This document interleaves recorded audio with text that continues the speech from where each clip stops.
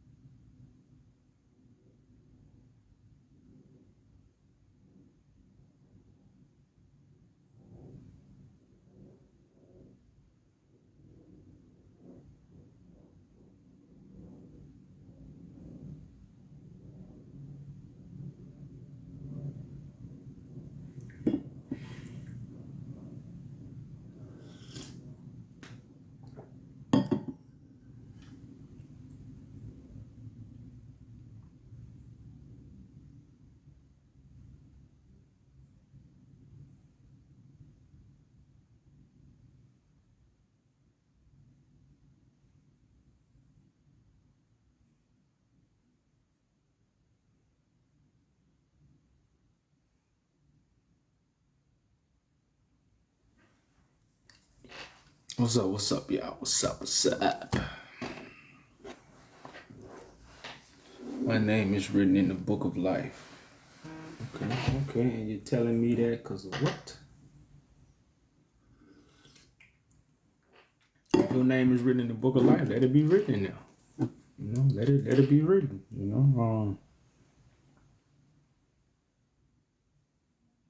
If it is, I can't take it out because if your name is in there, now I can blot it out just because I'm bringing the information, but at the same time, it's all for the purpose of God. All things work according to the perfection of God. So that's where your name is written. Oh, you say you asking. Oh. They on a TikTok shop. If y'all want a hat, man, y'all can support us. Go to the TikTok shop. It's on my bio. But man, like your name can only be taken out when you reject the truth. So just accept the truth, man. Accept the truth is spoken. It's conqueror. So just accept it, and you'll receive that life. You will receive that life.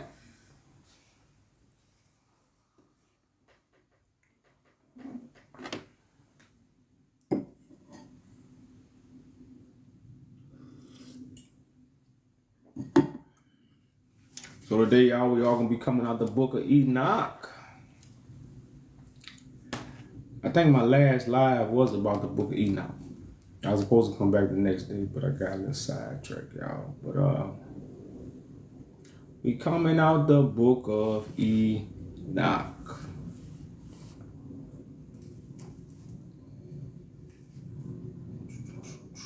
Let a few more people get in here if they coming. If not, we'll get the party started.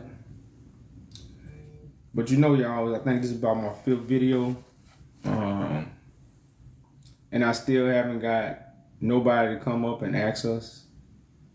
Now, I did have somebody say they don't give a damn about them people behind us. They mean nothing. But then pick up a Bible. And just because you read it, the people in the Bible mean something.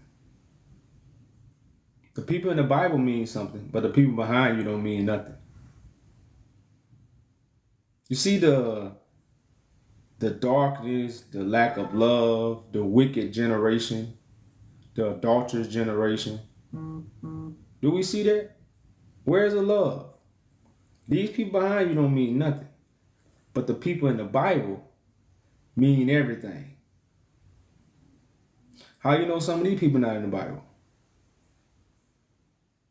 Because of what you was told. See, it's crazy how we say we lied to, but then turn around and say what we was told. Like a lot of people, like if we was lied to, why are we still speaking the same things we was told?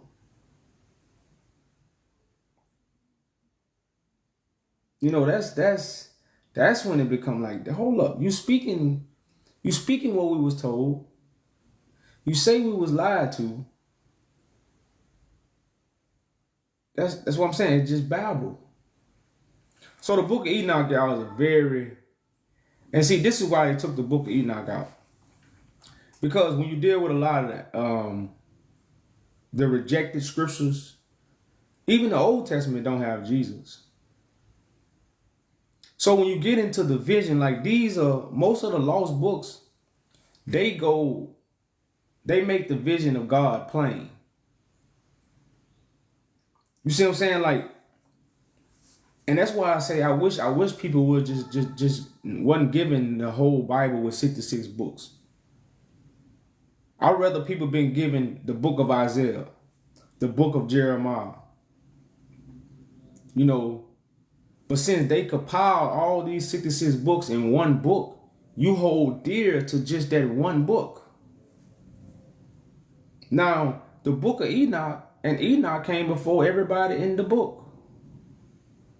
He was the seventh from Adam. If you just want to deal with elementary baby talk, Enoch was the seventh from Adam. So Enoch came before Moses, Noah, Jesus, and then Enoch walked with God. I don't think y'all heard me when I said that. It's nobody in the Bible mentioning to walking with God. And you can, I'm just, only probably two people. You got Moses, you got Jesus. Noah walked with God. Do y'all hear me? You got a book, y'all. Why don't nobody read it? Why didn't nobody introduce us to it? Now, it's impossible for me to say, well, I don't want to read the book of Enoch. Because if you get the Ethiopian version, guess where the book of Enoch is at? It's inside the Bible. So you just can't say the book of Enoch just ain't a part of the Bible. You just can't say that. That's just, you can't say that. You can't say that, John. The book of Enoch is in the Bible. It's in the Ethiopian Bible. That's what makes the Ethiopian Bible so strong. Like, that's that glue. Because you get the Ethiopian Bible, you get the Ethiopian book inside the Bible. Like I say, y'all, if we really read the book of Enoch, there's no way we'll be caught up in somebody coming from the sky. It'll be impossible. And see, this is why I told you, this is the generation who actually get a chance to read the books. Mom and daddy couldn't read the books. We the generation. And I was talking about this today. Most of our parents was born in the 50s. The generation that's really in control of the world, either they was born in the 50s or they had kids that was born in the 70s and 80s. This is what generation we talking to. Now again, you got the 90s and the 2000 babies. Those are the young folks of our time. But the middle-aged people and the people who have experienced life, you're dealing with the people that was born in the 50s. And you're dealing with the people that was born in the 70s, the 60s, the 70s, really the 70s and 80s. You could put the 60s in there, of course. But to me, the 60s go with the civil rights trip. Yeah, the 60s and 50s kind of go together. Because these are the people this is the first generation to enter the textbook world. We didn't always have a textbook world. The textbook world was pushed upon the 50s and the 60 babies. This is the first generation where textbooks was handed out to us as a multitude of people. That's the first generation. We, the next, the 70s and 80s. So the first people that got these textbooks and all this stuff pushed on him, it was too much. They had encyclopedias, they had dictionaries, they had school books. It was a lot of novels. So it was like, they couldn't get a grip of a lot of things. But see, and that's why I told y'all about time. Time just, them people ain't just no slaves for no 400 years. And you really have to sit back and think about these things to even challenge them. That's why they have you moving so fast, because this is a generation that can sit back and put this whole thing together. But what? You ain't got time to put it together. You ain't got time. That's why, and it's already written that God gonna have a table for you to come eat. You know, stop doing your work. Stop seeking information, because this is not what this movement is about. This movement is not about seeking information. Professing to be wise, they became fools. Professing to be wise, they became fools. So there's a lot of people out here professing to be wise, and they're going to be fools. And those who are not professing to be wise, they're going to be wise. So when you deal with the book of Enoch, y'all, man, it hit home in so many ways. It hit home in so many ways. And like I say, we are the first generation to read. We are, because the 50 and 60 babies, they didn't introduce the book of Enoch to us. They didn't introduce the lost books of the Bible. They didn't have the intelligence and the understanding that the books was lost and the Council of Nicaea. They didn't have all this, man.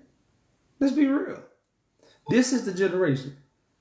The 70s and 80 babies.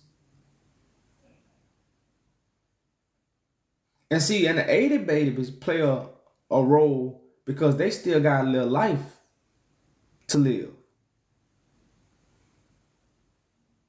That's why they play such a significant role, because like I say, we seen it. And if we are the first generation to read these Bible, why do you think so much information is out? Because the Bible means collection of books. A lot of people don't know that. Bible is not one book. When you say Bible, you're speaking of a collection of books. You are not speaking of one book. But they gave us one book and put tunnel vision, and now we're only looking in that one book. And that's what makes the Ethiopian Bible, and that's why I say the whole Ethiopian story, the whole Ethiopian history, the ties to Ethiopia, it's a whole different talk. It's a whole different talk. You know, because how could you not talk about these things? And this is why pastors went to school. Why we went to school? Did we go to school to learn the truth? Or did we go to school to be colonized? Let's really ask ourselves this. Did we go to school to be colonized? Or did we go to school to learn the truth? Why you think all pastors go to school? Why you think government fund pastors? You think the schools that were set up by Christ and the disciples? You think the schools that these pastors go to, they were set up by Christ and the disciples? That's what we telling us? That's what we think? And all the information we have come from all these universities, because we don't have a university. We're not teaching. That's why I say this is the first generation of teachers. Because we can stand boldly against the lie. It's hard to stand boldly against the lie when you're not enlightened, because you don't want to look like a fool. That's why artificial intelligence got people looking like fools. They can't see it now, but it's coming. They took our university. Well, name me the university they took. Name me the university that they took. Name it. What was the name of it? They took our universities. Name it. We never had no university. Like, you gotta understand, man, we working with your hands is the most skill you can have as anybody on the face of the earth, whether you're a man or woman. When you can work with your hands, that's skills. Sitting down in a classroom studying books, that's a bookworm with no skills. So name the anniversary. See, you can name the anniversary. They took our anniversary. What anniversary? So these things, y'all, like I said, if you don't analyze these things, you would think history is just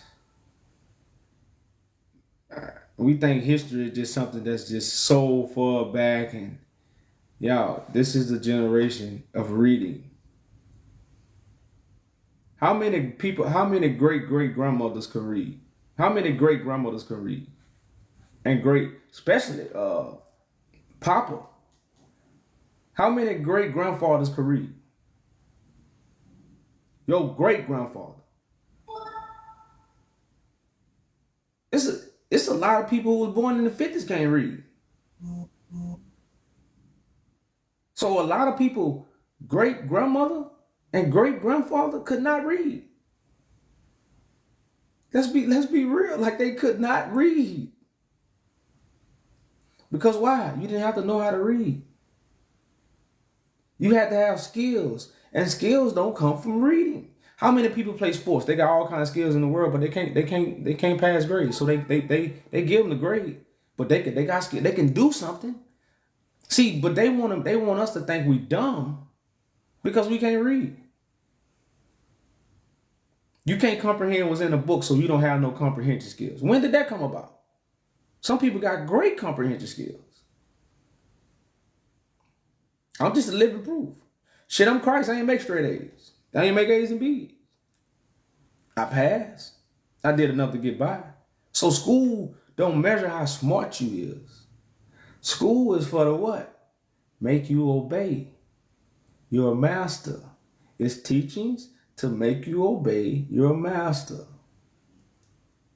And your master is your government, your authority, whoever has the authority over you. And it's been said before, I'm not the first one. Nobody gonna teach you to overthrow them. Nobody will teach you to overthrow them. Nobody. So if you go to the schools, you go to all the stuff that they set up, you learn what they teach you, and you go out and teach it to the world. Because like I said, we ain't taught nothing. We wasn't taught nothing. We wasn't taught nothing by our ancestors. And we wasn't taught nothing that we created. Everything that we was taught, they created. They created the doctrine about Christ. They just gave us Christ and gave us the doctrine with it. We didn't create the doctrine. We didn't read the Bible and say, well, this is what Christ is. They gave us the Bible and they told us what Christ is. And we still push that same information about, and that's why I've been doing a lot of videos about Christ and the consciousness. Because we have came to the realization, well, the Christ that they told us about don't look real. So now I'm going to make up stuff. Christ is a consciousness. Christ is a spirit. Because at this time, like I say, you're dealing with a generation who have read these books, so you just can't say anything. You see what I'm saying? This ain't the 50s and 60s. These are people who have really read these things. We have the internet. We can order books. They can send it to our house. So just like all the scholars that created all this information, we read the books also. So you just can't say stuff. So the lie stays the same. So the lie have to be switched up. You got to switch the lie up. And what I mean by switching the lie up, as the generation get more intelligent, you got to make the lie sound more real. See, the lie don't sound real no more if Christ in the sky and he still coming back. You can't tell this generation that. But what can you tell a generation? Christ is the consciousness. He's a spirit that's with all of them. Because why? We feel we have that enlightenment. But like I say, the Bible is about actions. You can be what? The wisest man on earth. But what the scriptures say? The wisdom of the world is foolishness to God. The wisdom of the world is foolishness to God. So when we seeking all this wisdom and we seeking all this knowledge, that don't produce righteousness. That's why I say it's a lot of people that was righteous, they couldn't read or write.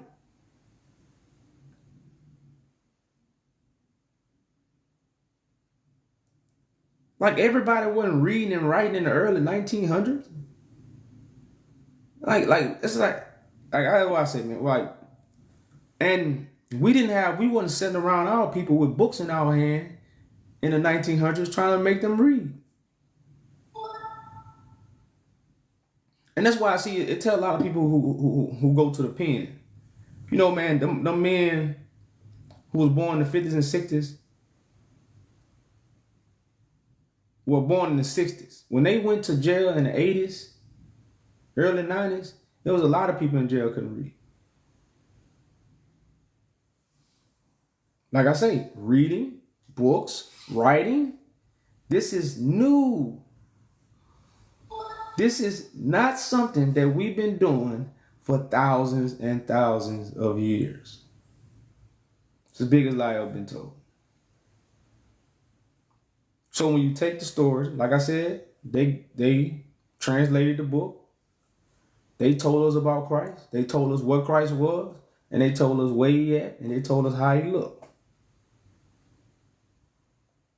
And a lot of what they said, it didn't line up with the writings. But like I say, who was going to contend it? We the first generation to go against it. Because why? We read it. And that's why I keep telling y'all, reading and writing is modern day. That's a modern day act. That's not an ancient act. Nobody ever gave their intelligence based off what they read. Never ever in life you had a leader. Shit, 100 years ago. Like I say, all this Babylon, I read this, or I studied this, and what the people who made inventions, what book did they study? What book did they study? Or who created the first book? Was the first book created for everybody? These things we don't ask ourselves. So we just living it. We in this new world, y'all. And man, it got us in total darkness. It got us in total darkness. So y'all, like I said, we're gonna go over the book of Enoch, man. Enoch, the seventh from Adam. Elementary, we want to talk Bible. Elementary talk. Then what? Enoch is the seventh from Adam. So Enoch came before all these people, and I say Enoch walked with God. So first, I want to give it that scripture where it says, for Enoch walked with God.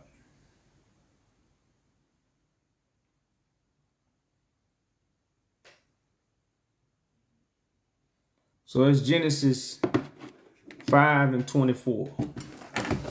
Let's get into Genesis right quick. Because you'll be surprised, a lot of Hebrews don't even read this book.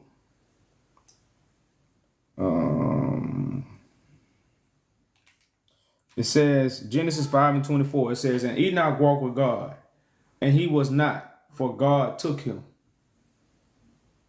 So God took Enoch, right?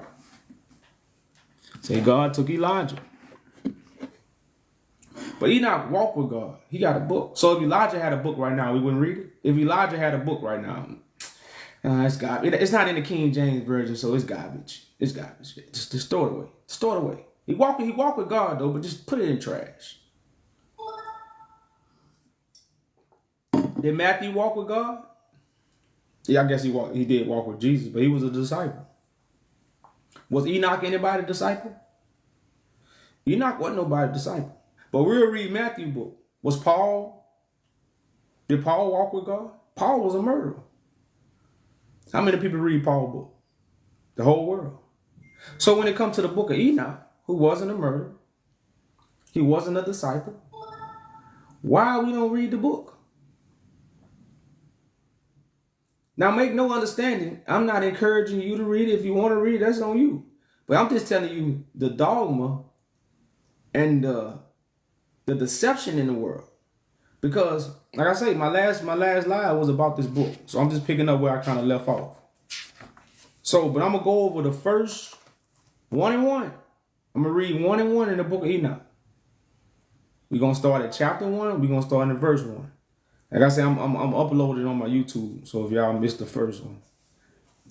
But I just want to read 1 and 1 right quick. Because when I tell people the Bible is a vision, or when we tell people the Bible is a vision, they look at us crazy like, no, this happened already, bro.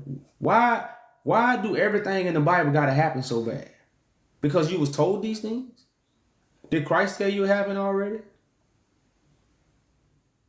But see, all this leaning to your own thoughts, speaking for God because you read a book, all this is the devil tactics. All this is deception tactics to make you what? Or to keep you in sin. So Enoch 1:1. It says the words of the blessing of Enoch, wherewith he blessed the elect and righteous, who will be living in the day of tribulation, when all the wicked and godliness are to be removed. So right now, Enoch is saying what? A blessing is coming to the elect and righteous. But when they gonna get this blessing? Is they gonna have to be unalive to receive this blessing? Or are they gonna be living and receive this blessing? So already Enoch is putting you in the mind frame that Christianity or no religion has put you in. With God blessing is gonna come upon who? The elect and righteous who will be living in the day of tribulation. So already all religions have stopped us from realizing the blessing comes upon the living. We think Christianity has made a lot of people think they're going to receive a blessing when they leave. And I hope we don't think blessing is the money that they print in DC. That can't be God's blessing. Because God been giving out blessings. So it says, verse 2. And Enoch answered and spake, a righteous man whose eyes were opened by God, that he might see a vision of the Holy One in the heavens, which the angel showed me. And from them I heard everything, and I understood what I saw, but not for this generation. You see how Enoch saying what I seen was not for this generation. The vision. So this whole vision that Enoch is finna say that came before Noah, he came before Moses.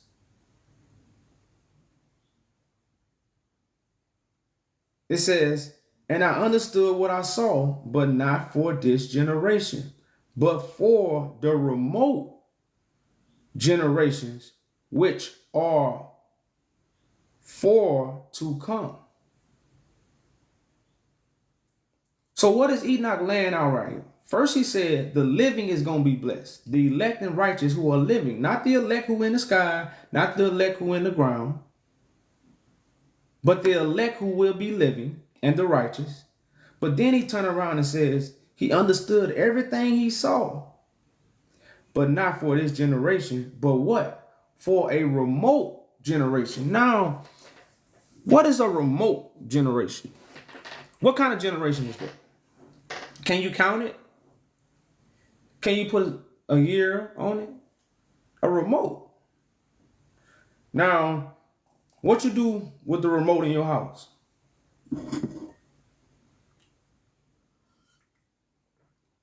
You don't pick up the remote unless you want to turn on something, right? So the vision that Enoch see is a generation that God was going to what? Let's hit the button on them. God hit the button on this generation. God has hit the button. So Enoch don't name, he named a specific generation, but he said a remote, which means he don't count the generations. Ain't no numbers right here. Whenever God want to do it, that's when God hit the button. Whenever God want to pick us up and hit the button, that's when the remote generation gonna take place. So if Enoch seen these visions before Moses, before Noah, why are we picking up the Bible as its history? What you think God showed Moses? Something different? God didn't show Moses nothing different. Moses also got the secrets of times and the end. So what is being revealed to Noah right here? The secrets of times. The secrets of time. So when God showed anybody anything back in the days, it was according to the secrets of times. It wasn't according to the dates that man followed in the world. Now, I want to look up the word remote because I was giving you the meaning of the parable. I just want to look the word up because I know that's what y'all want to do.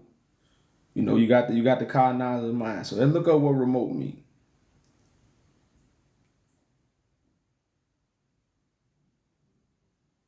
Let's look up what it means. Remote is statutated far from main centers of population, distance, like a remote land, okay? Conduct or working away from a usual workplace or location, making use of communication and technology. So the Bible talk about all us being in a distant land, and we knew the generation that God was going to come and redeem was going to be in tribulation. That's why in the first verse in Enoch, it says, who will be living in the day of tribulation. So it's letting you know it was going to be a time in tribulation when we're in trouble, when all these things was going to really, take place. So it's going to be a generation that was going to be what? Far, far away from God. The remote generation that don't know nothing. We think we know, but we really don't know nothing. We just been reading books. So like I say, y'all, I'm gonna upload the first video I did. I'm not finna read the whole, chapter I did on the first time I broke this down. I think I stopped in I just wanted to kind of warm y'all over that. I think I stopped in 63. I'm in Enoch 63.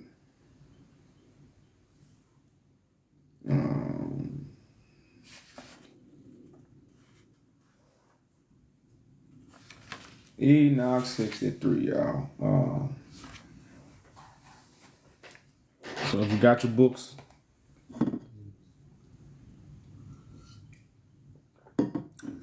you could definitely follow along. I would encourage you. Everybody got a phone now, so you could definitely pull a book up. So we're going to read 63, y'all. I think this is where I stopped. It says, and in those days will the mighty and the kings who possess the earth implore his angels of punishment to whom they were delivered, to grant them a little respite, that they might fall down before the Lord of spirits and worship and confess their sins before him. So you notice how I say in those days. The Bible say at that time. So it's already, because we don't know these things, but if you really understood these things, then when you see the Bible say at that time, that's the time and that's the secret when God is going to do these things. That's why every prophet said at that time. Enoch say in those days. What days? The days when God hit the remote. This is not talking about the past. That's why I love the book of Enoch, because it starts off by letting you know he's not speaking of the past. Verse 2, Enoch 63. It says, and they will bless and glorify the Lord of spirits and say, blessed is the Lord of spirits, the Lord of kings, the Lord of the mighty, the Lord of rulers, the Lord of glory, the Lord of wisdom, before whom every secret is clear. And thy power is from generation to generation, and thy glory forever and ever. Thy power is from generation to generation. So people saying if God's power is in the sky, God don't have power no more. Because every time God revealed the power, it was throughout the generations. God ain't never brought nobody down. That's why right now the call is calling you back to remembrance. You don't remember when Moses came into Egypt? You don't remember when Joshua led them to the promised land? You don't remember these things? You read it. So you have to be called back to remember, because God don't operate that way. God don't send nobody from no sky. It says, and thy power is from generation to generation, because God don't die. Whenever God want to show up, God just show up. God done got to crack the sky and come down on some damn clouds, and that ain't gonna never happen, y'all. That's not gonna happen. It's not gonna happen. It's hocus pocus. It's hocus pocus.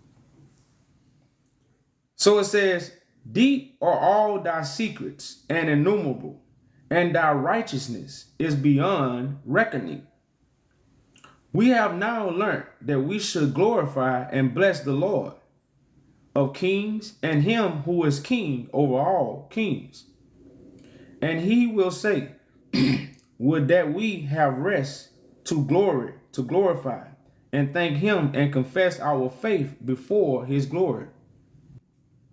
And now we long for a little rest, but find it not. We are driven away and obeying it not. Light has vanished from before us. Darkness is our dwelling place forever and ever. For we have not believed before him, nor glorified the name of the Lord of spirits, nor glorified our Lord. But our hope was in the specter of our kingdom and in our glory. And in that day of our suffering and tribulation, he saves us not. And we find no respite wherein to confess our faith, that our Lord is true in all his works, and his judgments, and his righteousness, and his judgments have no respect of persons. And we shall pass away before his face on account of our works, and all our sins are reckoned in righteousness. Now they will say to them, our souls are satisfied with manner of unrighteousness. But this does not prevent us from descending into the flame of the pain of Sheol, which is hell. Hellfire. The information that's going to burn you up.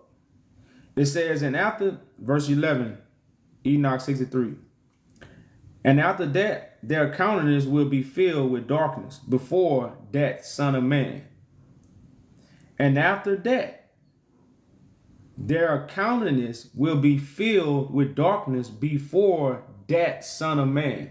So you see how these writings don't have Jesus. They have a Son of Man and that Son of Man. Now, who is that Son of Man? The one God choose. You know that one God choose, not the one that you chose. See, everybody's teaching us, and then they already chose the Son of Man. You don't choose the Son of Man. God choose the Son of Man. Enoch is not giving you a name. Enoch saying with that Son of Man. And people say, oh, not you. Well, where you at? He not in the sky. Because the Son of Man can't live in the sky. Every Son of Man that God sent us was from among us. As the book tell you, God said, I'm going to raise up a prophet from among the brethren. God ain't going to bring nobody out of the sky. So if it's not me, then who? Where you at? What are you doing? Let's get it done. If I'm not him, let's get it done. You can't answer that question. I know. So it says, and after that, their countenance will be filled with darkness before that Son of Man, and they will be banished from his presence, and the sword will dwell among them before his face. And thus spake the Lord of spirits. This is the ordinance and judgment of the mighty, and the kings, and the exalted, and those who possess the earth before the Lord of spirits. So there go that judgment, huh?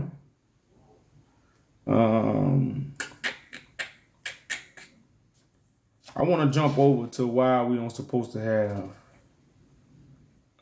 ink.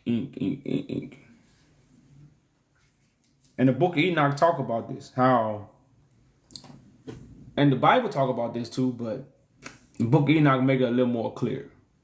How when it got put on pen, and people began to, how would I say it, grab their enlightenment from the pen, that's when evil really came into the world. That's when evil spread in the world. I would say it like that. Evil before the pen. But the pen helped it spread like a virus. The pen was like the needle to inject everybody. That's what the pen was like. It was like a needle to inject everybody with the poison of deception. That's a better way to say it. So I'm in the book of Enoch. I'm in 69. And I know it get into a lot of the angels. I know y'all really not going to understand it, so I'm not going to read this whole chapter.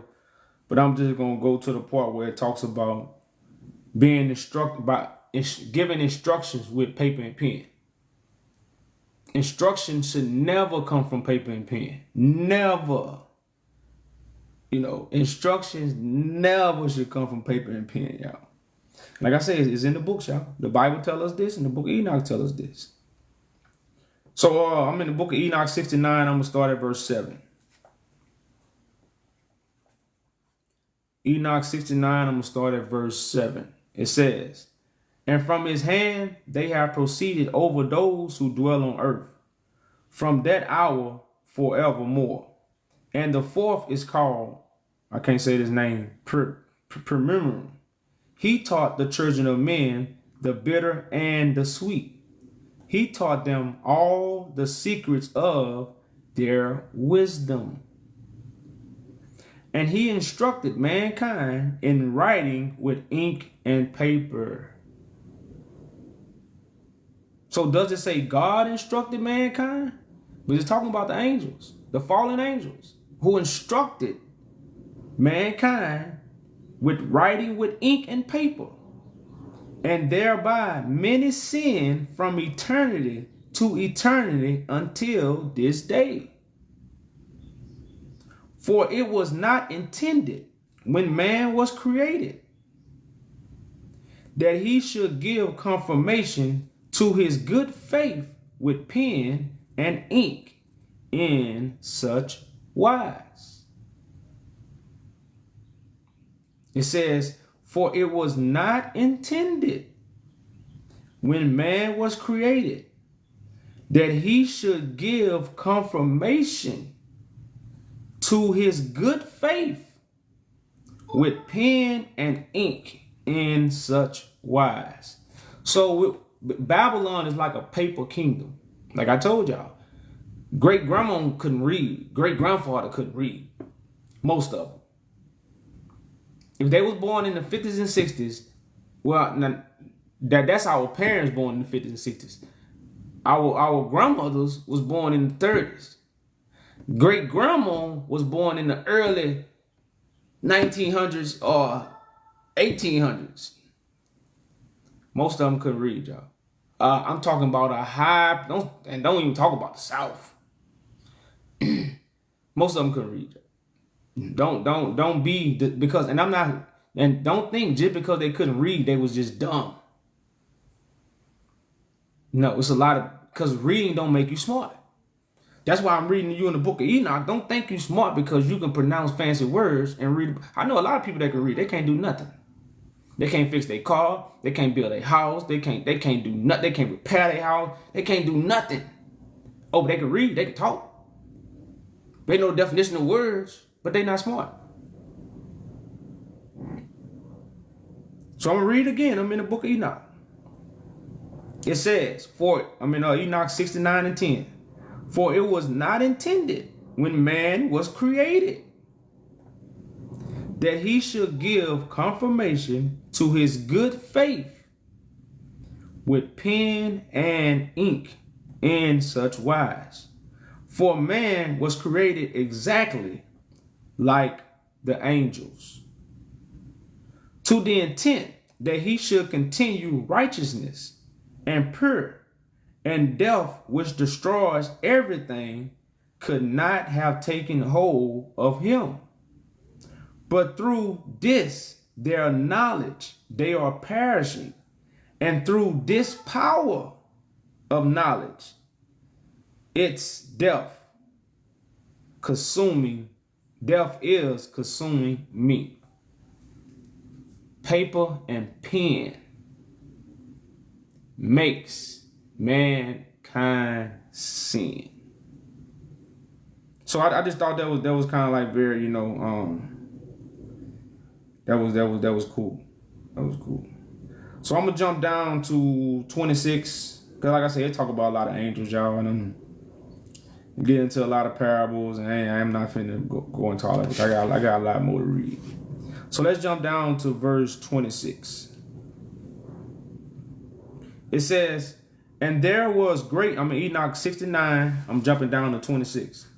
It says, and there was great joy amongst them, and they blessed and glorified and exalted, because the name of the Son of Man was revealed unto them.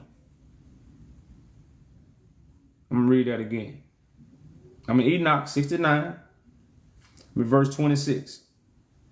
It says, and there was great joy amongst them, and they blessed and glorified and exalted because the name of the Son of Man was revealed to them. So is the name of the Son of Man gonna be revealed through ink and paper? See how this generation sinning? Because we think the name is on paper. We can't even get the name revealed to us in real life. Paper and pen. Makes what? Mankind sin. So you read it in the book, it's Jesus. So if Jesus don't show up just like you see it in the book. So now God is trying to reveal the name to people, but what's stopping them? The paper and pen. It's stopping them. The paper and pen is stopping you from what? The name being revealed to you, because remember, the name has to be revealed. But if it's in the book, it don't have to be revealed. It's in the book, but it's not in the book.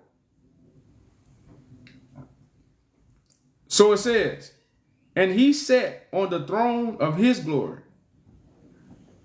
and the Son of Judgment was committed unto him, the Son of Man.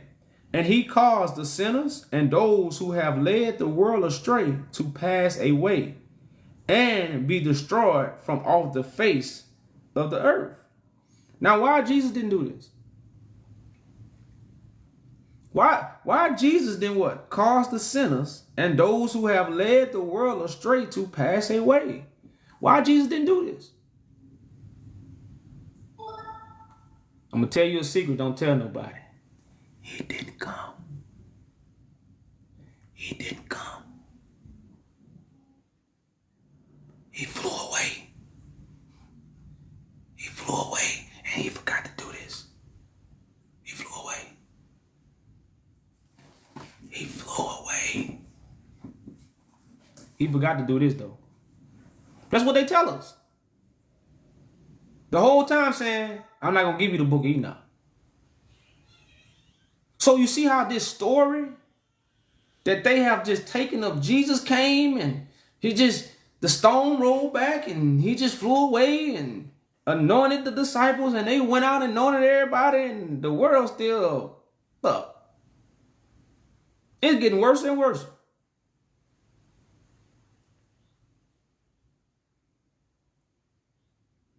So it says, and he sat on the throne of his glory. Now, his glory, because my works don't have nothing to do with Jesus, because I'm doing my work that God has given me. God given me. That's like Noah didn't do Jesus' work. Noah built the ark because God gave him the measurements. Noah's work wasn't wrapped around Jesus or Moses or Enoch. Noah had his own particular task and he built his own boat. And when Noah finished, he got glory for it because he built it. Jesus didn't get glory. It was God and Noah got the glory. Because why? God gave it to him and Noah did it.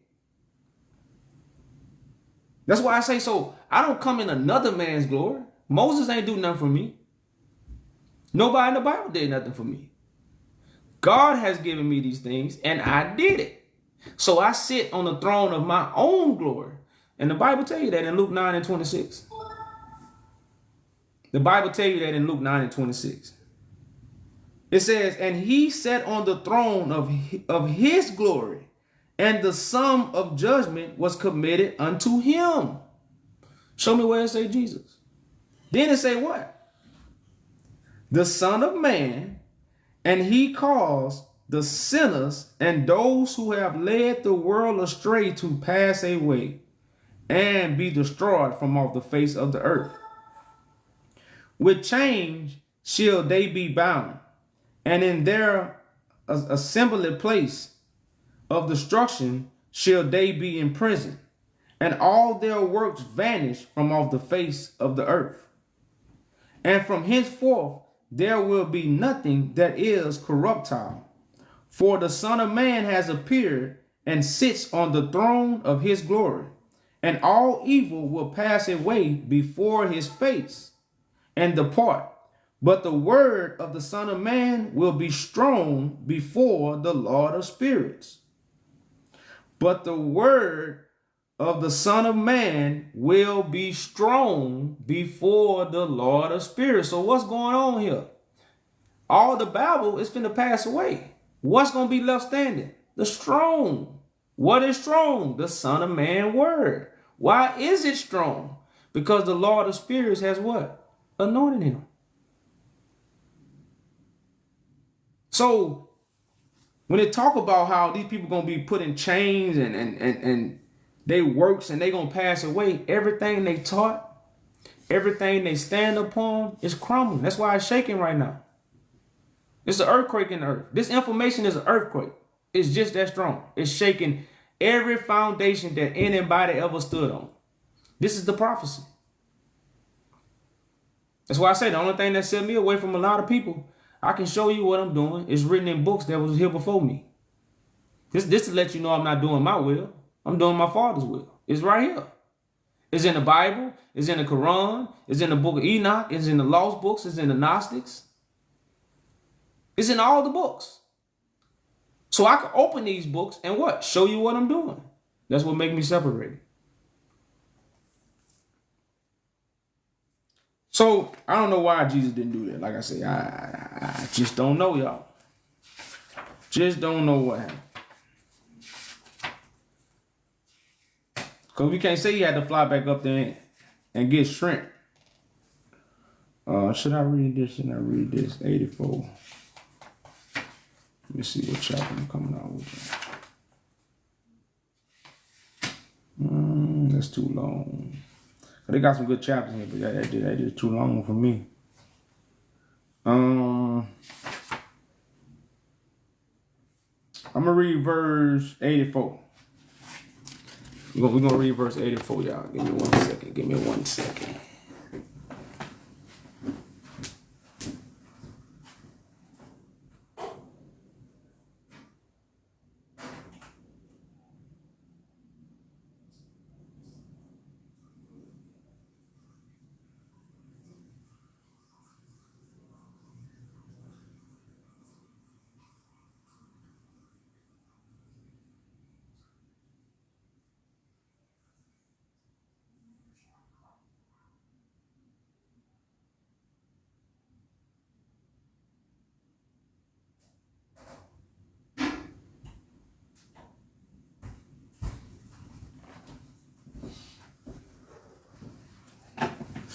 So yeah, when Enoch 84, y'all, Enoch 84.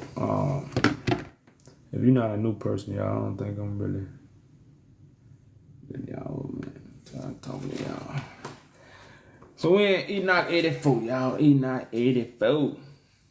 So it say, and I lifted up my hands in righteousness and blessed the Holy and the Great One, and spoke with the breath of my mouth and with the tongue of my flesh, which God has made for the children of the flesh of men, that they could speak therewith. And he gave them breath and a tongue and a mouth, that they should speak therewith. Now we got this old saying, let my balls be my word. Because your word is supposed to be what? Bond. See, this is what make a man righteous. Don't say nothing. You won't think nothing. Because I don't know what you're thinking unless you say something. Or your body, you're going to have some form of language for me to know what you're thinking. Whether it's body language or something coming from your mouth. That's why I say what defiles a person is their mouth. So you think it, so you say it. So you think it, so you do. So God has given us this mouth so we can have a bond. So our bond can be what? Righteous, pure. My words are my bond. So to have this tongue, to have this mouth is a blessing. Because we can speak with these things. We just don't make sounds. We actually speak. So verse 2, it says, blessed be thou, Lord and King, both great and mighty in thy greatness. Lord of the whole earth. Lord of the whole creation of heaven, King of kings and God of the whole world, and thy power, the kingship and greatness abide forever and forever and ever.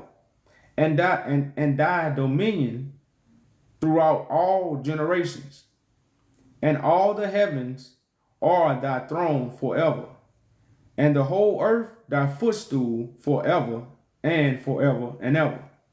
For thou hast created and rulest all things, and hast made all things fast, and no manner of wisdom escapes thee. She departs not from her throne. You notice how I call wisdom she. She departs not from her throne, thy throne, nor from thy presence. And thou knowest and seest and hearest everything. And there is nothing which is hidden from thee, nor thou seest everything. And this is why the woman in Revelation has the crown with the 12 stars on her head, and the moon and sun, I think, was under her feet. And this is simply the bride that God has prepared for Christ, the marriage of the Lamb. The wisdom of God that don't miss nothing. The wisdom of God give you the all-seeing eye. We are the generation that's talking about the all-seeing eye. Well, to tell you, it says, thy throne, nor from thy presence, and thou knowest and seest and hearest everything.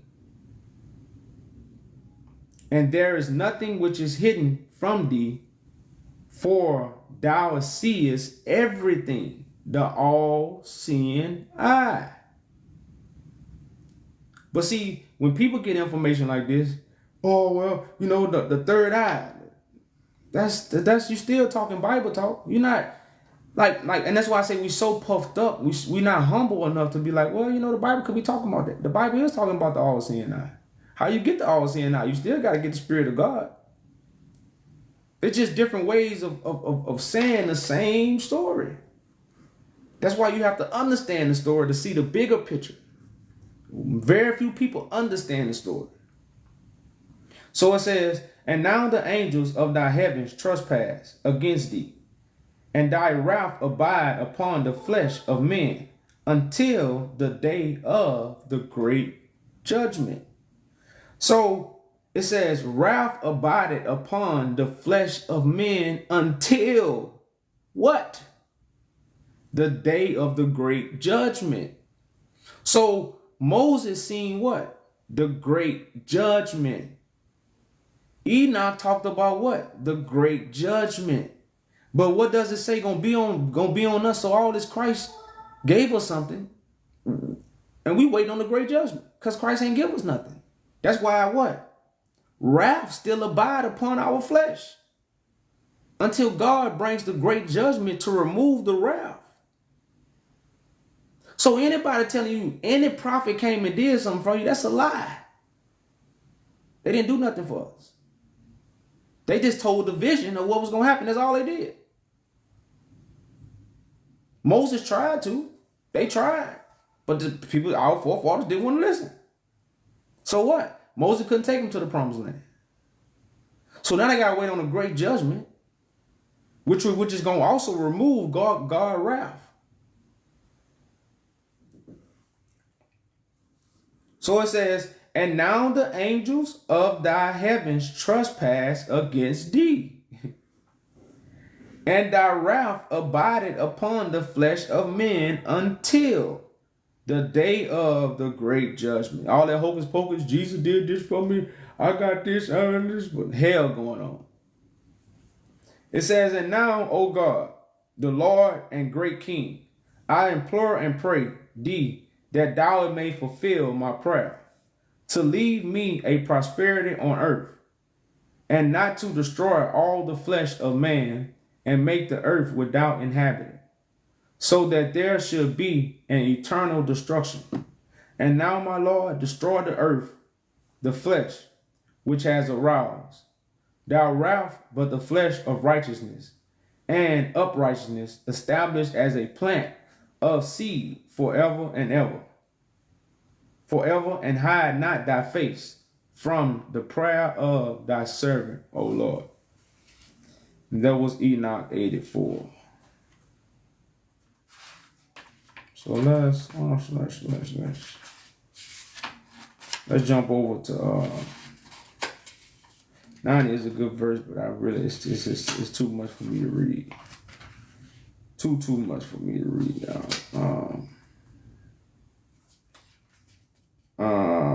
Let's read 93. It's pretty short. It's not that bad. Enoch 93. And like I say, y'all, this is actually a part 2. I did go over the book of Enoch. I started in chapter 1. And I kind of jumped through chapters and just read them and gave you a little breakdown of, again, the happening. The happening. This is the happening. I'm not reading you nothing that came in the past. I'm reading you about stuff that's happening. I'm showing you the happening. And that's the reality check we don't want. So I'm Enoch 3. 93.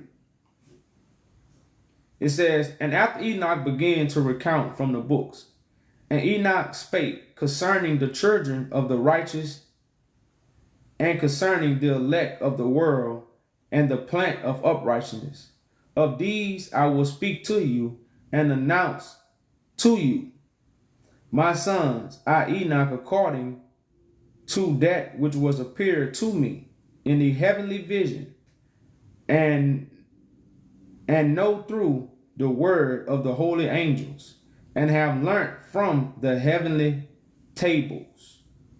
So Enoch said he spake concerning the children of righteousness and concerning the elect of the world and the plant of righteousness. So Enoch is making it very clear what he is speaking according to. He's not speaking according to historical things. He's not speaking according to that. The first verse in the book of Enoch, chapter 1, verse 1, let you know Enoch is speaking according to the righteous and the elect who will be living in the day. So when people pick up these books and they can't point you to the happening, because every chapter, every story is about the happening. It's a vision. It's not, you can't teach it, you got to understand it. You can't teach this vision, you have to understand it. So it says, verse 3, and Enoch began to recount from the books and spake, I was born 7th in the first week, while judgment and righteousness still tarried. And after me there will arise in the 2nd week great wickedness, and deceit will spring up, and in it there will be the first end, and in it a man will be saved. And after it is ended, unrighteousness will grow up, and he will make a law for the sinners. And after that, in the 3rd week, at its close, a man will be chosen as a plant of righteousness, as a plant of righteous judgment. And after him will come forth even more the plant of righteousness. And after that, in the 4th week, it's kind of giving me time. And after that, in the 4th week, at its close, visions of the holy and the righteous will be seen, and a law for all future generations, and enclosure will be made for them. And after that, in the 5th week, at its close, will the house of glory and dominion be built forever.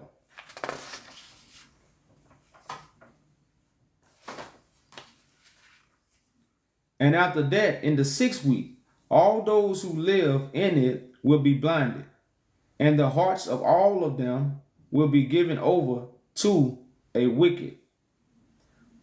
For forgetfulness of wisdom, and in it a man will ascend, and at its close the house of dominion will be burnt with fire, and the whole race of the elect rooted will be dispersed. And after that, in the 7th week, will a generation arise, and many will be his deeds, and all his deeds will be apostolate. And at the close will the elect of the righteous and the eternal plan of righteousness be elect to retrieve sevenfold instructions concerning the whole creation. sevenfold instructions concerning the whole creation. And when that's the 7th week. For who is there of all the children of men that is able to hear the voice of the Holy One and quakes not retreat? And who is there that can think his thoughts? And who is there that can see all the works of heaven? And how should there be one who could behold heaven? And who is there who can understand the things of heaven, and see a soul or a spirit or tear thereof, or ascend and see all their deeds and conceive them or do like them? That's why I say I don't know if y'all going. Verse 13, Enoch 9:3. And who is there of all men that could know what is the length and the breadth of the earth, and to whom has been shown the measure of all of them? Or is there anyone who could discern the length of the heaven, and how high it is, and upon what it is founded, and how great is the number of stars, and where all their luminaries rest? So I know I shouldn't have read that chapter really. I had it highlighted though. I could have had a breakdown for it. Like I said, y'all, these books I read a long time ago. But verse 10 really stood out, where it says, and at its close will be, and at its close will the elect of the righteous of the eternal plant of righteousness be elected to receive sevenfold instructions concerning his whole creation. So a lot of us in the mind frame that Christ came and revealed everything already, and we just is in a book. And when we read the book, we receive these sevenfold instructions. And that's why in the book of Enoch it tell you instructions was never ordained to come from a book. A book can't never give you instructions, y'all. Like we gotta come out of that mindset. That mindset is really, really unalive in us. Really, really unalive in us.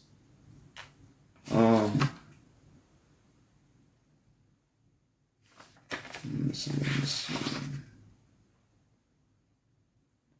And we're gonna read verse 99.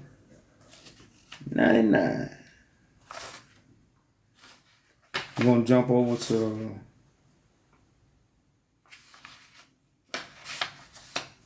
and by the way, y'all, Enoch does have 3 books. I know, but I'm definitely not going to get into. I just wanted to kind of, put something on your mind with the book of Enoch. And,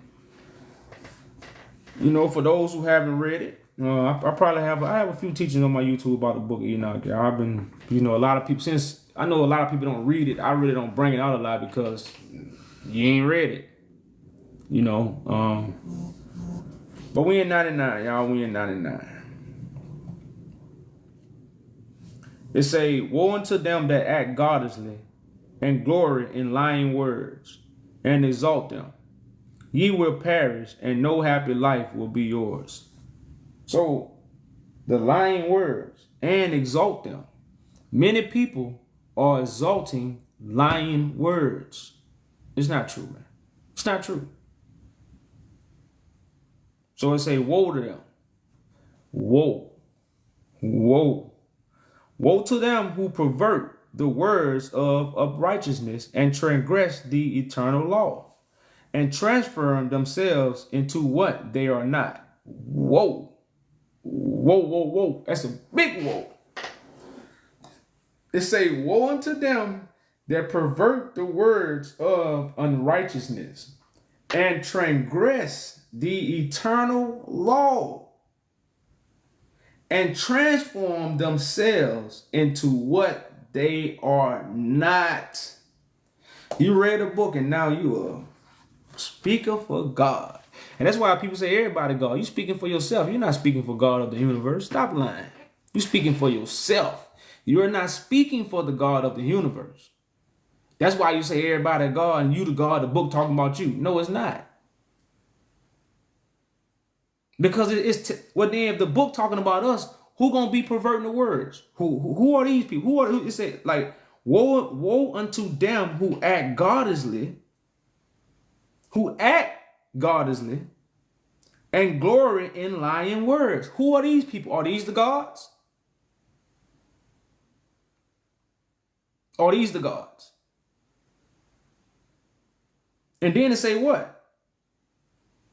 Ye will perish, and no happy life will be. Now, who are these people? Are these the gods too? Woe unto them who pervert the words of unrighteousness and transgress the eternal law, and transfer themselves into what they are not. Unto sinners, they shall be trodden underfoot upon the earth. Then it say, and in those days, they go there, in those days. What days? The days when God gonna do all this. That's the days. And in those days, make ready, ye righteous, to raise your prayers as a memorial, and ye will place them as a testimony before the angels, in order that they may place the sin of the sinners for a memorial before the Most High. In those days, the nations will be stirred up, and the families of the nations will arise on the day of destruction. They go there, in those days. The nations will be stirred up. Now, if y'all don't see, that's why I'm saying all this stirring up, everything that's happening is for God's pleasure. How many people see it? I'm just here to open your eyes. If you're thirsty, if you're hungry, I got a lot of food. So it says the families of the nations will arise on that day of destruction. They're going to be stirred up. Verse 5, Enoch 99. And in those days, those who are reduced to want will go forth and manger their children, and they will cast them away, and there will be miscarriages, and they will cast away their sucklings, and will not return unto them, and will have no pity on their loved ones. Again, I swear unto you, sinners, that sin is prepared for a day of unceasing bloodshed. And they will worship stones, and others will make graven images of gold and silver and wood and clay.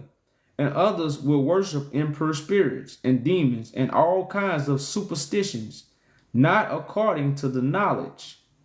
Notwithstanding, no manner of help will be found in them. The stones, the graven images, impure spirits, demons, superstition, no help come from these things. No help come from your tarot cards. No help come from the Bible. No help come from you getting on your knees. No help. No help come from rocks. I can get all the stones at the stone shop. I can set them in my house. No help. I could burn all the sage in the world. No help. No help. That's why I say, it says superstitions not according to knowledge. Now, Christ is a stone. Christ is a plant that's on fire. Christ is. But if you have the knowledge of what the plant or what the burning bush is, if you have knowledge on what the stones mean, Elijah went and got stones out the river. But the stones represent people. Keep it solid, homie. Keep it solid. Yeah, keep it solid. We say that. Keep it solid, y'all. And only those that keep it solid, you're going to want around you, right? Okay. So verse 8, it says, and they will become godliness by reason of foolishness of their hearts, and their eyes will be blinded through the fear of their hearts, and through visions in their dreams. They dreaming, y'all. Through these they will become godliness and fearful, because they work all their works in a lie, and they worship a stone. Therefore, in an instant they will perish.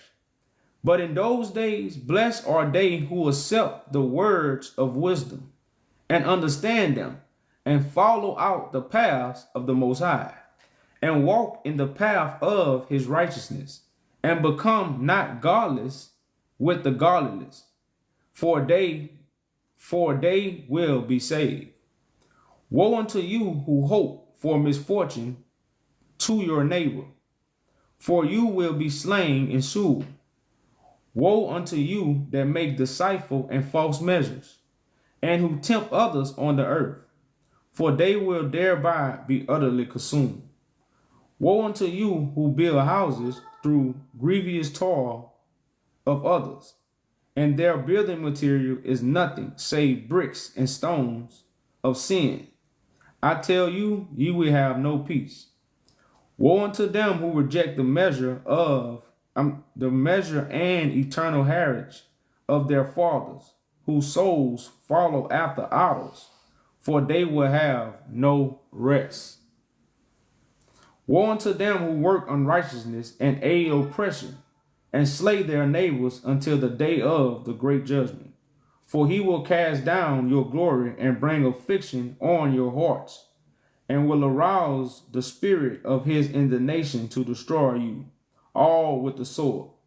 And all the righteous and the holy will remember your sins. So this will be the last chapter right here, y'all, in 104. 104. And again, y'all, this is part 2. I did do a part 1 where I started in Enoch 1. So, but it will be uploaded on the YouTube, y'all. So just stay tuned. We'll upload it.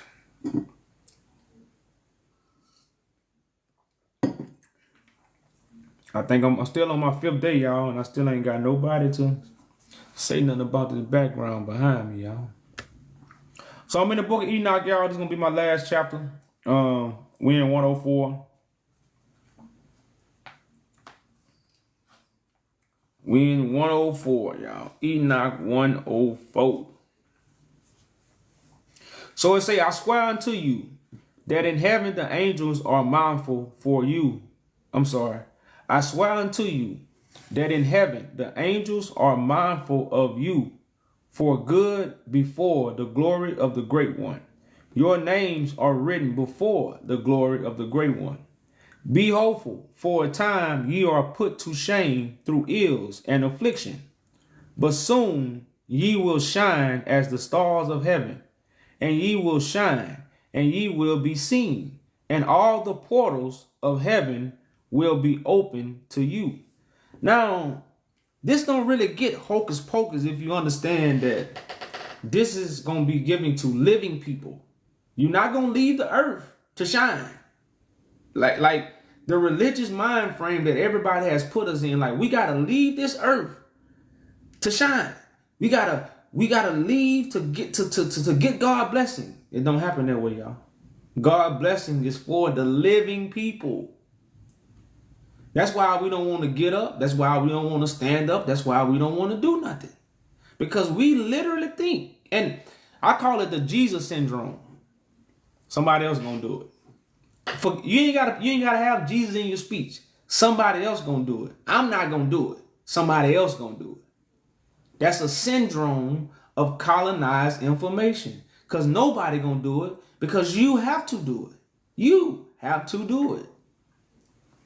So it says, verse 3, and persist in your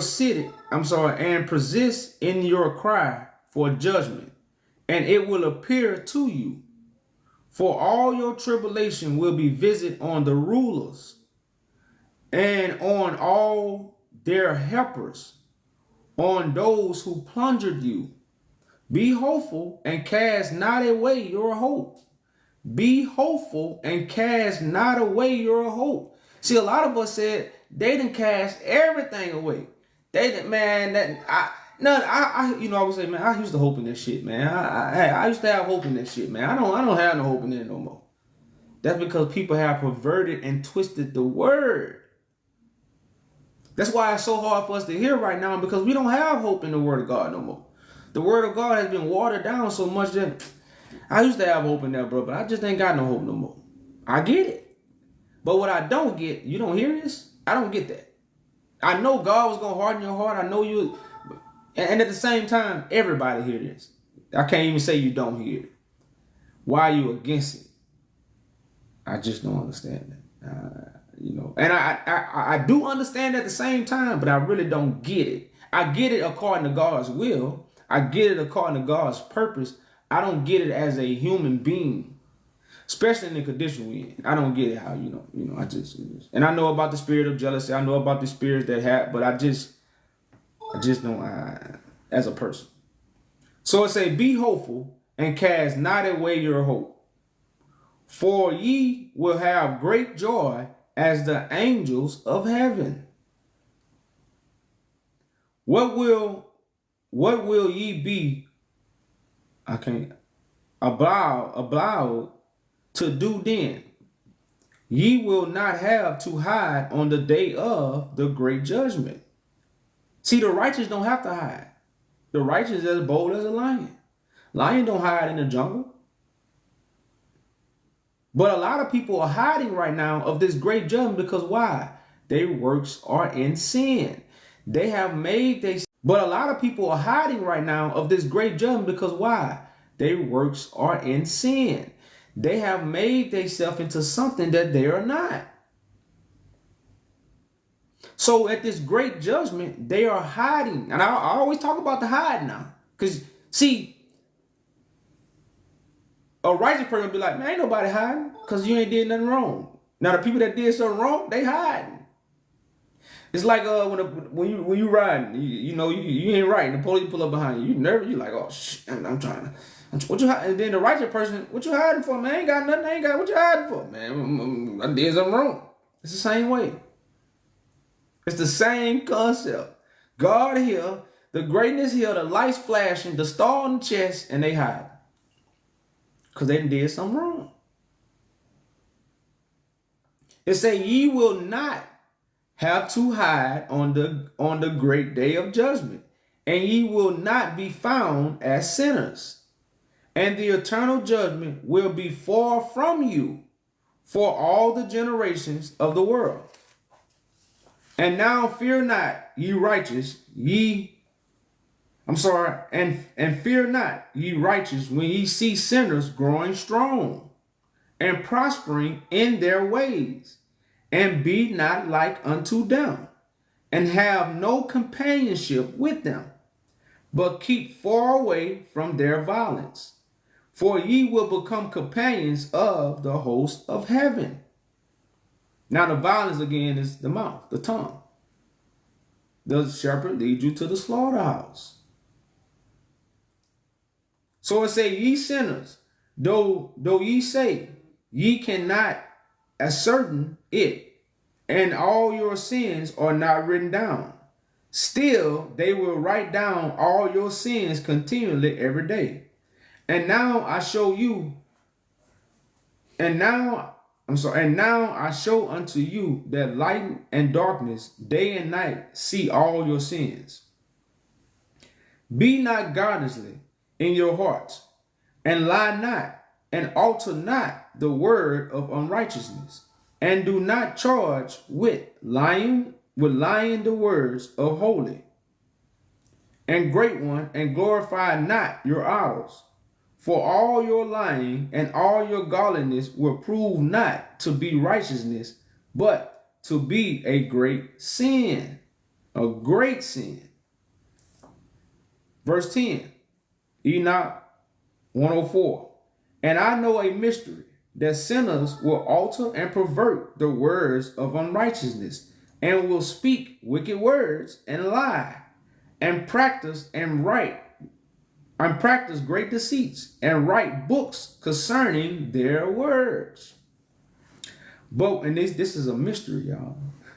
But when they write down truthfully all my words in their languages, and do not change or diminish all thought from my words, but write them down truthfully, all that I first testified concerning them, then I know another mystery, that books will be given to the righteous and the wise to cause of joy and of righteousness and much wisdom.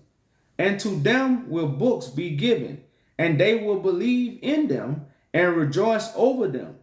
And then will all the righteous who have learnt therefrom all the paths of unrighteousness be recompensed.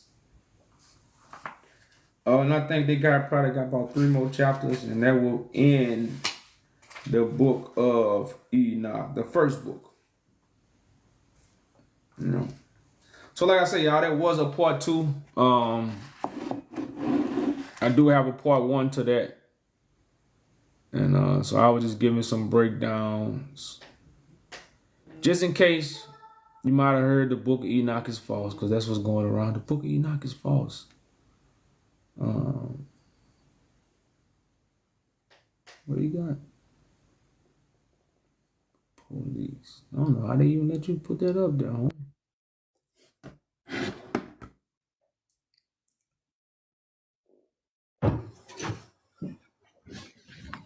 What's up? What's up? What up? You got it. Yeah, I just want to. It says nobody can teach the Bible except Christ. Correct. It said, well, he said, I guess your one of your slaves said it's not in the scripture. It's Christ conscious. I know because you got to read between it. Like you got to understand what Oh, Christ is. you said one of my slaves. Uh, yeah. It says nobody can teach the Bible except Christ. So What you said about a slave though? we all slaves. Are we not all Christ? I know we had this conversation before, but I got more to elaborate on it. I don't understand why. Was Peter Christ? Yes, I don't understand why you teaching the same thing religion teaching.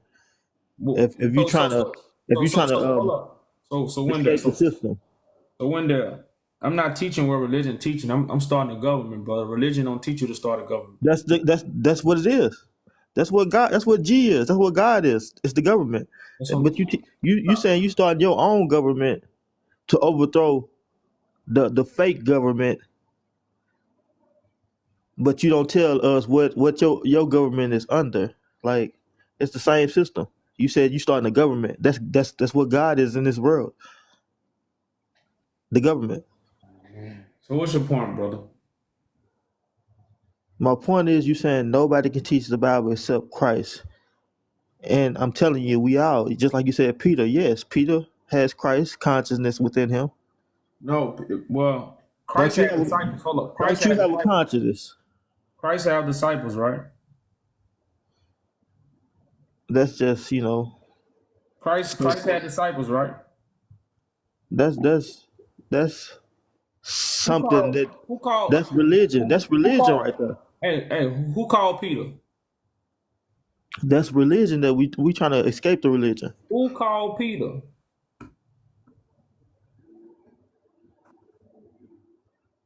You can't answer the question?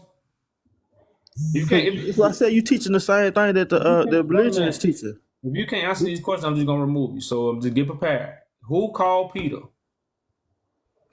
You just trying to distract the real. You don't wanna talk, bro. You just want that's what you want to do. You just want to talk. You don't wanna, you don't want to get no knowledge, man.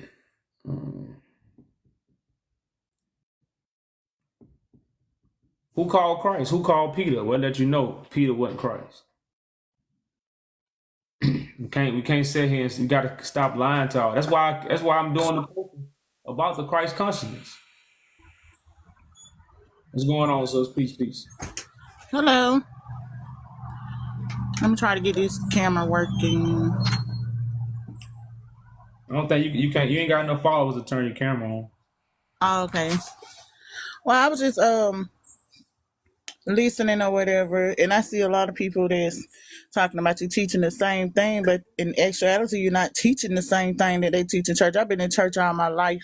My granddaddy was a preacher, and so on and so forth. But a lot of things that you are telling me have not been revealed to me the way that you reveal them. If they sit back and listen to some of the things that you say, they will understand, but maybe not because they don't have enough wisdom to understand where you're coming from.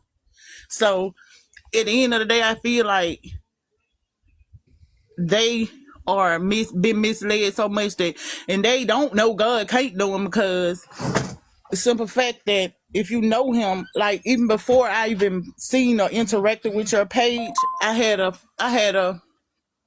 feeling, I had an argument with my family. I'm gonna say it like that, and it was because I felt like information was missing from the Bible and things like that, and I was trying to tell them that, and they so hooked on what they been used to, what they been taught all their life, and I was trying to tell them like something got to be missing.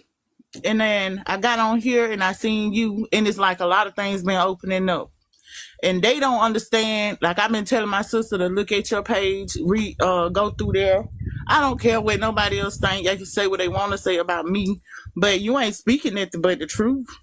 And the truth can be revealed if you just sit back and listen to the things that you're saying and the things that are going on around us right now, especially about the government part. And brother, if you think God is the government, you lost. You are absolutely lost. You lost and you need help. And I'm Wow. going to tell it to you just like that. It just saddens me that so many people are so ready to sit back and destroy you before they even get the message. You know that I guess that shows you how why we in our condition. Because if you ready to destroy somebody that's bringing you a message, you don't even want it. Right, a peaceful message at that. A You way to don't get to want where it. you need to be. You so I could see if you was telling them something wrong, but you're not telling them that the wrong. And just like he said, you're coming from the Bible. Only thing you're doing is breaking it down so you can get the real insight and not the worldly insight. A lot of people be leading people on and don't even know it. And they on here, and it's hurtful that they'll come on here and try to bring you down before they even get the true understanding of the word. Think about it. That's the story, though. That's so certain stuff just have to happen. That's why we can't. That's why I definitely don't get in my emotions about it. God just have equipped me to deal with it and keep Yeah, pushing. you have to It be is strong. sad though. It is sad. It's a Yeah. sad sight to see. You have to be strong. And I just hope you continue to do this. I come here to look and to hear your word because I know it's the truth. And no man has to tell me that it's the truth, but it's true because God administered to me long before you came that some of these things you're saying are already there. The Spirit administered that to me. It's just up to you to have that discernment of what's real and what's not. A lot of stuff we go through every day is because what we choose to believe, and these things that we choose to believe not right here on earth. Yeah. You know. Real talk, sis. Real talk, man. Real talk, sis. Yeah, and that government stuff is just another way of showing you that God is about to take control, brother. To the brother that was just on there, it's another way of showing you that He's about to take over what we've been. We are slaves to the government, but not to Christ's government. I've been saying this for years. But I be looked at like I'm crazy, and I know I ain't crazy because I keep God in my heart. I keep praying every day, all through the day. Even when I'm doing wrong, I still try to get myself on the right path to walk the righteous way. And that's what a lot of folks just want to throw you off track and keep everything. But what they doing is trying to cause confusion here. But you got to keep doing what you got to do. You can't let them cause confusion here. Oh no. Oh yeah. I use them for footstools. I use them for the footstools. Exactly. I don't. I see that, and I just thank you, brother, for what you're doing, the message that you're giving. Okay. All right, sis. I definitely appreciate the words of encouragement. You ever check out the website yet? YahJew.com. Yeah, I have. I have checked it out. Yes, I have been over there. And I will be signing it. I've been sitting back listening. I've been waiting on my time to sign it to make sure. And I just know that you are who you say you are. Bless your eyes, sis. Bless your eyes, and like you said, that's been given to you by the Father, and that's what people don't understand. Because if God sends somebody, and God deals with the whole creation, then God gonna also deal with you, for you can see the person that God sent. That's the way Amen. God operate, and I always use the Peter verse, like when Christ asked the disciples, "Who am I?" The disciples didn't really know who he was, but Peter Right. knew. And then he told Peter, "What? Flesh and blood did reveal these things to you. My Father in heaven." Amen. So if God even have something in the earth or anything that God have in the earth, God gonna also reveal it to his children. Right. You know, and all it's gonna be said, I put this right here. I put this right here. You know, so yeah, so bless your eyes. Like I say, this if you want to reach out to us, you know, you want to speak with some of the sisters, you know, don't be shy, because I know it could be a lonely road when you come to this side. You know, you be on the island by yourself. So Right. that's something that you know you feel intrigued and you want to join the army. The doors are open, sis. All right. Amen. Thank you. All right, sis. I appreciate you coming up with them codes. Hmm. And she called you.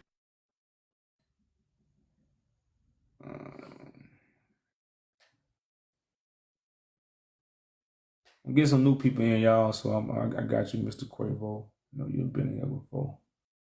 Let's get some new people in. Marcus, I just want to say something, bro, before I drop. The only way to peace, people is talking about God, about this Christ walking the earth. Man, as people just need to accept, man, everything is a simulation, bro. None of this is real. One day when you die, you came to find out, man, this shit is all a joke. Then they just gonna reboot you all over. Then you're just gonna redo life. You're gonna die. Then you're gonna be rebooted again. Then you just going through the pain, the suffering that don't even exist. It's all an illusion. You see? Brother man, I don't know what world you living in. Bro, Hold bro, up, bro, you stop, see why stop. people is suffering? Hold up, bro. Just. What you just said, bro. Just take a just chill right quick. Just hit it out. How old are you, bro? Bro, listen, I'm telling No. you. Stop. I'm Listen, not, brother man. Listen, I didn't come on listen, here. niggas. I've No, been here before. I didn't come on here to listen to you, homie. So just stop, bro. Just stop. You on mute. Just stop. If you're not gonna stop, I'm just gonna move on, because I ain't. Yeah. You're not gonna sit here. Like I said, that's what I want to know. How old are you, bro? How old are you? Just let me get this out first. How old are you? Give me your age. You on mute. Bro, Give me age your don't age. matter. I'm telling you the facts. We're living in a simulation. That's why we all. What part don't you understand? I'm not finna listen to you. Bro, we live in a simulation. That's it, bro. That's why you're gonna. Some people are narcissists, huh? Some people are just narcissists. It's like if I walk in somebody's house, they're gonna say, "Get out." No, I ain't getting out. I'm gonna get out. You don't want me in your house. What's going on? How you doing? Peace. What's up, brother man? You know, same thing, still learning. I've been trying to figure out this background. I can't recognize nobody behind you. Who are these people? Well, these are the Ethiopian royals of the royal priesthood that the Bible speaks of. Wow. Yeah. You mind? This is the Negus kingdom. Okay. You know, he was a king of kings. He sat on David's throne. Okay. Sat on David's throne. And she, which is his daughter, she Right. got to sit on there for a few years. Okay. You know, now she was in touch with Marcus Garvey. Marcus Garvey was in touch with her. Oh yeah, Marcus Garvey, the one who was over in Africa that got assassinated, and he was doing all the movements. No. Marcus Garvey was the Jamaican that came to America. Right. But they consider him African descent, but I know he's Jamaican. I did my studies on Garvey. I did my studies on a lot of people from that way. Yeah, so these people are part of what he was pushing. They the realism of what he was going about. So he was able to take the information they gave him and try to tell the world, which led to his unaliving, right? Well, he wasn't really. He was deported. He wasn't unalive. He was deported back to Jamaica because Okay. he was infiltrated by the CIA. Right. He had probably about 2 million black people, probably more, to take them back to Ethiopia to help build up the throne of David, which is what the Bible talks about. That's what we was in the 1922, 1920s. Mm-hmm. They Yeah. were calling us back. Now this when Marcus Garvey was here in America in 1920. This when his movement started. Right. So we was in contact with her to get us back to Ethiopia to help rebuild it because of all the wars that was taking place that was in Ethiopia. Mm-hmm. You know, and so I put these men and women up here because we think slavery been going on since 2016. I mean, since 1600s. That's the biggest lie I've ever been told. The 400 years of slavery is the reason why we know nothing about these people. Because when we go look for royalty, when it comes to so-called black people, we go back to the 15, 13, 2,000, 6,000 years ago. What about the royalty that was here 100 years ago? You had black royalty here 100 years ago. Every black person ain't royalty, just like every black person ain't a leader right now. That's true. You see what I'm saying? So you had servants as black people back then, but then you had royals as black people.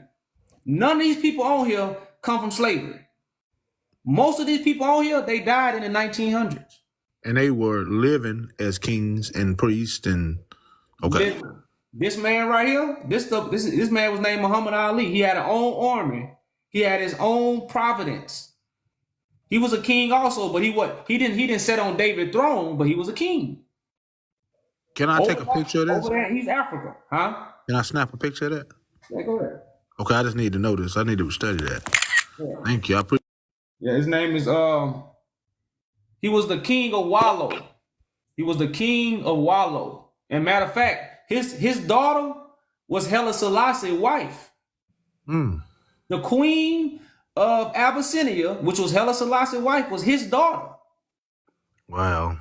You see what I'm saying? So this is a whole family affair. A whole family affair. You know, now every time Menelik right here, he was king of kings. Every time he went to war, he joined forces with this king. Okay. So that was his that's who he was like right now, that was his what do you call that? Like right now we have that was his ally. Okay, so his ally was that king. Well, yeah, he was more like a brother. That's what I'm saying. Ally is a brother. They was almost like relatives. Okay. So they were just, you know, a part of the same mind frame, the same dynasty to fight for the Horn of Africa. Okay. You know, and yeah, so man, like these stories we know nothing about. No, I never heard it before. I didn't even heard of King Menelik. I've never heard of that. Yeah, they don't want us to know this because, like I said, King Menelik died in like 1911. Wow, it hadn't been that long. So why would they? Like, you know, in our mind, we slaves. Crap. They feed us crap. We don't want to hear the crap. We want to hear what makes us. See, I know you know YahJew, but it just our people have nothing to stand on and be proud of. That's the whole trick. If we knew we had royal blood and dynasties, then we would know how to get back to it. And I think that's the fear in the world trying to keep this cloak over our head wearing. And that's why you getting so much pushback, because you coming out strong and you coming out with peace, just like all our great leaders. They never were violent, as you're not. But when it was come down to business, you know how to conduct that business, and that's what they're scared of. So once you get the people in line, and once you get the Melchizedek order, then that's the grace and peace that we're gonna need for the power we're gonna have to present to get it back. So everybody's pushing back and saying, you know, and they hearkening on what the world want them to hearken on, and they that's what our problem is. The world give us a message and give us one little thing, and we stand on that and argue about it for years and forget what we started to do. And people don't understand, if a man goes, you don't have no reason to come a lot of people. What are you going to gain to say that you got this blessing and a lot of people out there and get up here and spend hours upon hours going through this book, giving true light to the Bible, which no one knows about, because every preacher, they don't hearken on the fact that every preacher translate every scripture in the Bible differently. They don't look at stuff like that. But then they want to come tell you what you know. But you go to every different church and you don't say nothing to those three different preachers that give it three different ways to you. You don't question. Yeah, like Boo said, you won't cause me problems though, huh? 10 preachers say the same thing in the same religion, the same that you do. Each and every time I ask you a question, it's a mind-blowing answer, and it's something I got to think about. And that what tells you, one, your wisdom ain't what mine is. It's way beyond. Because I have to think about one or two scriptures being explained for this long. I haven't been back up here in how long? A month? So people don't listen to learn. They listen to respond. And then it keeps us right here. And these people that think they have a stronghold, we the strong, because everything they get is off our backs. So if they were so strong, how could they then have control when they cannot cultivate land, they cannot grow crops, they cannot work these jobs? But we listening? How did that happen? Tell me. You know, and they want this man here. If you look at his story, I guarantee he wouldn't listen to nobody. Neither was his ally down there. They were kings. They ran it as such. And so once we realize that again, look at all these people. They can't get up here and tell you one name, but they looking at you all day. They don't even think to look behind you and say, who are these people behind you?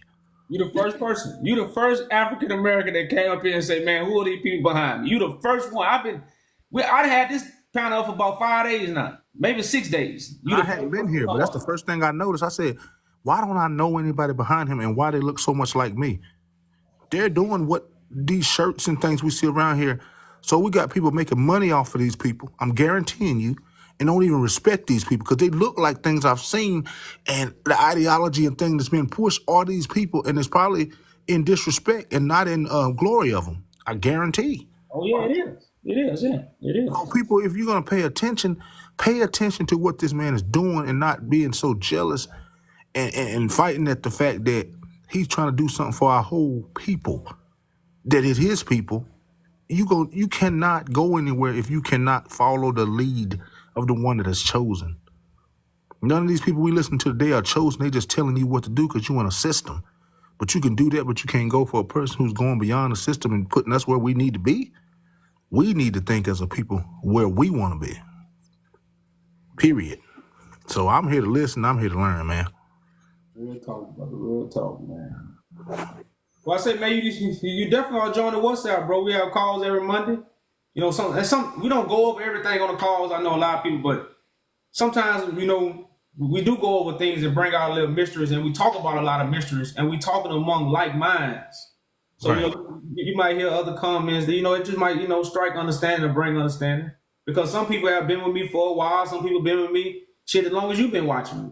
But right. At the same time, when you're around that fellowship of other brothers and sisters who also are growing and understand this information and coming into the new, it just helps you grow faster, you know. So if that's something you got time for, you know, just definitely message the website. We can add you.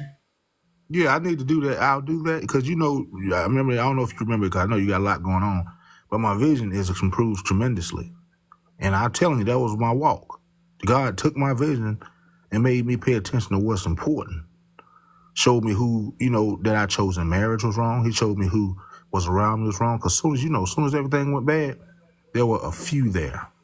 Oh, yeah. But so many when I was flourishing, singing, doing things of this world, going and making money and not thinking about what God wanted me to do, but doing it my way. You understand? Oh, yeah. So people can't, when God show you something, if you can't change, you don't want to. And I talked to you about this. You say, brother, everything will be good, but you got to hearken on what God wants you to do. And I said, okay, I'm going to do that. I'm going to keep working out, doing what I'm doing. He said, get away from the meat. Still hard. I'm not going to lie to you. But I'm making very big, you know, trying to be a vegan because nothing I've never learned. So it's very hard on my body, very hard on my health, but I know it's right. So I'm getting at it. But it's a step at a time, and it ain't to make excuses, but that's the way I've been able to do it. And my vision coming back, the more I eat better, the more I meditate, the more I do things. And I keep this information coming.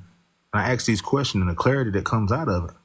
Everything I've been reading, I've just been what? Just reading. I didn't understand anything I've ever been reading. Just in the book, just reading, just like you're reading a story. And then I asked you, like I said, for instance, I said, hey, what does it mean win the 10 crowns, and what's that mean? And you told me what that was, and it's never been articulated that way. So I'm like, how do these people know anything if none of them got even close to what you told me? So that sticks out right there. Every man is a liar. That's true. It's the facts. It's right there. They have their own agenda, and they'll do anything to push that agenda. And that's the sad of it. If you know you got a power more so than you ever thought of, who are you to even think you can play with that power? You understand? The power of God is not a joke. It shows you the wickedness. It talks about the wicked and adulterous generation. And we realize we are being hurt, but at the same time, we're not understanding why we being hurt. We wicked. Yes. Because and like I say, I didn't really understand the wickedness in our people until I was anointed. I'm like, damn, people play with God. I'm like, people playing with God. That's the first thing I was shown. Like, we really playing with God. I would never play with God. No, I wouldn't either. I wouldn't rightfully play with God. What? Why would I play with God? I got kids.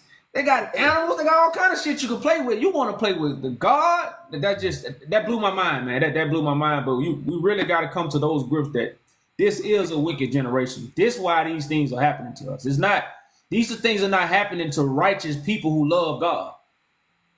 You see what I'm saying? That's like, we really got to come to them grips of like, hold up, we wicked as hell.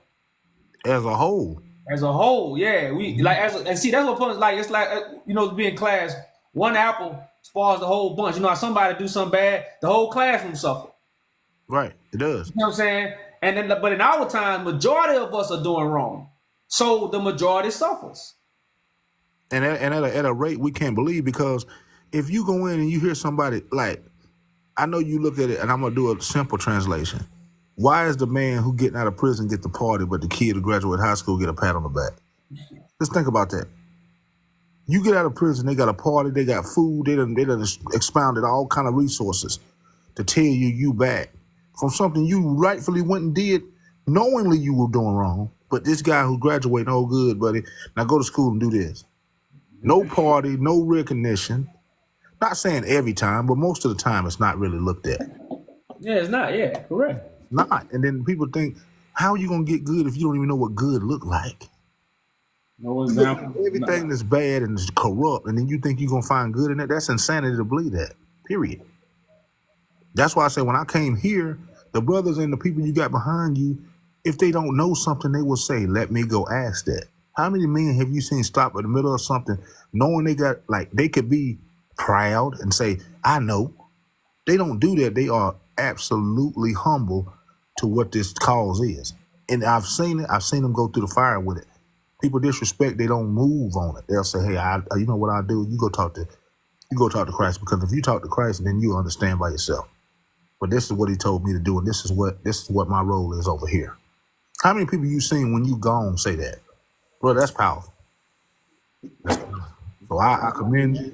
And I got to get where I'm going. Like I said, my vision here, like I told you, when I get where I'm going, I'm going to be through just what I told you. And I'm going to be honest about it, because I know this thing is coming. And I want to be on the right side of it. It's here, man. It's here. Like, we don't even understand how much it's here, man. Like, like people really tuning in now because of seeing the actual movement and not the religious side of it. A lot of people get caught up on the religious side of it, but it's coming around where our brothers and sisters are starting to understand the reality side of it. And so yeah, man, the generation is getting prepared.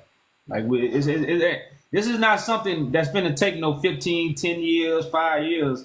I'm thinking less than 7. Like, even if me just not knowing my knowledge, like, I have a lot of questions I want to ask you, but I can't take up too much of your time. But it's like people don't understand it's here now. What are you going to do to get in the right light in the eyes of God and Christ? Because if you don't, you're just going to be a collateral damage, and you going where you going. And heaven is here on earth, as you said. They think heaven up in the sky somewhere. That's because you reading on your own understanding, and you done said that so many times. Why can't we say, hey, we shouldn't understand this thing? We should ask questions and get the living. Because when you get the living, you start to get that knowledge, and everybody know that knowledge is going through and making mistakes. But you can't rightfully make mistakes and then go against whatever's going in front of your face and then expect a different result. That's insanity, man. It just is. That's why mistakes ain't nothing like pruning. Every plant that grows stuff have to get cut off. Yes. So your mistakes is what you make, then you cut them off. You don't keep making the same mistake. That's life. Right. And mistakes are lessons that to help you grow. Just as when you cut a plant off, when you prune a plant, it grow better. It produce more fruit. So we shouldn't even be worried about making mistakes. But if it's in your mind to grow and get better, them not really mistakes. Them lessons learned. That's gonna shape and make the person you really are. So mistakes really don't exist. Mistakes only exist when people is really lying to themselves. That's when mistakes exist. Okay. You know what I'm saying? Like it's like when you trying to learn how to play anything, you gonna fall off your bike. That's not a mistake. That's progression. Okay. So mistakes really don't exist, man. It's just another spelling word that really, shit got people in a trance. I don't want to make a mistake. You have to. You gotta fall and get hurt to know what hurt feel like. Yeah. Or what not to do again. You gotta know. You gotta put your hand in the fire to know it's hot. I understand what you're saying, but when I do say mistake, it's just me. It's just me speaking honestly of what I've been colonized as well. So that's why you're hearing the colonizing situation where I understand from a colonized role what I've been doing. But now that I know that colonization is the worst thing that could ever happen to my people, now that when we do come out with the leadership you got out here, look, we need to be ready to know how to hold on to this thing where it doesn't happen again, for one. And for two, we got to understand who we are and be proud of who we are before we know.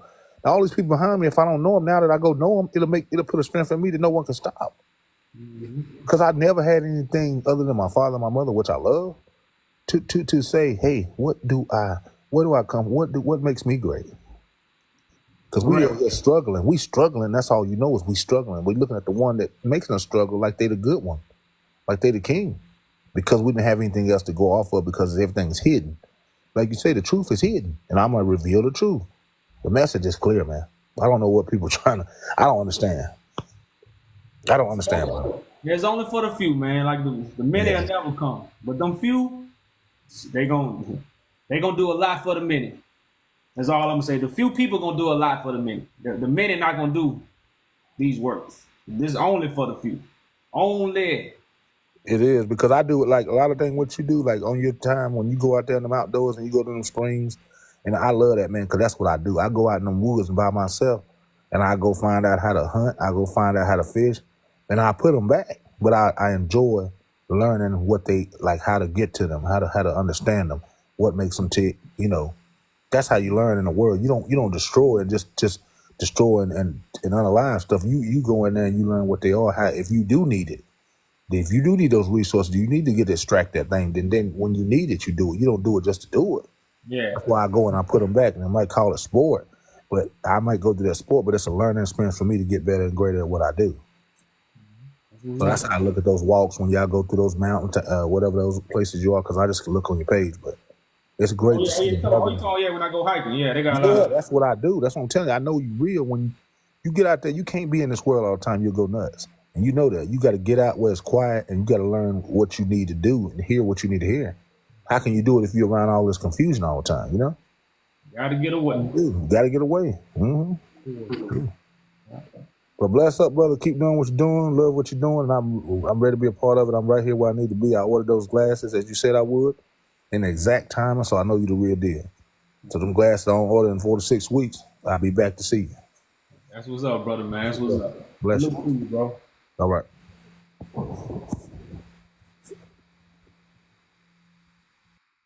It's another testimony for those who got the heart written within them. It tell you like the new covenant, the law gonna be written within you.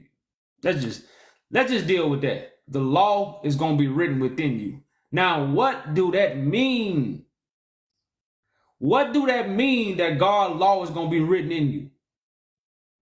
That means you're going to have what's in you. You're going to have what's in you to hear God. It's going to be in you to hear God. You're not going to have to read a book. You're not going to have to study a book. You're not going to have to hear scripture.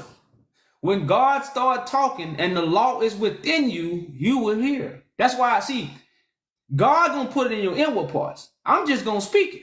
And if it's in your inward parts, you're going to feel it. We say it all the time, man. I felt that in my soul. Why you felt it in your soul? God put something in your soul. Just like God put something on my soul.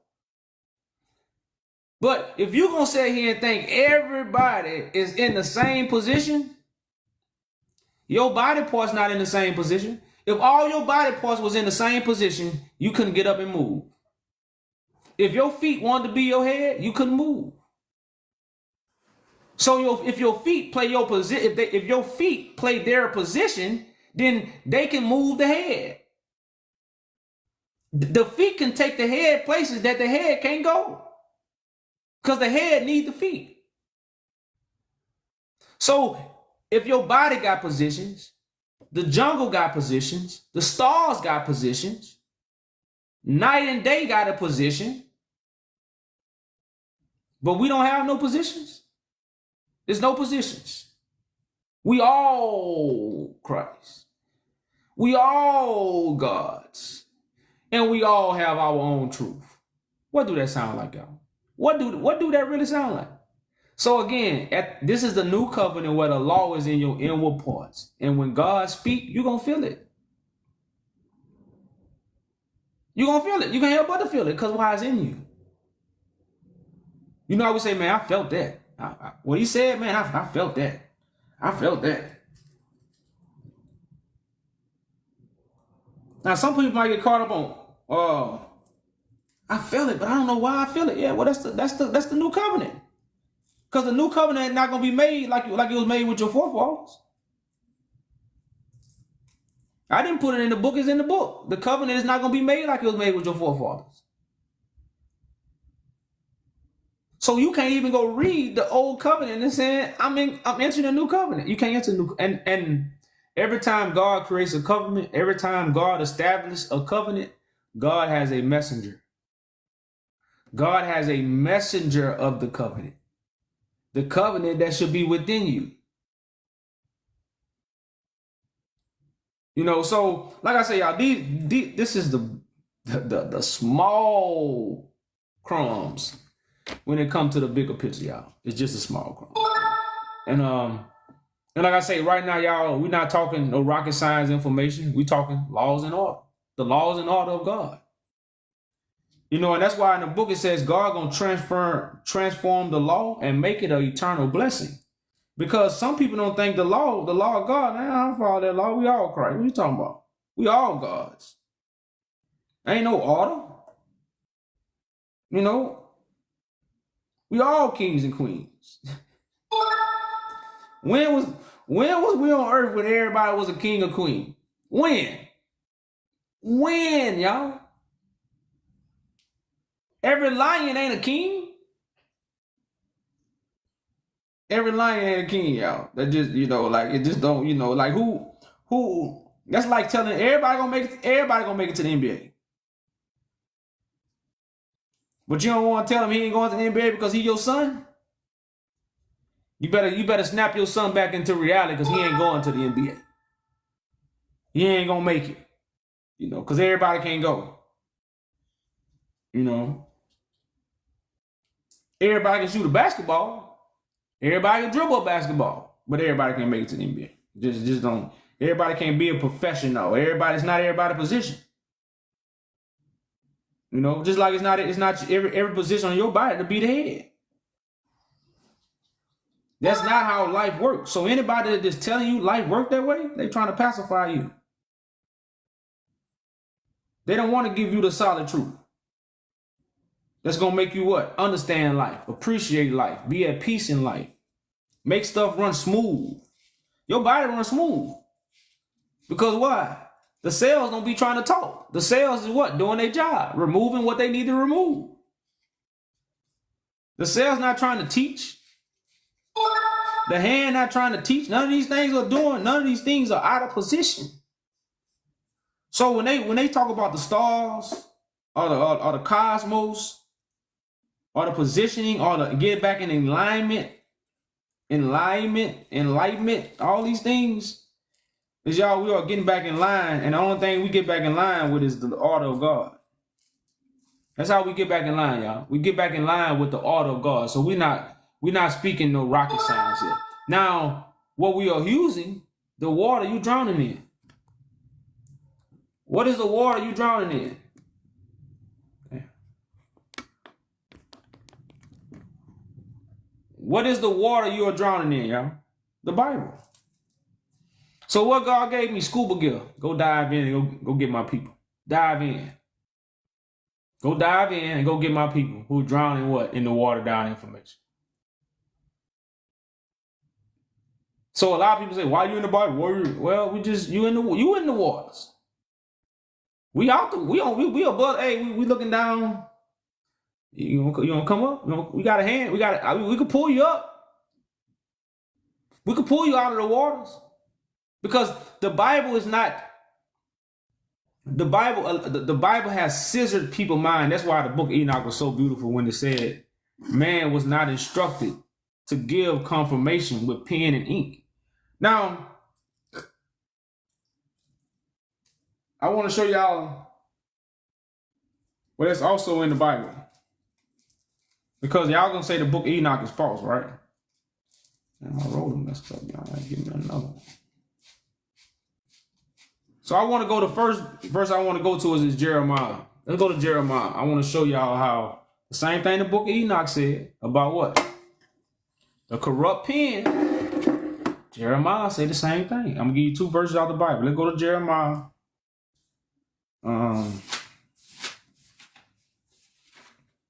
I want to say it's either 2 and 8 or 8 and 8. I think it's 8 and 8. Jeremiah 8 and 8. Matter of fact, I'm going to start at 7.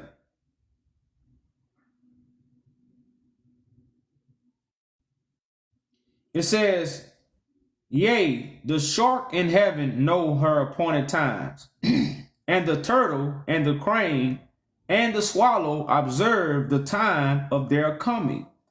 But my people know not the judgment of the Lord, the great judgment the people don't know about. That's why I don't understand this day right now, because this is the day of the great judgment. It say, how do you say we are wise and the law of the Lord is with us? Lo, certainly in vain made he it. The pen of the scribes is vain. The pen of the scribes is vain. The wise men are ashamed. Why the wise men gonna be ashamed? They are dismayed and taken. Lo, they have rejected the word of the Lord, and what wisdom is in them. So the wise men are ashamed. Now, what are they ashamed of? Because where are their knowledge coming from? The waters. Not the waters above the firmament. They knowledge coming from the waters below the firmament. The dirty, dark waters. Them dirty, dark waters. It's not crystal clear. They don't have crystal clear information. When they tell you something, you can't even see what they're saying. You just say, okay.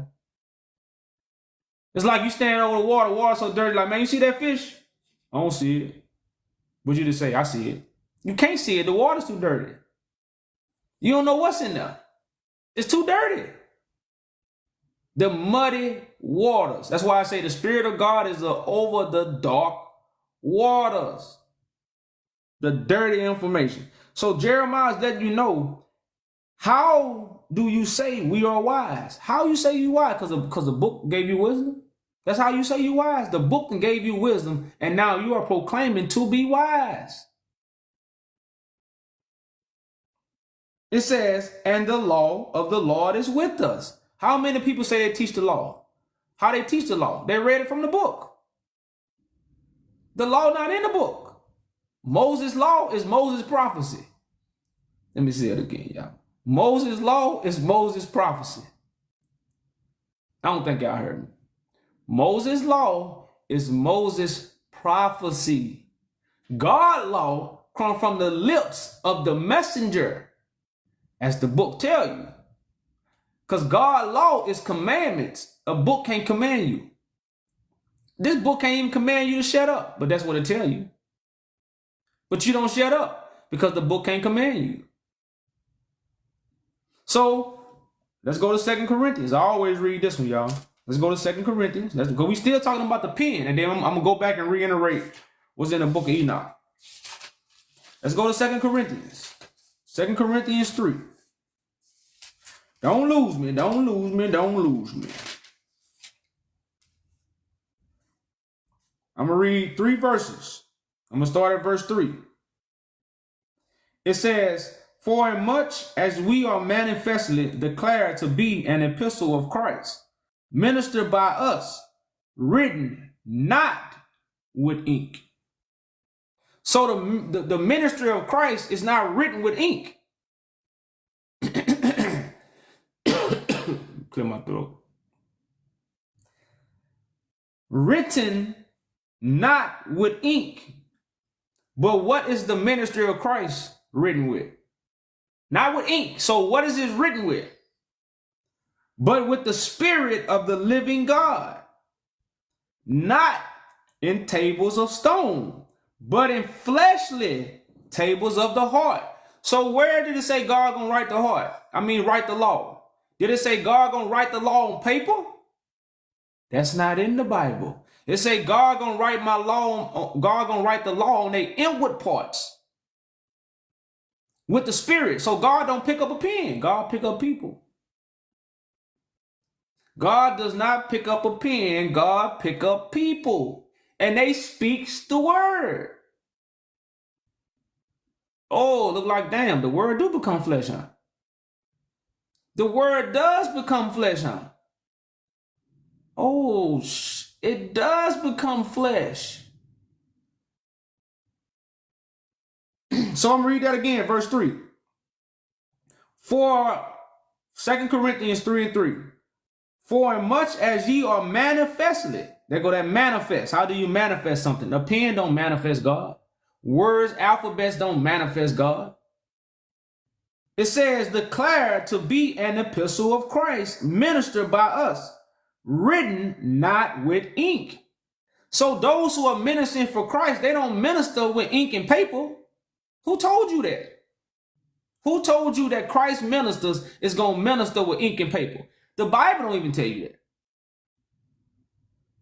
That's why it's a new song.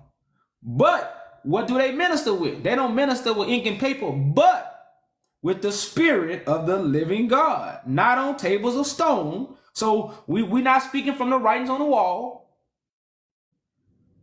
We might be fulfilling the writing on the wall, but we're not speaking from writings on the wall. So it don't come from stones, not on tables of stones, but it come on fleshly tables of the heart.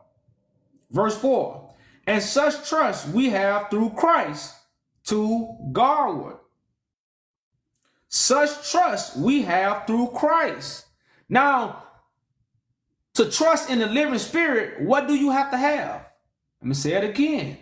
To trust in the living Spirit, what do you have to have?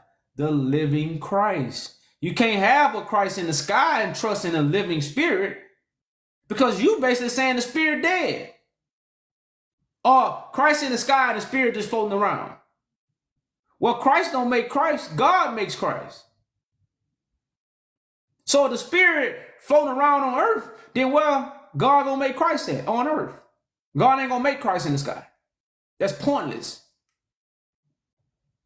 That's why I say, and such trust we have through Christ.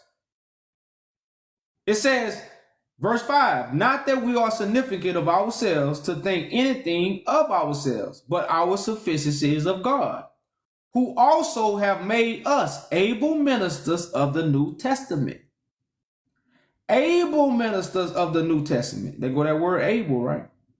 You see able? Now, who made them able ministers? God. How did God do this? Through Christ.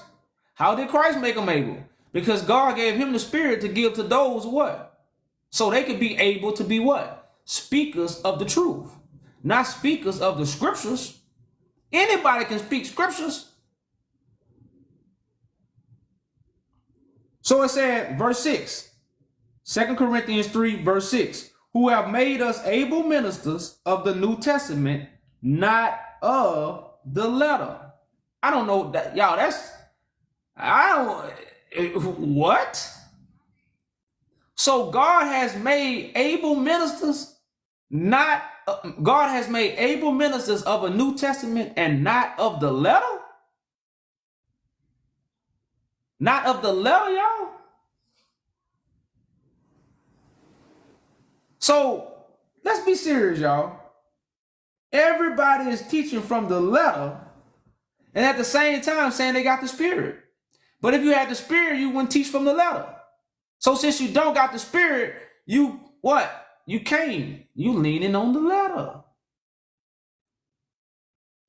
That's the cane. That's the crutch. So God don't make ministers of a letter. Who make ministers of a letter? The devil. So you won't see what God is doing because you dreaming about what you think God gonna do. So it says, who have made us able ministers of the New Testament, not of the letter, but of the spirit. Why? For the letter killeth,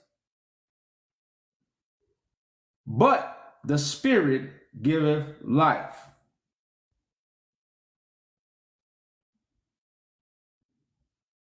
It says, but if the ministration of death, written and engraved in stones, was glorious, so that the children of Israel could not hold steadfastly behold the face of Moses, for what glory of his countenance, which glory was to be done away. How shall not the ministration of the Spirit be rather glorious? So they saying you hold glory to the book. You hold glory to what's written. So how you think, what kind of glory the Spirit gonna have? You know how some people say everything in the Bible is bond? If you can show me in the book, I believe it. I mean, this book got some glory. People glorify this book. That's all it's saying. Like, if you think what's written on stone is glorious, then how glorious the Spirit gonna be when it comes? Every word gonna be bond. So I just read you 2 verses in the Bible. Well, I went to 2 different chapters, but I read probably about 6 verses. And we see where the Bible goes against the pen. I didn't put it in there. I'm just reading it to you. The Bible goes against the pen. The Bible goes against the letter because the Bible is trying to get you back to the mouth of God. As it tell you, man can't live off bread alone, but every word that proceeds from the mouth of God. Every word that proceeds from the mouth of God. So the Bible is against the pen and letters. So let's go back to the book of Enoch, y'all. Let's go back to the book of Enoch, because like I said, we really struggle with this. I think that was like 60. 69. Damn, the flip-flop, huh? The flip-flop, the 69. So I'm not only reading this from the book of Enoch that the pen is bad.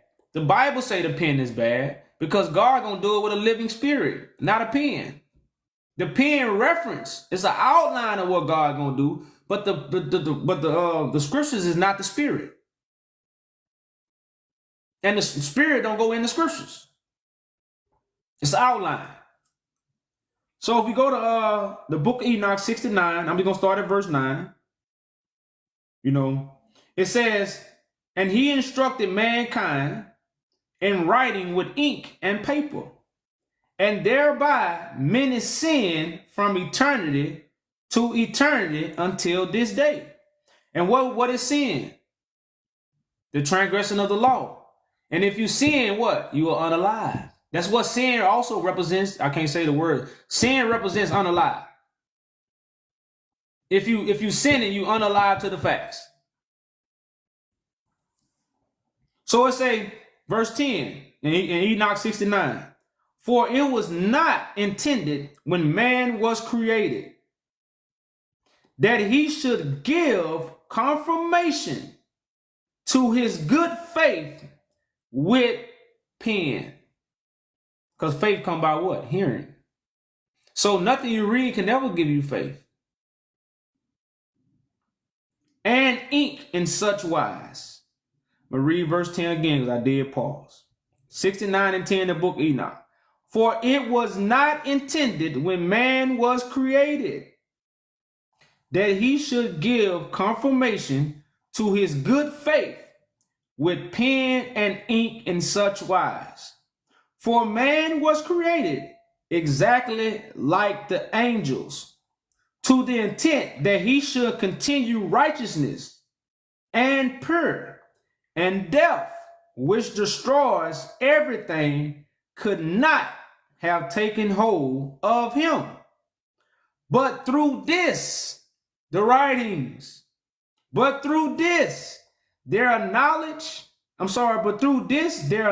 is perishing. And through this power of knowledge, death is consuming me. So because we have the power now to write alphabets, write words, write paragraphs, write stories, it's consuming us. So when you go to Acts, because y'all think I be making up this stuff, but let's go to the book of Acts. Let's see what day it is. Let's see what day has fully come. Let's see. And that's why we have to get the acts of the Spirit, because we got the pen already. Well, after the pen comes the Spirit. Let's go to Acts 2. Let's go to Acts 2, y'all. Let's go to 2 and 1. Because we got the pen, so right now we're dealing with imaginations and dreams. Everybody's teaching their imagination and what they dream. They're not teaching you actions. Because if they was teaching their actions, then they'll be doing it. They're not doing it. So what? They teaching you dreams. So, and this is what the whole world is doing. So this is Acts 2 and 1 right now. Because it say what? And when the day of Pentecost was fully come. So Pentecost had to fully come. Now, what had to fully come? The sin. It started. Now it has fully came. See, Pentecost was something that was going to fill the whole earth. And the whole earth had been filled with the handwritings about God. The whole earth been filled about the handwritings about God. So it says, and when the day of Pentecost was fully come, they were all with one accord and in one place. Darkness. It says, and suddenly there came a sound from heaven as of a rushing mighty wind, and it filled all the houses that they were sitting. Now you notice it says a sound from heaven. What is this sound from heaven? The truth. But it was like what? The rushing mighty wind, and it filled all the houses they were sitting in. And there appeared unto them cloven tongues like as fire, and it sat upon each of them. Now this is when the angels begin to speak in tongues. Because if Christ's words are spirit, now Christ's words is filled up in the earth. A lot of people listen to Christ. Oh, y'all don't even understand. A lot of people listen to Christ. A lot of people took Christ's information. And some of them went and taught their church. Some of them went on social media and taught it. But a lot of them heard it. Now, if you accept Christ's words, you accept the Spirit. So sooner or later, your stuff going to be flowing out your mouth. You're going to be like, damn, I ain't know I could flow like this. Because it tell you, those who believed on me, as the scripture, as is written in the scripture, what? Out of their mouth will flow living waters. So it says, and they were filled with the Holy Ghost. So it's letting you know, why were they able to speak in tongues? Now, speaking in tongues is they speak their own tongue. They don't speak the scriptures. They don't quote what Moses said. It says, and they were filled with the Holy Ghost and began to speak with other tongues as the Spirit gave them utterance. And they were dwelling at Jerusalem, Jews, devoted men out of every nation under heaven. You notice every nation. Now when this was noise abroad, the multitude came together, and they were confounded, because every man heard them speak in his own language. So when Pentecostal fully came and everybody was blinded by the pen, here goes the acts of God's Spirit. The actions, the book of Acts. The book of Acts is foretold about how the actions or how the Spirit is going to move people to have the actions to make up the book Acts. But when was the book of Acts going to take place? When Pentecostal, the pen had to fully come into play. So it says, now when this was noise abroad, a multitude came together and were confounded, because every man heard them speak in his own language. So now people are confounded because they hearing this noise. It's coming from different people, but the information is confounding everybody who what? Who had beliefs. It says, and they were amazed and marveled, saying one to another, behold, not all these which speak Galileans? Now, I was saying, like, the people that speaking, they regular people. They don't even they not no priests. They not no people of no high standard. Where is this coming from? Remember who write. You got the pen, but also the Spirit of God writes. And when the Spirit of God writes, it don't pick up a pen. It pick up people. The Spirit of God don't pick up a pen. It picks up people. So this is the time where the Spirit of God is moving people to have the actions. Remember the book of Acts. So they asked them, was they Galileans? Because Galileans are just simply saying these are people who not learn. Or these Galileans like Galilee. That's why Christ was in Galilee. The gal, the water, the defiled water. People that's not supposed to have the truth. So it says, verse 8, Acts 2 and 8. Now hear we every man in his own tongue wherein we were born. So it's going to name all these provinces. I can't say half of these names, but Partanius, the Medes, Amadius, and the dwellers of Mesopotamia, Judea, Caparol, and Pontus and Asia, Pariah, Pamphylia, and Egypt, and parts of Libya, about Cyrene, and strangers of Rome, and Jews and Proselytes. It's naming everybody, y'all. Greeks, Arabians. We do hear them speak in our own tongue wonderful works of God. So this is a time where all nations are able to give a hearing to the word of God. So when did Christ speak to everybody in the world? It never happened. It's happening now. And all nations is able to hear it. All nations are able to be amazed as what's coming from the Spirit of the living God. It says, and they were all amazed. I'm sorry, verse 11, Acts 2 and 11. Greeks and Arabians, we do hear them speak in our tongues the wonderful works of God. So what were these people speaking? Was they speaking scriptures, or was they speaking of the works of God? This is why they were speaking in their own tongues. They weren't speaking in Moses' tongue because they won't quote Moses' scriptures, because it wasn't about Moses in the last days. It's about the works that God is doing in the earth. So it says, and they were, verse 12, Acts 2 and 12, and they were all amazed and were in doubt, saying to one another, what meaneth this? Now hold up, y'all, hold up. They were all amazed, but what? And were in doubt. I don't think y'all, I'm gonna let that marinate for a little second. I don't think y'all heard that part.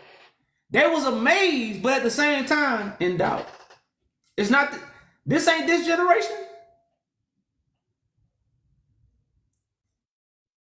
They were all amazed, but what? In doubt. Now, what was they in doubt about? Is what these people saying is true. If it is, man, this is amazing. But how do we know if it's true or not? Because the sky ain't cracked yet. The sun ain't went dark. Everybody not listening.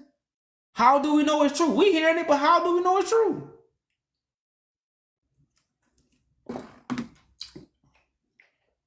So it says, and they were all amazed and were in doubt, saying to one another, what meaneth this? Others mocking said, this men are full of new wine. Others were mocking, saying these men are full of new wine. So, like I said, this is the vision of things that's going to take place at a secret appointed time.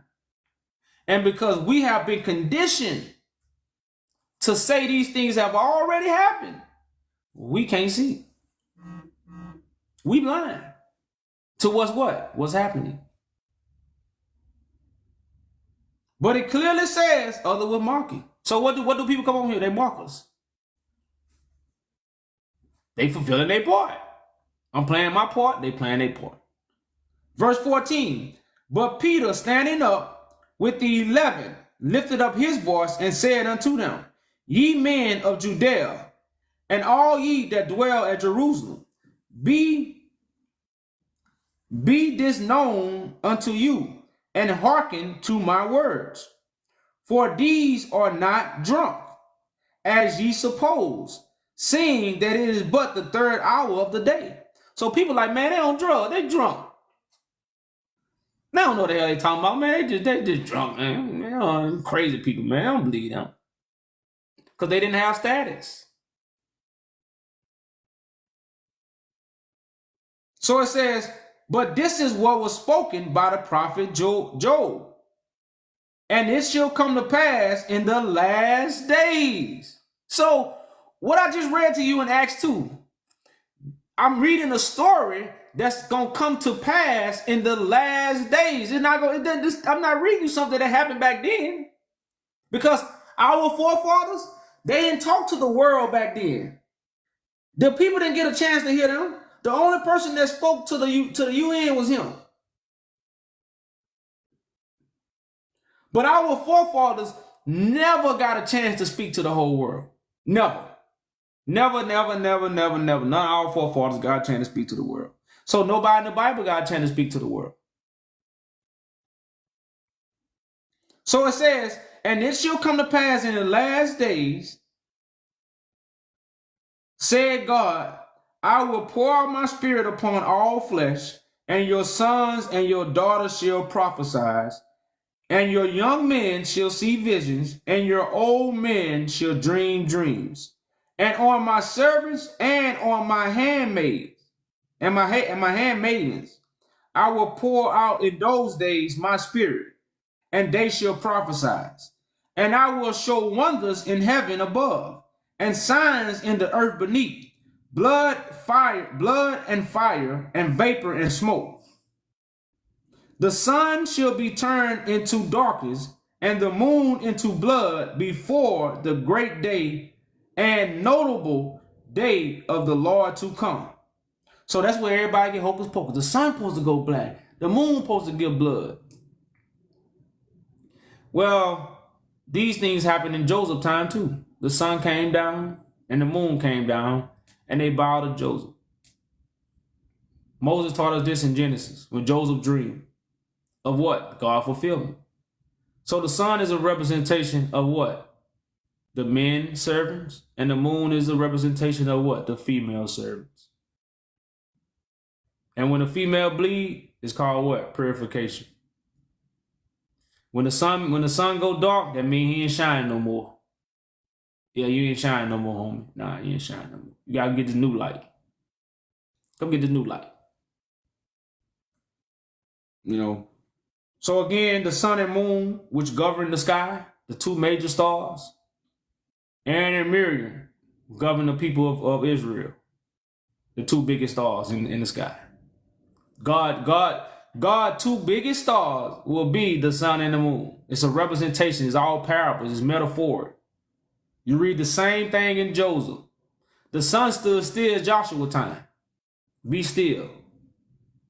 So these are parables that's throughout the whole book. The whole book. The stories never change. They might be told differently, but really the meaning of the story never changed. The meaning of the story never changed. So I know people get lost up right here, but the fact of me showing you that Acts chapter 2 is connected to the last days and it's not connected to what? Historical events. But when majority of the world read it, what do they connect Acts to? Something Jesus did 2,000 years ago. How? Peter talking about what Joel said when God gonna pour the Spirit out in the last days. So Jesus Christ was the last days? Remember when I told y'all about people changing up their lie to make it fit? Like people saying the last days happened multiple times. The last days was Jesus in them last days. And like I say, y'all, man, that's that deception, man, to where it's just total darkness, y'all. It's just total darkness. So I really just wanted to bring that out about the pen and how this is the time of Pentecostal. The time of Pentecostal have fully came. And now this is the acts of the Holy Spirit. When what? God is pouring his Spirit out to bring us back to the what? Spirit and truth. Because right now we in what? Pen and paper. And pen and paper is not the spirit and truth. Both books say the same thing. And a lot of people always try to get these books, especially the lost books, and they try to disconnect it from the Bible like it's really disconnected. Like these books are not disconnected from the Bible. These books go with the Bible. And I was telling y'all this earlier. Bible means collection of books. Bible means collection of books. So a Bible is just not one book with many books inside of it. Well, I mean, that's what a Bible is. Well, a Bible is not one book. A Bible is a collection of multiple books. Like a Bible, it got 66 different books. It don't have 66 same books, and that's the same way we try to put all the books in the Bible together. The lost books also go with the Bible. They are very clear with the Bible.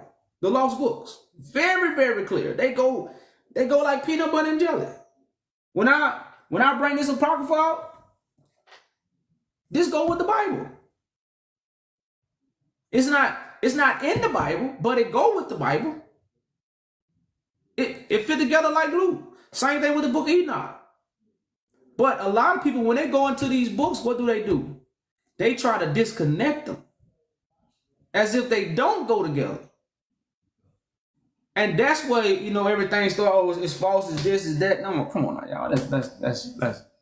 Let's be real, y'all. And that's why a lot of people reject these books. And another reason why what? Because their information does not go. It contradicts these books, or these books contradict their information. So when people start reading it, what? They're like, nah, man, you taught me this. You told me this. You told me you.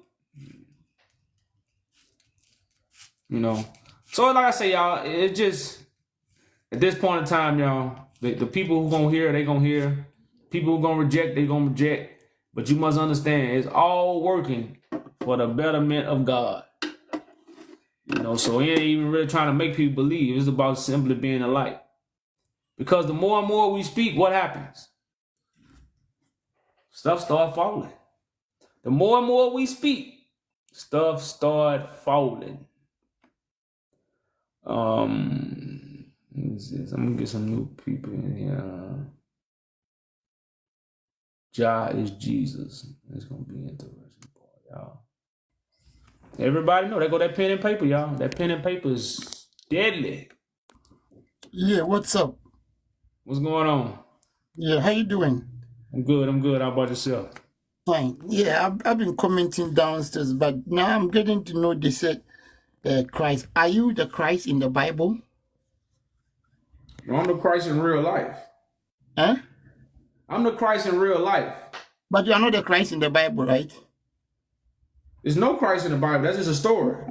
Yeah, but the story in the Bible is pertaining to somebody, right? Every story belongs to somebody. It's pertaining to me. So are you the Christ in the Bible? I just told you, it's no Christ in the Bible. Christ is real life. The story is written about me. No, Like, but Christ, it's just like, do you know what a prophecy is? we are talking about Christ. Let's finish with Christ first, please. We that's what we are. But Christ was prophesied about. So Moses, Jeremiah, Isaiah, David, everybody spoke about Christ, right? Correct. Yeah. So Christ said he's the one that was with our father Abraham, right?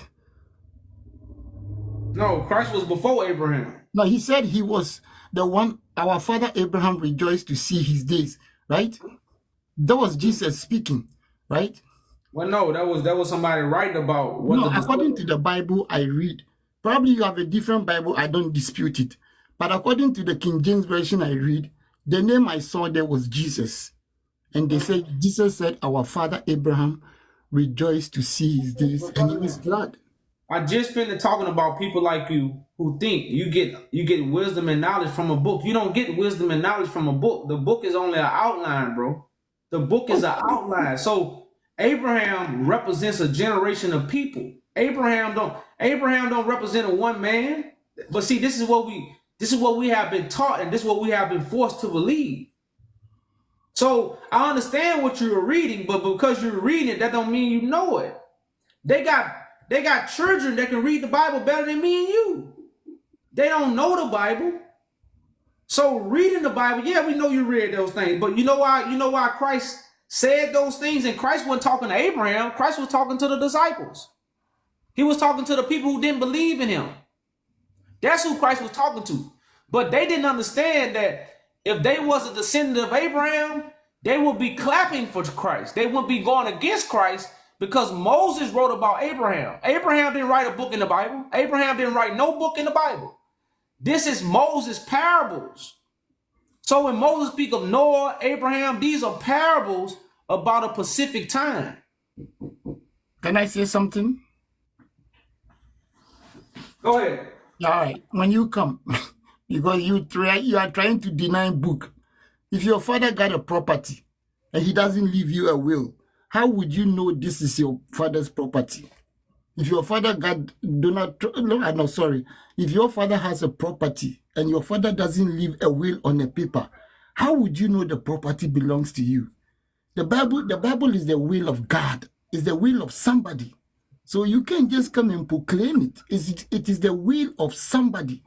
And the person that was wounded because of our transgression, the person that was bruised because of our iniquities, he took the chastisement of our peace upon himself.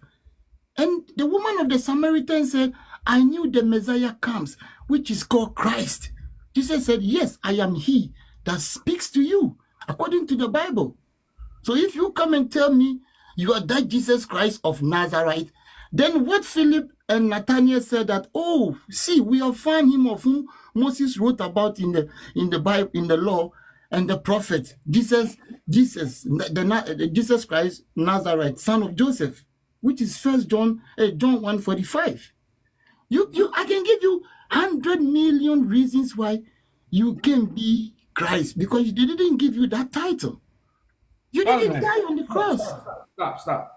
Before God chose Christ, let me know, did God call anybody in Egypt and let them know? Slow down. Did God tell anybody in Egypt when he chose Moses? Did God tell the people in Egypt first, or did God tell Moses first?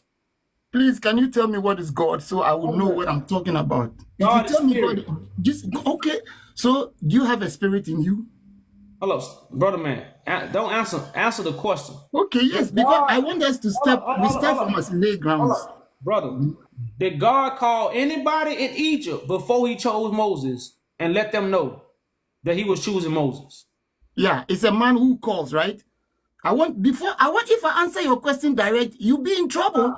That is why I want to start you fundamentally. Only man Hey, brother, calls. man, So what called this? What called Moses?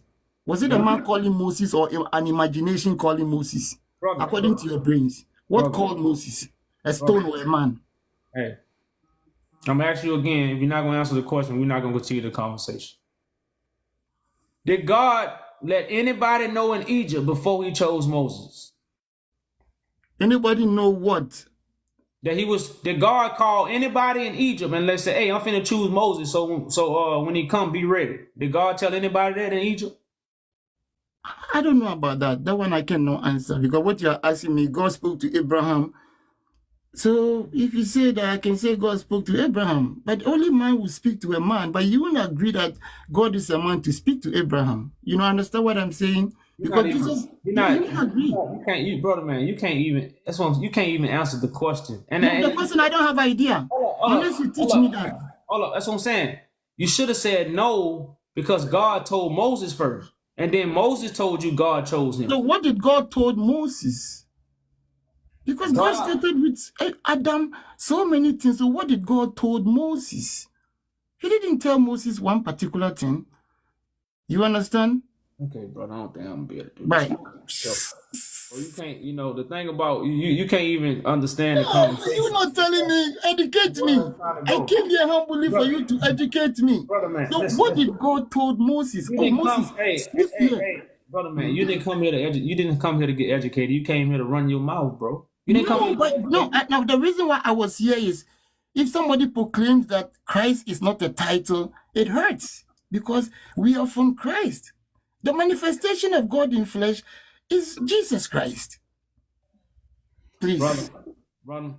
Well, wait on Jesus. That's all I can tell you. Right now, we are starting a government for our people, and we have the power of God. Jesus, you're starting a government under American government. Jesus, sorry. Jesus didn't give us this power. This power come from God. So you wait on Jesus, and we walking with God. That's all I got to say, bro. What are you telling me that power doesn't come from man? So are you denying Jesus as a man? Hey, I didn't stutter. This power is coming from God. We walk with God. It didn't come from Jesus. And we're going to start a government and we're going to heal the world. You wait on Jesus. Oh, no. Jesus has come in the person of Haile Selassie the first. Hey, well, brother, man. Well, wait on Haile Selassie to come fix these problems. Because no. Hold on, brother, man. Do you agree we have problems that need fixing right now? So we cause the mess. Are we in a big jam where we have to fix our problems? Do we need fixing right now? Yes, we need fixing. Okay. So what I'm gonna do, I'm gonna stand up with my brothers and sisters and fix the problem. You wait on Haile Selassie. Haile Selassie has come to fulfill the prophecy. Haile Selassie ain't fix my problems, and Haile Selassie ain't gonna come back and fix my problems. No, he made you in his image. So you have to continue. Haile Selassie ain't make me in no image. No, but the Bible says, hold on, the Bible says God made us in his image and his likings, right? Yeah, but it don't say Haile Selassie. No, Haile Selassie means power of the Trinity. You know that already, which is Matthew 28, verse 19. Haile Selassie, the Bible is from Ethiopia. Haile Selassie ain't not here. No, he came to fulfill. He's the Lion of Judah. Hey, brother, he's not here now. He's here. No, he's not. When you grow your locks, they will call you by his name. That will be your new name. Hey, when you carry your dreadlocks, they will call you by his name. Have been greatly deceived. Haile Selassie is not here, bro. Where is he? He's in the ground, like old people. But is the ground not here? Hold on. Even if you say Haile Selassie is there, it's still not on here. Is the ground in the skies? Everything is here. Nobody is going anywhere. But in the book of Revelation 1 verse 18, he said, he liveth forever, please. Right, don't deny the Lion of Judah and the King of Kings. The conquering lion from the tribe of Judah. That is Jesus Christ. He came, visit JF Kennedy, 5 days time. He was down. He came back. If Haile Selassie was dead, they would have given him a befitted burial. He was crowned by the patriarchs of the Ethiopian Orthodox Church. Any Orthodox churches in this world started from Ethiopia, the Aksumite kingdom. Hey, brother That is man. where our monarch is from. Hey, that's what you want to believe. Oh, Listen, no, listen. no. Because this is what we start asking people. We are starting a government for our people that's going to be ran by us.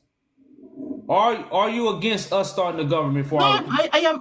I am with you, but government under another government or what?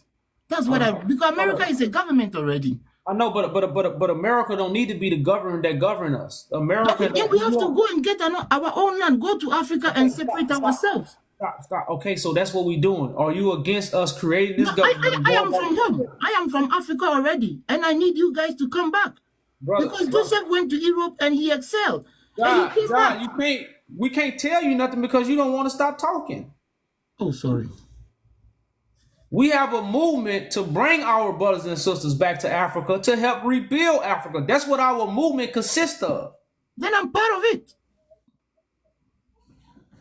Okay, well, that's about the best thing you said since you've been on here, which I appreciate that. That's man talk.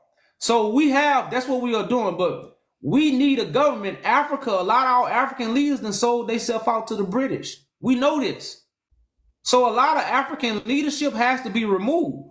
So even when we come to Africa, we have to have a righteous government that has no influence of British gifts. British is over there in Africa and other nations giving African leaders money and gifts, and African leaders are selling their people out. We not for that. We here to help our people, we here to heal our people, and we here to take care of the motherland. Because the motherland supply the whole world with all kind of resources. So that land need to be taken care of. It don't need to, people just don't need to be over there in Africa just pulling resources, constantly pulling resources out there to make money. You know, so that's just what our mission is dedicated to. We got a declaration. We have a judgment against the Roman Catholic Church. These are things we have. But a lot of people can't hear us because they in religion. They in idol worship. So we can't come together and have decent conversations to see what our brothers and sisters' talents is, because we know it's a lot of our brothers and sisters that could be very beneficial to building a new kingdom. That's like America. America need us. As much as they hate us, they need us to build up America. So we need our people to get on one accord with forming a government so we can really bring healing to our people. But that's what we are doing. We are on our way back to Africa. But we first got to establish a government, because we just can't come to Africa and be like, well, I'm in Africa now, everything gonna be sweet. It ain't gonna work that way. No, but I can give you our advice that when you get there, automatically you are a king. When you get there, I am an African, but when we go home, they recognize you more than me. They make sure everything about you is perfect. You don't be in trouble. You don't need nothing. They would have even liked to use the bathroom for you if they could. You understand? So if you haven't gone to live with them and you think you are starting a government here, you haven't built a foundation. How you put on a building? You have to go and build a foundation home. I agree. You are restoring the throne of David. I think the throne of David has been tore down. So whoever restores that throne, as the scriptures let us know, this is what Christ's gonna do. So whoever restores the throne of David receives the power. No, but the throne of David has fulfilled. The kingdom of God is with us now. Haile Selassie fulfill it. Brother Who man, else? this not. Let's talk about how you guys can come home. Because every day I think about when it doesn't cost to live in Africa, but there's no infrastructures. There's no infrastructures because they bamboozled your brains that Africa is this and Africa is that. But you alone, if you have $50,000, you can build only $50,000. You can build a village, take care more than 500 people. I'm telling you. Bro, I ain't gonna lie to you. I understand that, and which a lot of people understand that, but we have a little more bigger task. You know, if I want to do that, I could have sold my house, but this is a little bit bigger than 500 people. This is dealing with the whole diaspora of our people, the whole prisoners of war. We are prisoners of war in many nations right now. Yeah, but you don't come home. At the same time, I hear what you're saying, but the government that we are starting will help people to do that. Right now, a lot of people need help to get to Africa. A lot of people are tied up in the court system. A lot of people can't get passports. So, you know, especially people who grew up in America. People who grew up in America, it's hard for them to get out of America. You know, they don't have the resources. They're not even established in America. They, you know, so you when you speak for the majority, you got to look at our, and then the people who got money, you know, they scared to take a risk. Cause they're like, well, shit, I don't work hard for all this. I'm just not gonna go to Africa with it. They scared because they don't know about the security. So a government will give people security and aid to say, well, look, I want to go back home. Well, come on, we have this for you. You see what I'm saying? Just like America do when immigrants come over here, America give them things.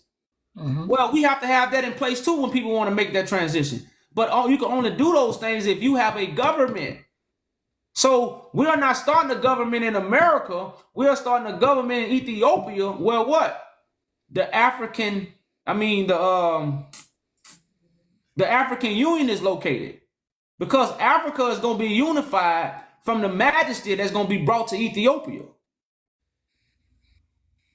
And this going to happen from the Christ that's walking the earth. It's not going to happen from nobody in the past. The Jesus in the Bible, the Moses in the Bible, none of this stuff is going to happen. It's going to happen from God and the living vessel who God chooses. Okay, Rastafarians teach what? God is a living man, right?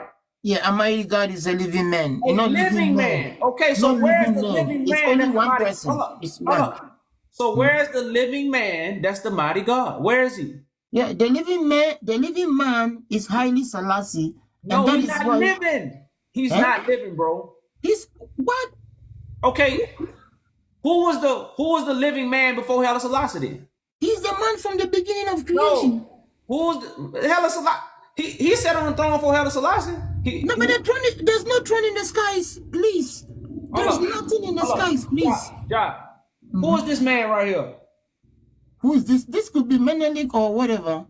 That would be his father. So he sat on the same seat that Haile Selassie sat on, right? Yes, because David was ruling the house of Judah and Israel. So he's a king of kings. What makes him and Haile Selassie different? Haile Selassie is the Alpha and Omega, the last to sit on the throne. People have sat on the throne, but they say the one who sit on the throne for the last. Hold on, let me give you a scriptures, please. No. It says David will never lack a man to sit on the throne. What? The scriptures say that David will never lack a man to sit on the throne. What David? We read the book of Acts 2:29-30. He said, men and brethren, let me freely speak unto you of the patriarch David, that he is both dead and buried, and his sepulchre is with us unto this day. So David is both dead and buried, and his tomb is with us.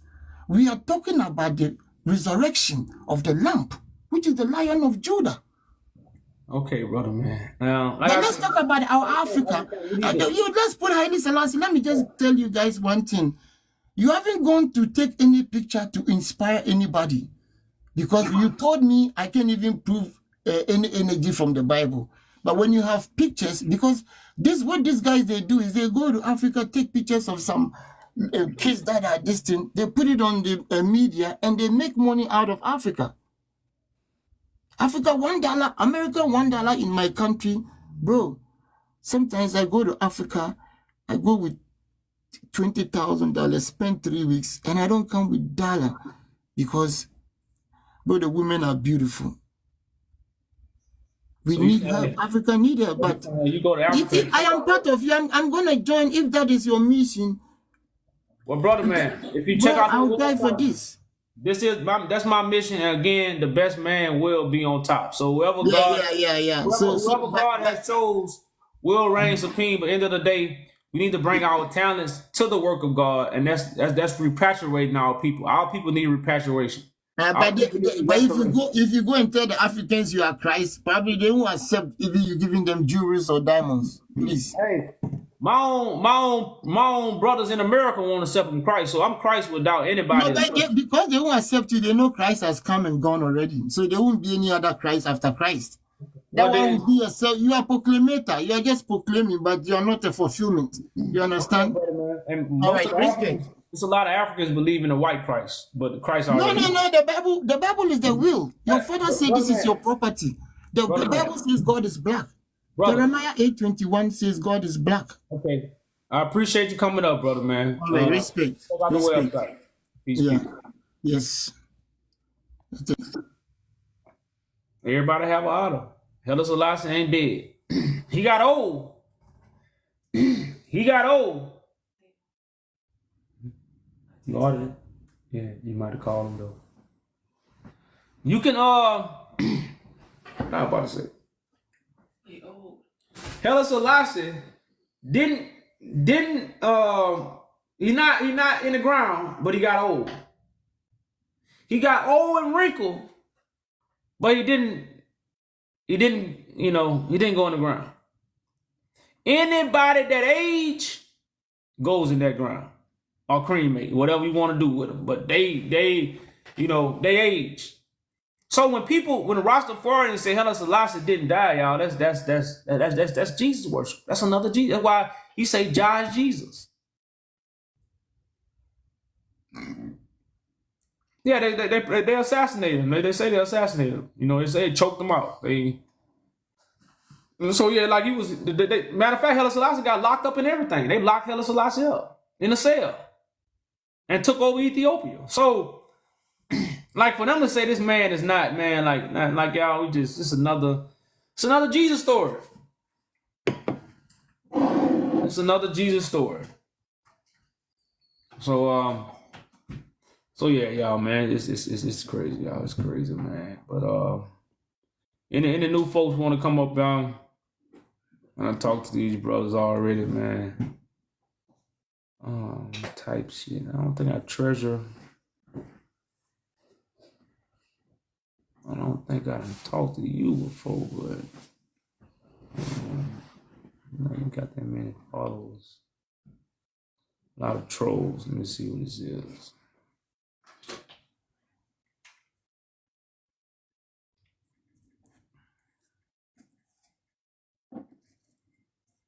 Probably not up in no more.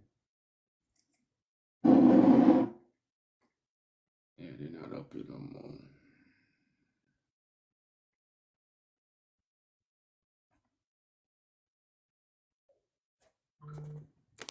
Hello.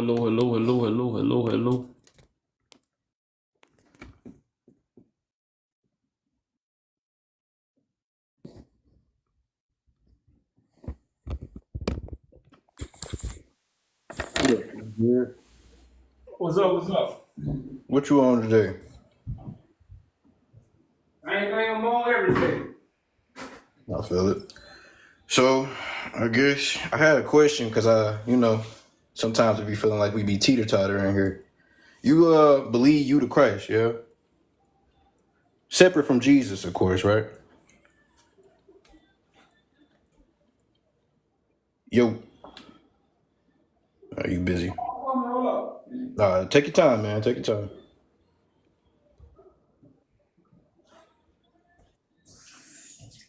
You say I believe on Jesus.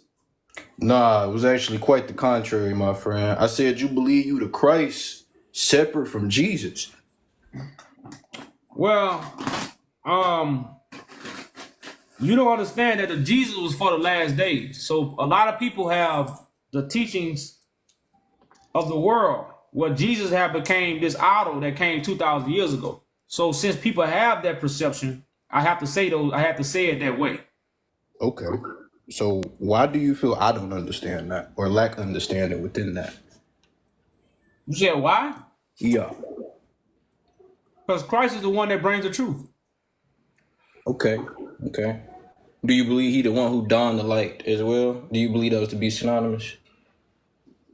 What you mean, like dawn of light? What you mean by that? So do you believe that he the one that would breathe life into it as well as Correct. be the truth itself? Correct. Okay. And you believe yourself to be this being? Correct. Okay. You believe in reincarnation, my friend? Okay. So you lack belief in your own resurrection? No. Why Moses got reincarnated? You say what? Why it didn't happen in Moses' time? It did.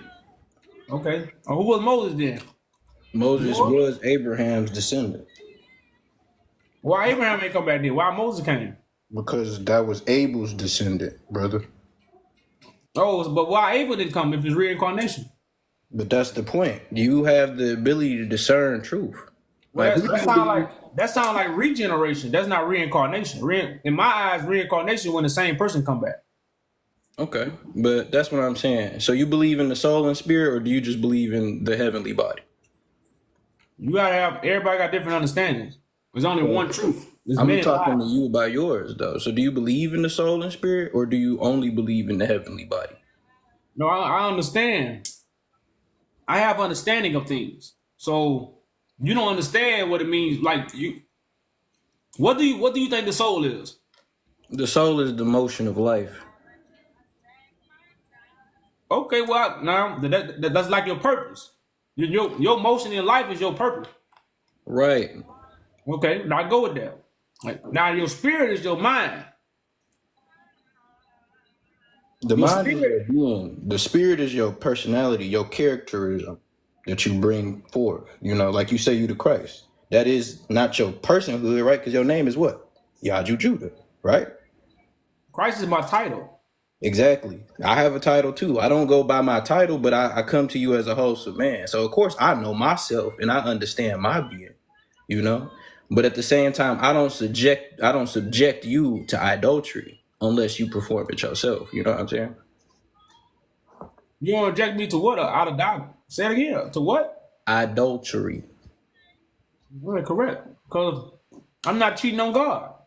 Exactly. So that's my thing. You feel yourself doing the Lord's work. But why is it that you feel that and also claim that nobody can teach the Bible except the Christ? Because who did Moses write about? Moses wrote about mankind. Who didn't write about Christ? Christ was a part of that. So who did Moses see a vision about? Christ? Of course, the chosen peoples. That's the whole thing. Just like your statement says, right?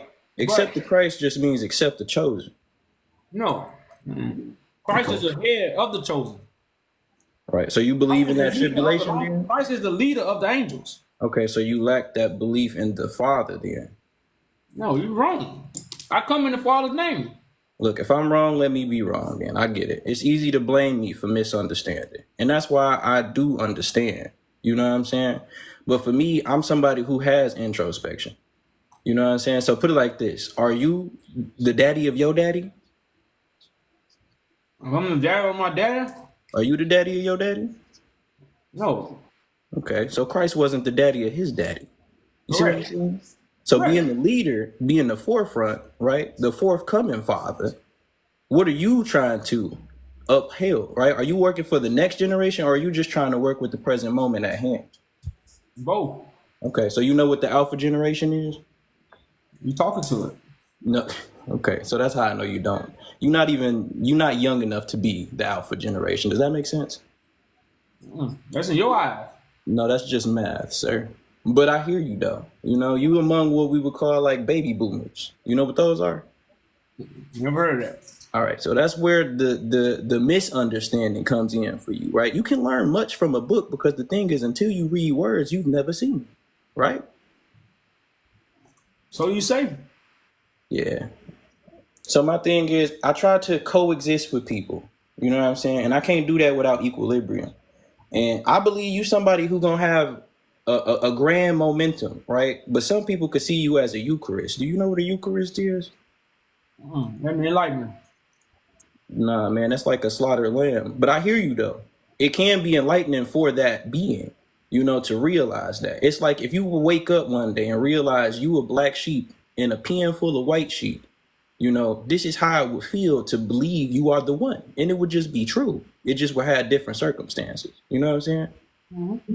So for me, it's like you may not see it. I'm younger than you. It's easy to see me as ignorant. It's easy to see me as the befallen of man. Like, you know, a bad kid of sorts. You know what I'm saying? But we learn from y'all.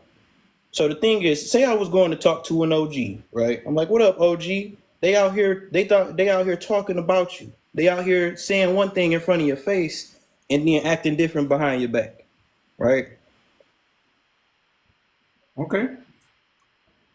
And I understand you. You a man of the God. So what you saying is necessarily, regardless of those ideologies, you gonna do what you gotta do, right? You gonna stand on yours.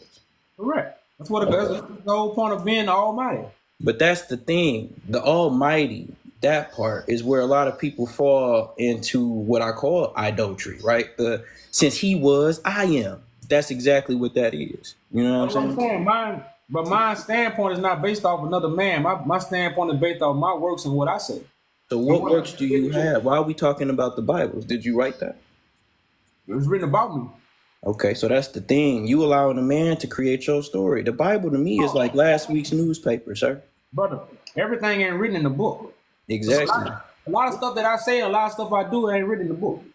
Okay, so that's what I'm saying. Of course, the man who wrote the book could have been like, let's just go ahead.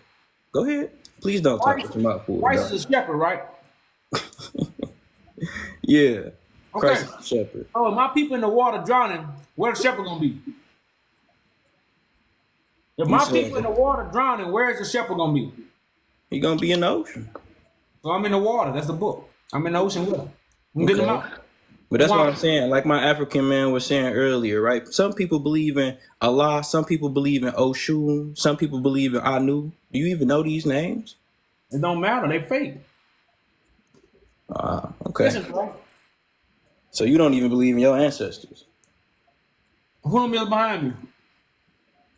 These are your ancestors. But the thing is, if you disgracing them by believing everything is about you. How you gonna tell me I don't believe in them when I got him behind me? Because a wholesome man is a leader by himself. Okay, you don't need to be the almighty man to be a leader. Does that make sense? Well, I'm not the only leader. Okay, so who's another leader? Because the thing is, except and only is where we at right now about who can teach the ancient text and who can't. I never told you who calls shots, the boss or everybody. Okay, the sentry calls the shots. You know what that is, a sentry? You go to work. You go to work, bro. Of course, I'm a working man. I'm a man of careers. Okay, that's a pathology. Okay, you go to work, right? What kind of, I ain't trying to get in your business, but if you don't mind, what kind of work you do? I'm the CEO of the Cosmos Collection, bro. I'm the CEO of the Cosmos Collection. I say, what kind of work you do? Okay, hospitality. So medical health care. Medical health care, right? Yep. You're not the doctor, right? You would have to be the doctor to be the CEO. So you a doctor? I'm a medical student. Of course, I made my business before my business so I could mind my business well educationally. But when you walk in the facility, you do running? Do I do running? I do energy work, sir. You know what a healer is? No. Do everybody at the business running? Is everybody in the same position at the business? Yeah, everything running smoothly. Everybody in the same position? No, y'all got different ordinances, but y'all still got the same abilities. So everybody can climb up, everybody can fall down. You know what I'm saying? But everybody not in the position. Everybody not in the same position, right? Yes, they in the same position, working people. Stop lying. Okay, I'm lying. But you out here trying to end slavery. So what you lying about? Anybody that has a business, any kind of structure, you have positions. God, you talking about God business, you have structure and you have positions, and also in God business. Right. So everybody's not in the same position. Exactly. It don't work that way. Every body part of your body not in the same position. All your body parts don't have the same ability. Okay, so that ain't true because I'm a wholesome man. All of it's working for is good, right? So just because I'm the CEO don't mean it ain't other CEOs, right? So that's what I'm saying. You believe in the triangulation, but you can't understand the duality, right? You think you the only man in the world that's a part of the singularity. The only man that can do this. You don't even know how to ask for help if you need it, do you? I got help. Okay. You're not a part of it though, but I got help. So what you saying is I'm your enemy, because that's what that means by the law of Allah. And don't claim for me to be an Israelite. Hey, I don't bite my tongue now. So start doing that so you can taste what you eating, okay? Because the thing is, you eating bread right now. You know why? You know why you my enemy? Or you not my hearts, brother. You know why you my enemy? Because you're not with me. You against me. I'm not even your enemy. You can't beat me in the game of friendship. Even if I was your enemy, it's to teach you how to necessarily love yourself. Do you know how to do that? Now, you know what you is, bro? You're a great talker. Actually, I'm just a man, bro. Now, But you're a great talker. You're a great talker, bro. If you bring that gift over here, boy, you can do a lot. I mean, that's the goal. But the You're a good thing talker. is, right, at the end of the day, this going to happen regardless of belief. So I can't focus on belief systems by doing the good work. Right? I'm not a man of belief. You're not talking to somebody who needs to believe in Christianity to know Christ Who was told you real. to believe? You said what? Who told you to believe? That's the thing. You No, need that. that's why I say you just saying Your stuff. Who faith told you? bringing people. So listen, open your ears as much as you open the black hole. Who told you to believe? Who told me to believe? Was you raised up by your father, YahJew? Who told you to believe, bro? Everybody that believed in me. Do you know what that feels like? You can't let those people down. You ain't even got to say it. It's unspoken. It's called love. I mean, you could look at John, 4:16 for all that. I'm not going to argue with things that was already written. Like you Tell me said. your standpoint. Tell me My your standpoint. standpoint.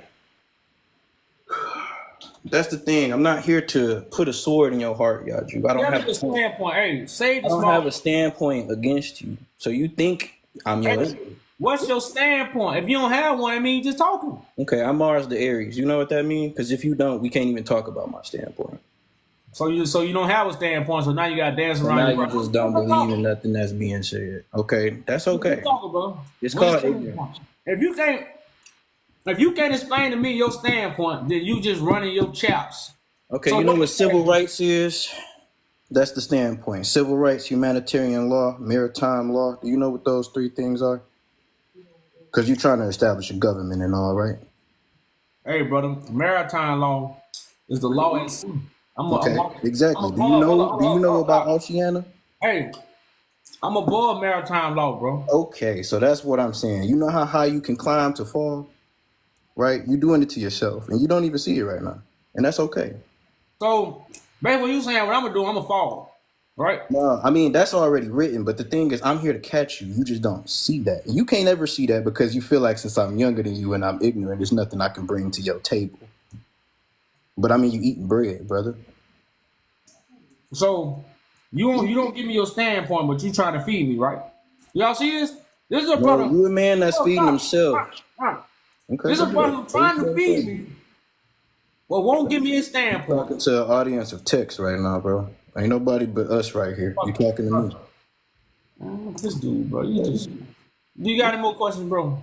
Of course I got more questions. Do you believe yourself to be a Eucharist, an anarchy, or a master Judite? Think about it before answering. Give it at least 3 seconds. I'm YahJew who been given power by God. Okay. Understand that? I don't know what else to tell you. Right, and I'm a man named by the Lord as well. What does that mean to me? Well, you say you named by the Lord. I don't know. We don't know what you mean by that. My name literally translates named by the Lord. So it's okay. I don't have to pretend here, you know? So you a man like I'm a man. I don't care how high you are, how low you are. I respect you regardless, right? I wish you could turn your camera on. I love to see your body language. You talking a whole bunch of shit, boy. I could turn my camera on, but what would it do for you? It's just positive. You got no follow. It's not about followers for me, but I think that's where you kind of get, misconstrued. You just want a whole bunch of sheep. You want to own a petting zoo, sir? But you trying to end slavery? How can I want a whole bunch of sheep when I tell the whole world my message is for the angels? Exactly. But you talking to who you talking to? What angels do you know? I call leaders, man. Okay. So, like I say, you just bumping your gums. You ain't gave me a standpoint. Yeah, my grandma told me teeth and tongue fall out, but you the one chewing. I'm making some fries. You gotta go If be you a think this is my utmost concern, you What you are. gotta do? You be a good what do you call them? Stand up I didn't actually ask for that though. I'm talking to you about manhood. Stop distracting yourself for a second. You bumping your gums, bro. I'm listening to you. I'm listening to you. Okay? Because my thing is, everybody got a natal chart. It don't matter what you do about that. That's always going to be okay. You got a natal chart, YahJew. So, you want to talk about indoctrination, but you don't know how to set up your government properly?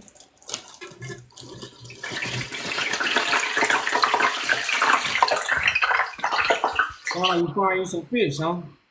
I don't eat fish. I don't eat things that swim or things that fly, sir.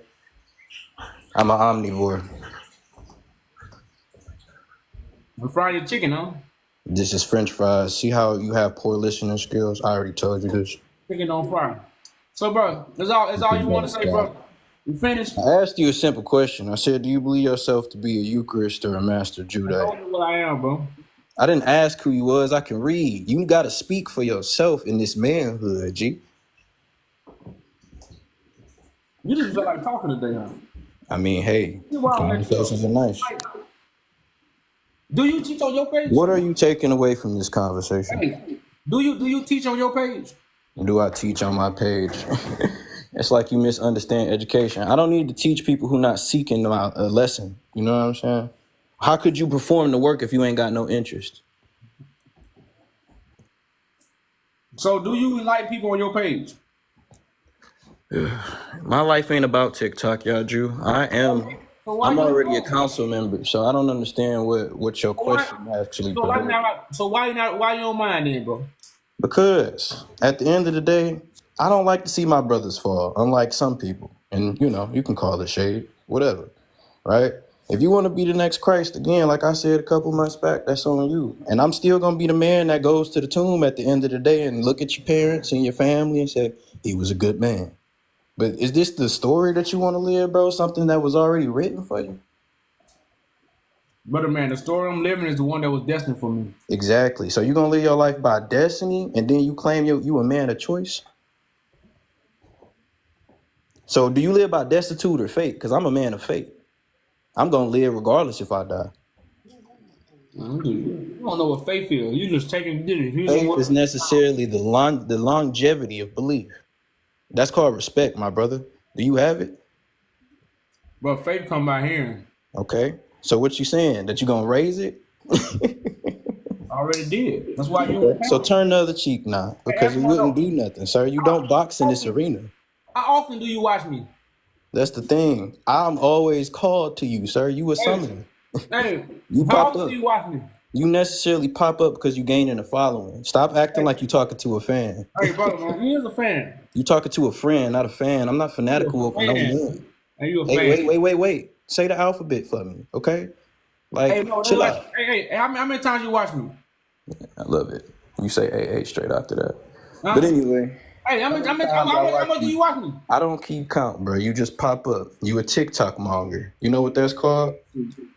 But remember, y'all, he said earlier he don't live his life by TikTok. Why are you still talking to text instead of talking to the man? You can't even speak direct. Hey, brother, stop cutting me out, bro. All right. So he just said he don't live his life by TikTok, right? You know how to be quiet. Yeah, he know I'm a TikToker. What you put it on, man? It's called a warmonger. Because I don't understand why you don't believe in the kingdom of unison anyway. But then you claim you are the only son that's united with everybody else.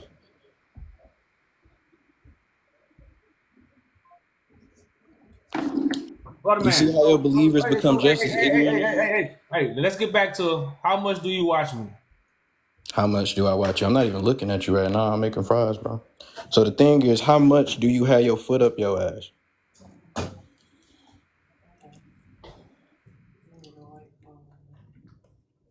I know he just wanted to talk. I was eating my pistachio, so I was getting him a little. While I was eating, I was just letting him run his little bump his gums, get his little. Yo, what's the deal? What's the deal, brother? What's up, bro? I'm good. What's going on, man? What y'all in here debating on, man? Well, we weren't really talking about nothing. He wasn't talking about nothing really. So we just shooting the breeze. Okay. How's it been going for you, brother? How's it been going?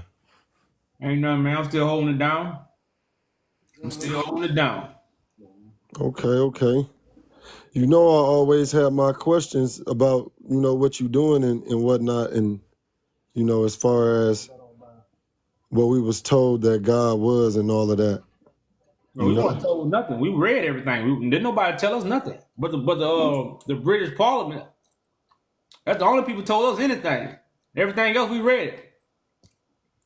I mean, You That's can why I you say can the devil deceived the whole world because we believe what we were told.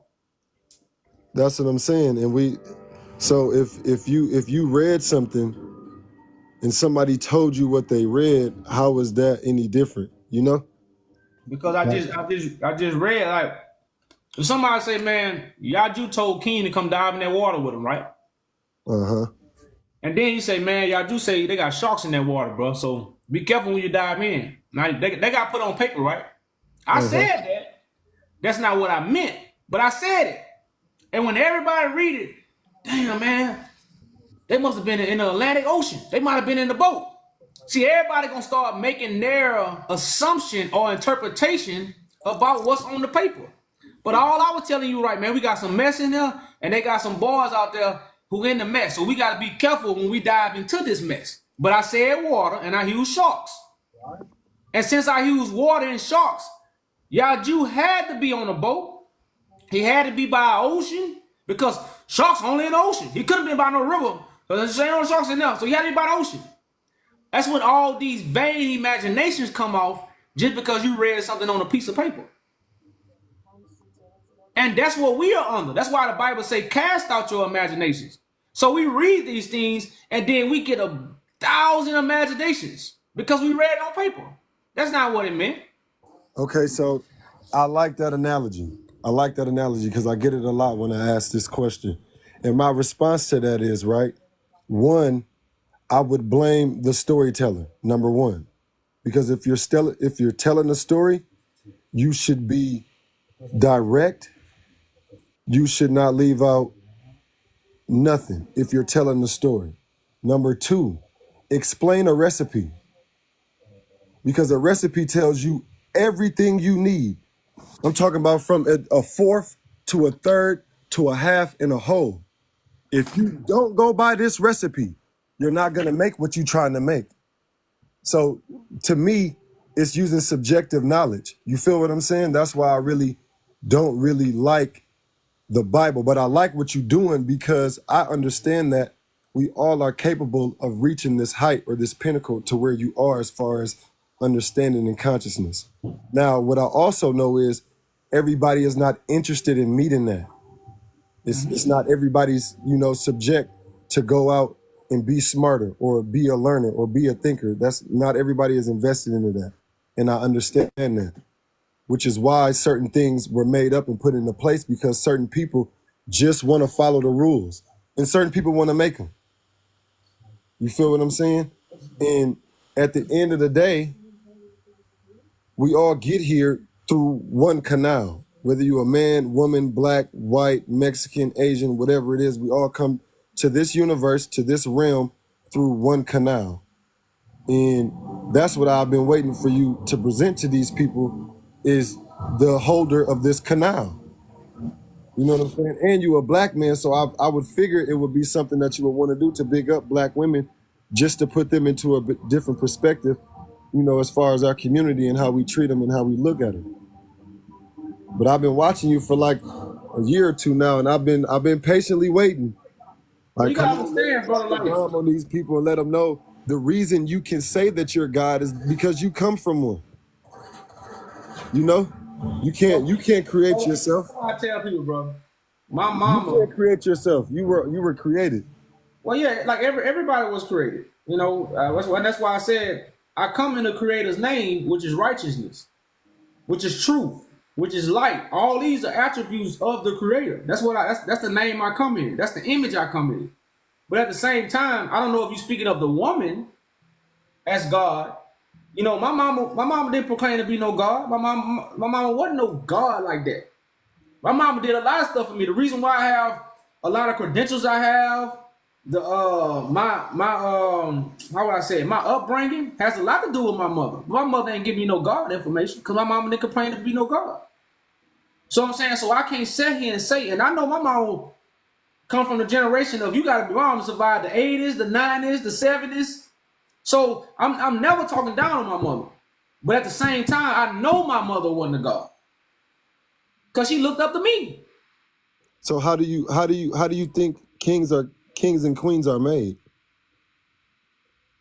By the by the God who made my mother. That's so. So in order for a king and queen to be made, they have to be a prince or a princess first, right? That's not, well, that's what I'm saying. He became King of Kings. He sat on King David's throne. His mother or father wasn't a king or a queen, but he became king because of the God of the universe, not the God of the flesh. See, that's what I'm saying. So This is almost like a bloodline thing, you know? Like I can be married into your family and I can say, yes, I'm his family. But we talking about, are you my family? And it's no disrespect to nobody that's married into a family or that's adopted or that's a stepchild, but you would not be considered family. You feel what I'm saying? So you can't make yourself a king. You can say, people can walk around here and be like, yeah, I'm a king, I'm a king, I'm a queen, I'm a queen. But that's self-proclaimed. You can't make that if there was something that was like this that was already established and it went by a bloodline. You well, feel what I'm saying? at the same time, But no, this is what I'm trying to get you to understand, right? That you come from the bloodline. So this is why I'm saying I like what you're doing, because it is exactly what you're supposed to be doing. But what I was, jumping in to say is drop the bomb. Let these people know, and that's your mom not saying nothing. Your mom not saying nothing to you about being God is what certain black people think about being real. Hold on. Certain black people think when you real, you don't have to speak it. So certain people that's real never speak that they real because that's what they believe certain people don't do. And that's similar characteristics to a God. We're not about to walk around here and brag about being God. It's we God. It's nothing to brag about. And then if you are God, you don't even know that you should be bragging. You feel what I'm saying? So it's like she gave you all the necessary tools, all the necessary lessons to be who you are right now, along with, I don't know if your dad was there a lot, but I'm not going to X out the man because the man teaches how to, take these type of criticisms and keep pushing and stand on what we believe. You feel what I'm saying? So I don't want to X your father out either. But your father comes from a strong woman too. What about what bomb you waiting on for me to drop? What bombs? You lost me with that. What bomb you talking about? That the black woman is this personification of this image that we've been trying to put this white man in. That the black woman ain't Christ, and the black man ain't Christ's conscience. That's not like the black woman and black man is not. That's like you say everybody is not a king. Every black person ain't a king. I didn't say that. Listen, I didn't. So I did say that. I did say that. Let me say nigga. I'll say nigga then. I'll say nigga because I don't want to. They'll mess with my life if you do that. What? If you say that word, I'll say ninja. I'll say ninja then. Ninja. Yeah. So, but what I'm saying though, every black woman is not a god. I'll retract that statement because I forgot about my back end. I didn't give you the back end on what I believe black people are. So I'll just say ninjas. And I believe the ninjas of this landmass are the ones, not the twos, not the threes, but the ones. We are the originators. We are the alpha. We are the omega. This is what I believe because of the research that I have done. And if I'm not mistaken, you told me that you come from a southern region, right? Well, yeah, but you got to understand, the Bible makes something very clear. It says, you are gods, but you will be unalive like men. See, everybody read the part where it says we are gods. But then it say you're going to be unalive like men. That's an oxymoron. What you mean by that? A god can't die. For one thing, so to tell me that I'm a god and then tell me that I'll die like a man. Because you know why? Man, I'm not a god. Because you're not gonna be unalive in the correct way. You're gonna die like a nobody. Because you are without the enlightenment to give direction. Like right now you said we're supposed to be giving direction to the world. That's what God means. Giver of direction. That's all it means. That means it's the leaders. It's the mothers and fathers of creation, as you just said. So since if we're going to be the mother and father of creation, what we have to do for the rest of the children, we have to look after them. We have to show them direction. We have to give them guidance. We have to love them. That's why black people, we love everybody. Black people don't really have no enemies but themselves. See you. You see what I'm saying? So All right, right look, hold now, on. You losing me saying black people. Let me finish. I'm just saying you losing me saying black people. Do you mean ninjas, or are you talking about every black ninjas. person? No, I'm talking about ninjas. Okay, that's the only clarification I wanted. My fault. Go ahead. Since we of these brothers and the fathers, we have a certain standard that we have to put on. And since we're not putting this standard on, we not dying like what? A God. We dying like a regular man. You see what I'm saying? So, but to really be unalive as a God, you gonna die with status. That's why it says real G's gonna always be around. The real God's gonna always be around because of what they did and what they said. Keep their energy always in earth. That's why they never be unalive. But our flesh gonna leave this earth. That's the way it's designed. But our actions and our words can be here forever. That's what make a true God. I agree. But I gotta say this about that, what you just said, because there's an equation, and it's E equals MC squared, and it's a mathematical equation that basically says through its laws that we could never die.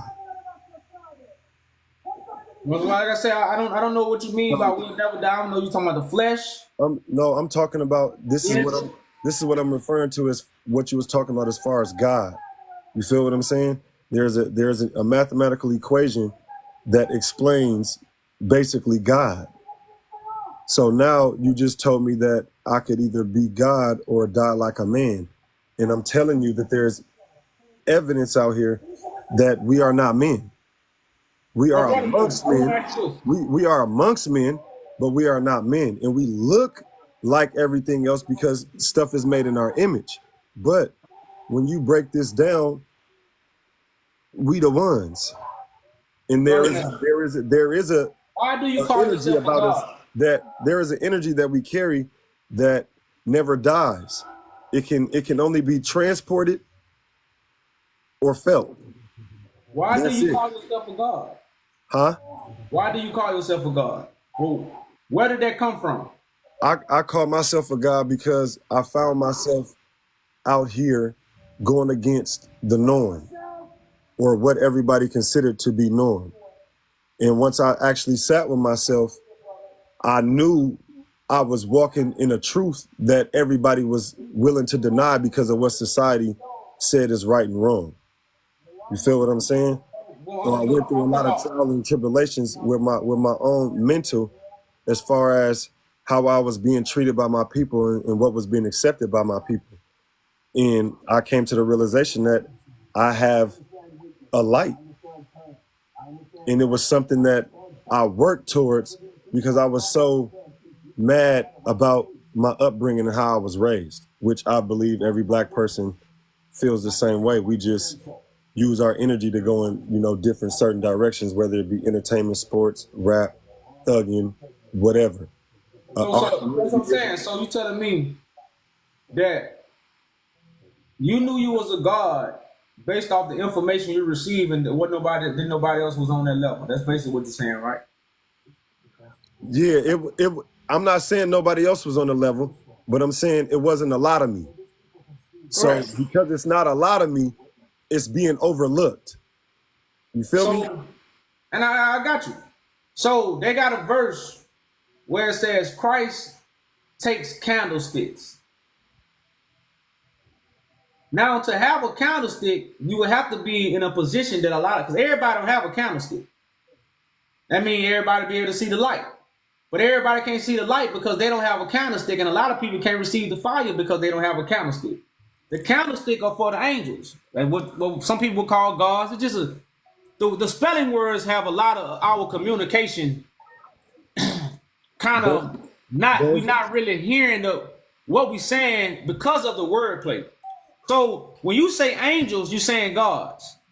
Because again, they are givers of direction. So people who give you direction are messengers. So listen, why would not call them angel gods? Why would I just leave it at angel. Well, not, well, that's what I'm saying. Like through You time, gotta for one thing, we dealing with translations. no, listen, we gotta respect that it's levels to everything. We Hold on, have to. brother, Even if you hold don't on, like the English language and hold on, how it's constructed, you slow gotta down, respect that it's levels to brother. everything. Slow down. That's why I was trying to merge the words together and let you know they mean the same thing, bro. You can't. That's like merging Listen. a Hey, house lion, a house King. cat, and a lion. Hey, You brother, can't man. merge them because they felines. No, I'm not. What you don't understand, a house cat and a lion to do two different things. An angel and a god does the same thing. What two different things do a house cat and a lion do besides one is small? Tell me No, right now. well, for one thing, the lion has different actions than a house cat. A lion run with a pack. A lion has order, leadership. A lion have rank. A house cat most time in the house by itself. It don't hunt. So the characteristics of a lion and the characteristics of a house cat is two different things. You can't merge those words together. Hey, But listen, I'm from the ghetto. I and done an seen some angel, cats do some shit, some stuff. My fault. I'm from the hood. I done seen cats do some stuff. So I'm lost about that. Like that's some. Let's be. And then you from down south. You done seen possums and swap all type. What? Come on. Listen, man. I'm just saying. You cannot say God and then say angel. It's a reason that it was God and angel and not God and then two different descriptions. You feel me? hey, brother.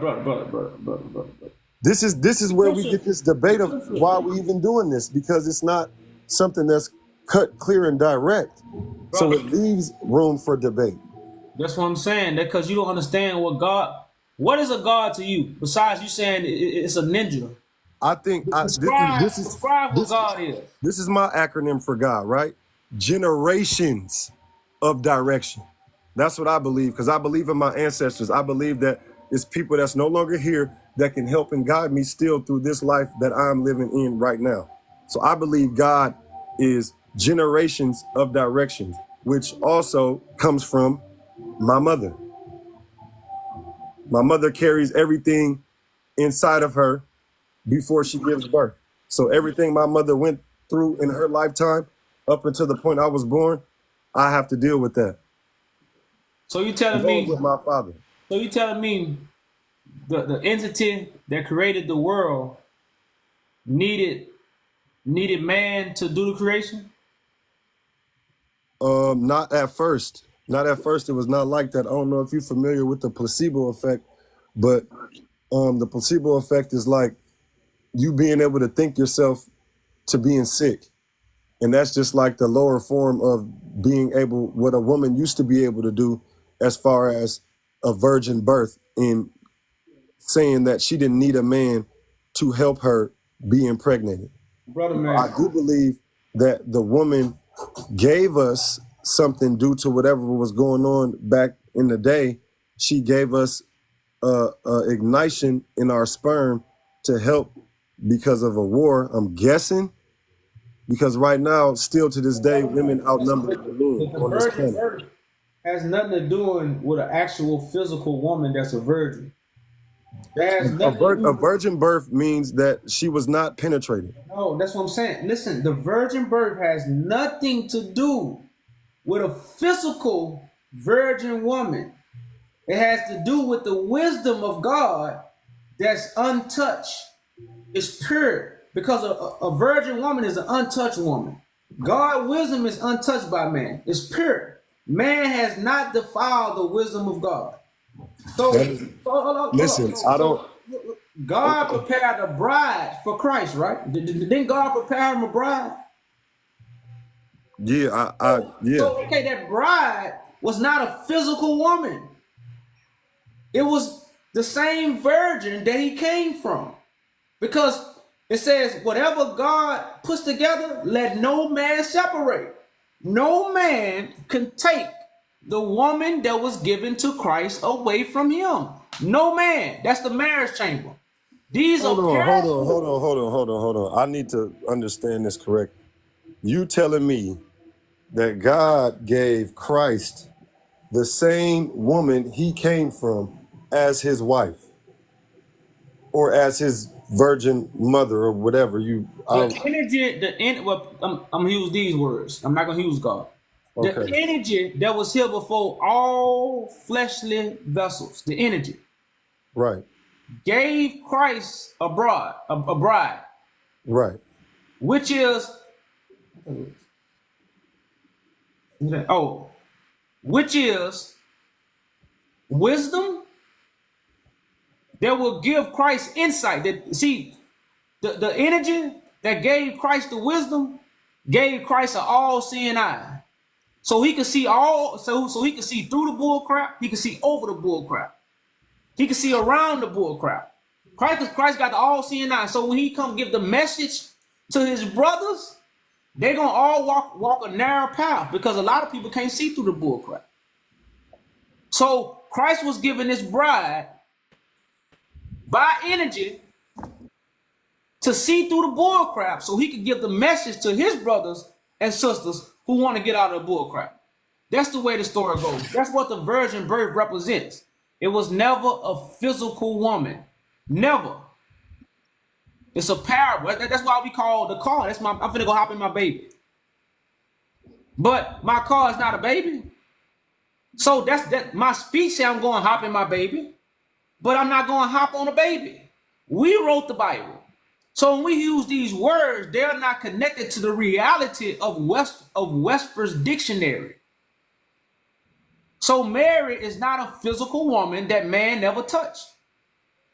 It's the spiritual woman that man never touched. That's why man is laying in the bed with Babylon, which is a whore.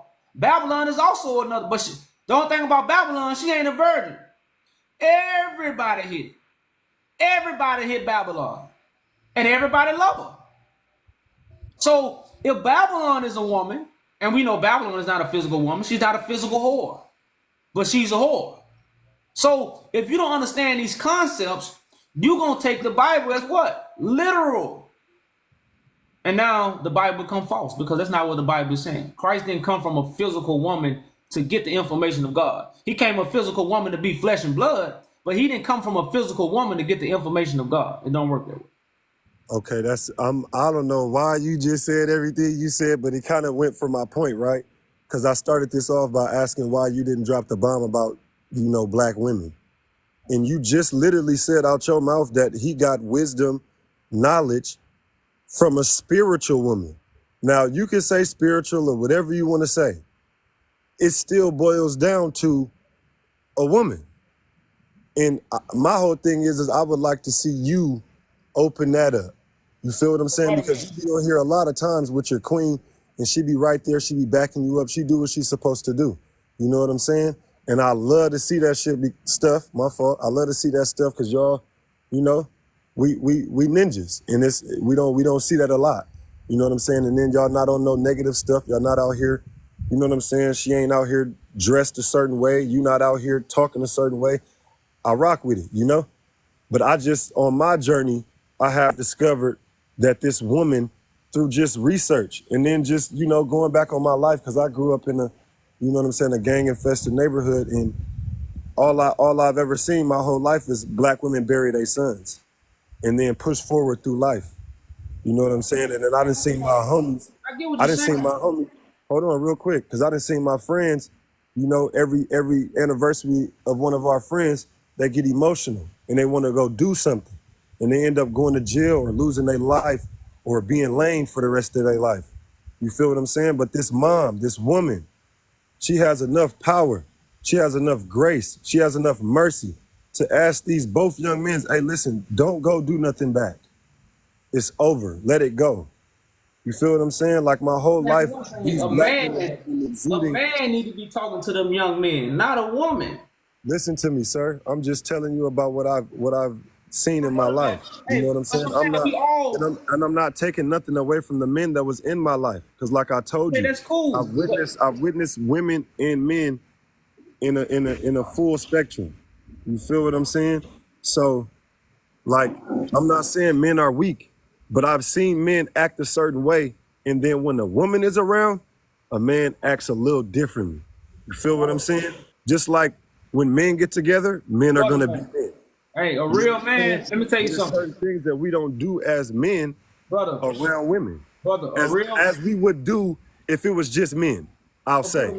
That's called having morals and decency. That don't take away from him. A real man gonna be the same no matter who he around. That's just being. That's called being. That's what wrong men right now. We tuck our tail too much. You missing my point. Enough. Listen, Hold up. my point was we get those characteristics from a woman. You talking about? Hold on, you was talking about morals, and that's what I was talking about. We get that discipline from a woman. A woman makes us want to stand up straight. If a black man, if the black woman was God, then we wouldn't be. They wouldn't be bearing their sons. Don't you know the black male spend more time with his mother than he spend with any other thing on the face of this earth, unless it's his wife. Every black male, especially us, we spend a lot of time with our mothers. So if we were spending because we don't spend a lot of time with our fathers. We spend a lot of time with our mothers. So if our mothers was God, where's the information if we spending time with God? That don't. Listen. You just hold on. Okay, go ahead. There's no logic in that. The same thing with abortions. Black women would not be aborting their children if they was God. They are women who need guidance just like the men need guidance. But they are not the God. They play a role that God have given them, just as the man play a role when he give it to the woman. It's all a role. We all play roles, brother. Like a woman ain't above life, a man ain't above life. Man and woman both have roles for a higher power.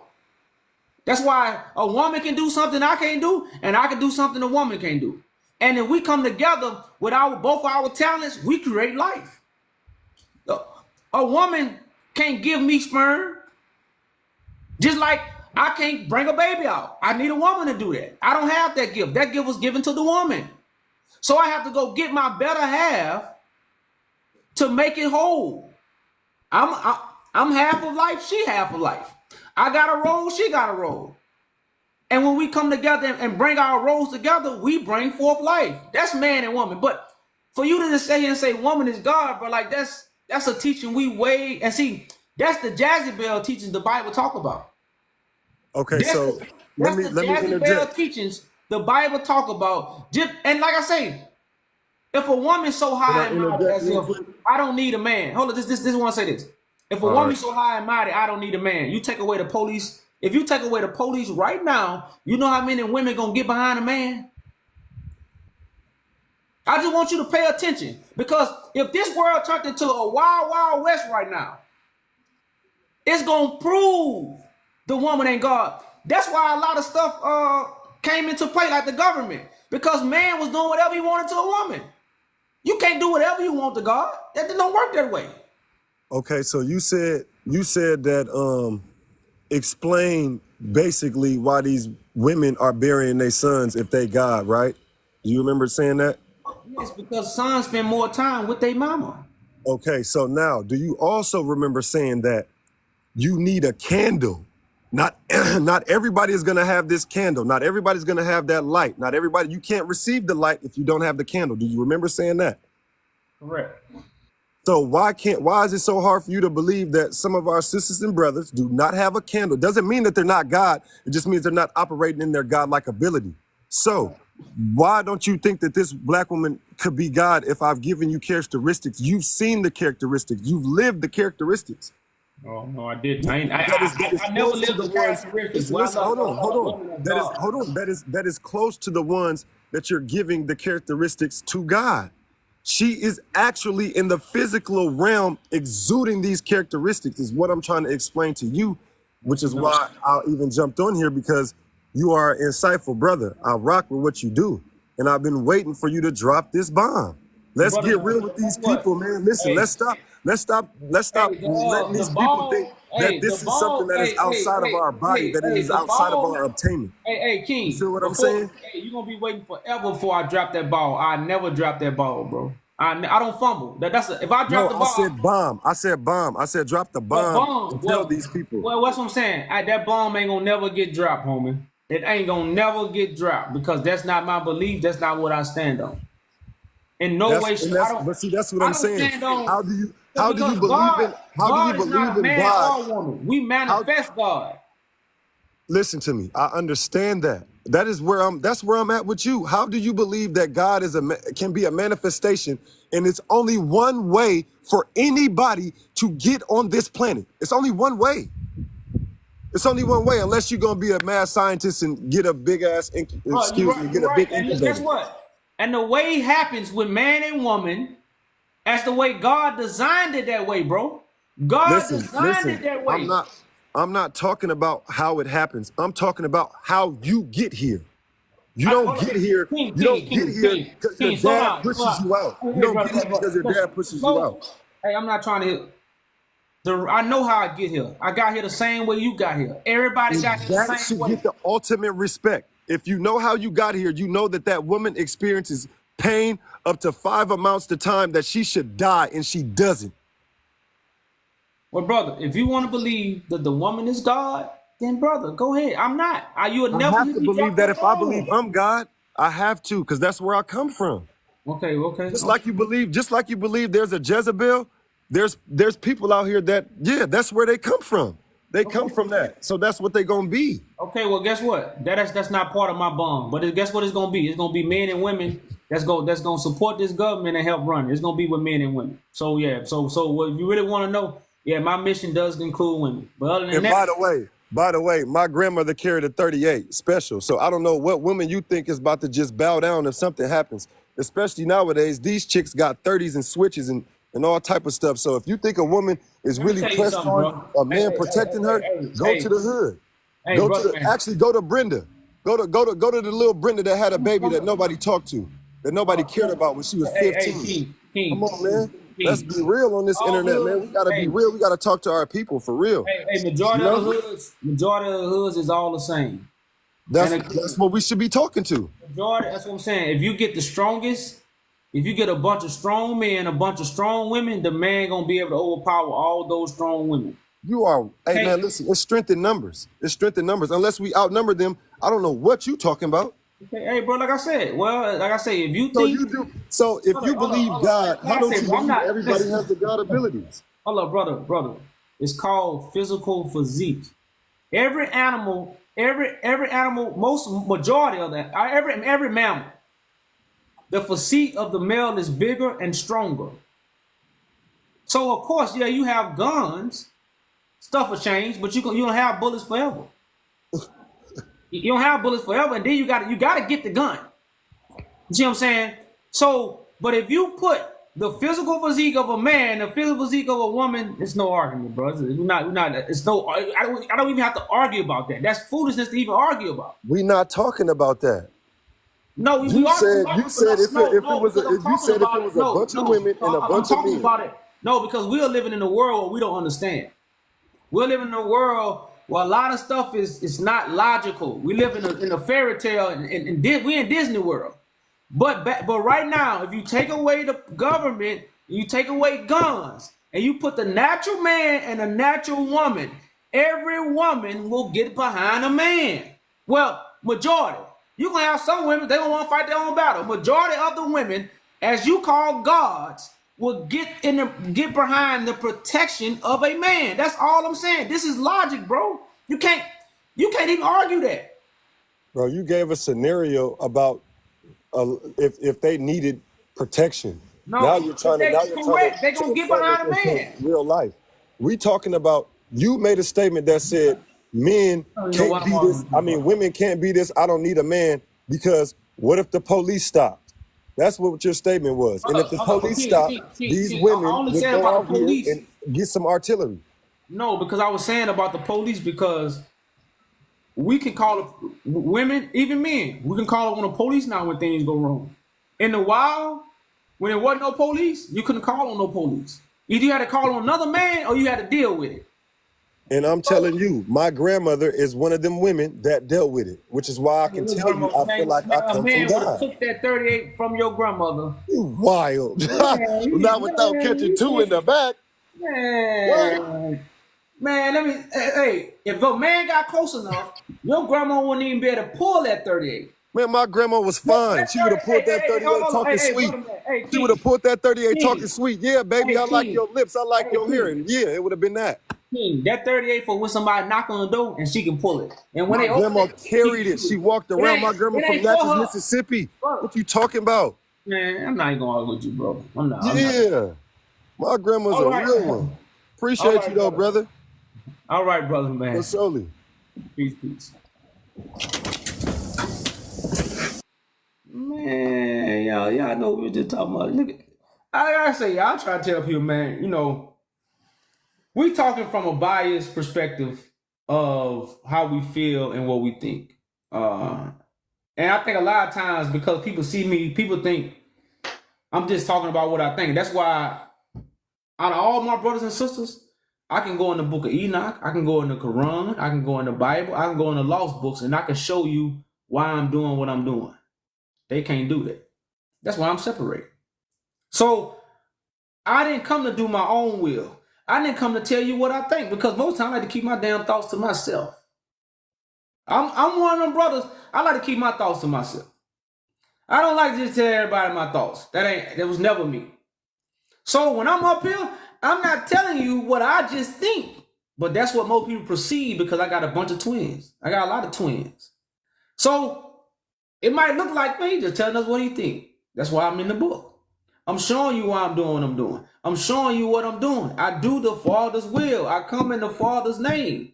I don't come to do my own will. But the people I go against, they are speaking their own will. That's why they never can open up the book and say, man, look, this is why I'm doing it. I can't. Day in, day out, I open this book and I show you why I'm doing what I'm doing. Why I say what I say. Because why? It's in the Father's name. I come in the volume of the book to do what? His way. His will. I read that and I said his way. So that's the whole reason I come in the volume of this book.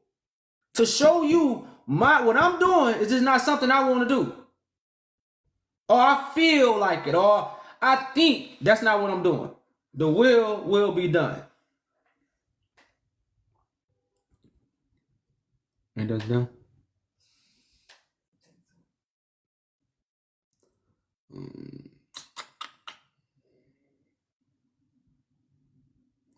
I can do all things, y'all. My food get here. I'm jumping off, y'all. Telling y'all right now. Hello? I'm up there shooting the breeze.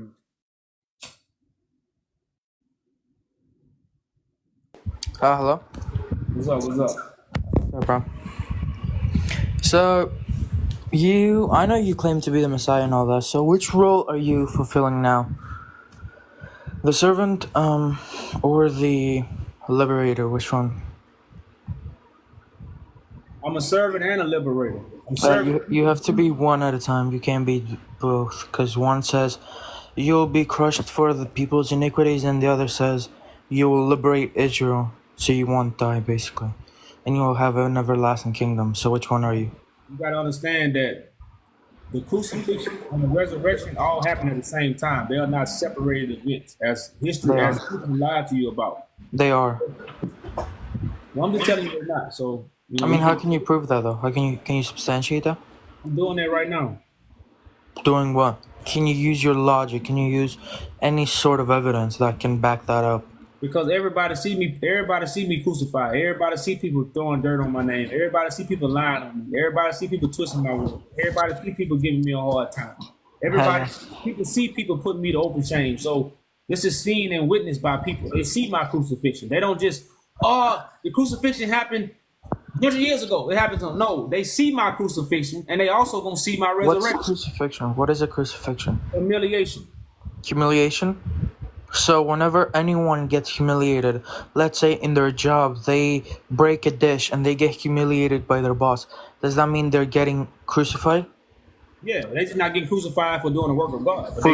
Again, I'm asking you, if a server breaks a dish in a restaurant and the owner starts humiliating that person, does that mean that person is getting crucified? You're making no sense. No. You didn't hear what I said. I said, yeah, but they not getting crucified for So doing then the you're not will of getting God. crucified. Hey, shut up and listen, bro. Huh? Oh, shut up and listen. Y'all always want to talk. Alright, man. I listened to you, right? So the person is getting crucified, but they are not getting crucified for doing what? The will of God. They get crucified for breaking the plate. So it's two different. So it's the same crucifixion, but it's not doing the for will of God. Christ is doing the will of God and getting crucified, Mm. which he shouldn't be getting crucified for. You shouldn't get crucified for doing the will of God. So it's metaphorical. It's not actually, right? It's not actually happening. Yes, no. The Okay, crucifixion. but can you go to Isaiah 53 for me? No, you go ahead on and read it. I don't have a second device. Oh well, you're in trouble. Well, can you read it, or do you want me to just give you the verse and you go and read it? Now you can read it. Okay, so Isaiah 53 says the Messiah has. Give me a sec. Let me. You can't read it on your phone. And you have to. Maybe you can pull it up and. I don't know. You're gonna need a Bible or phone.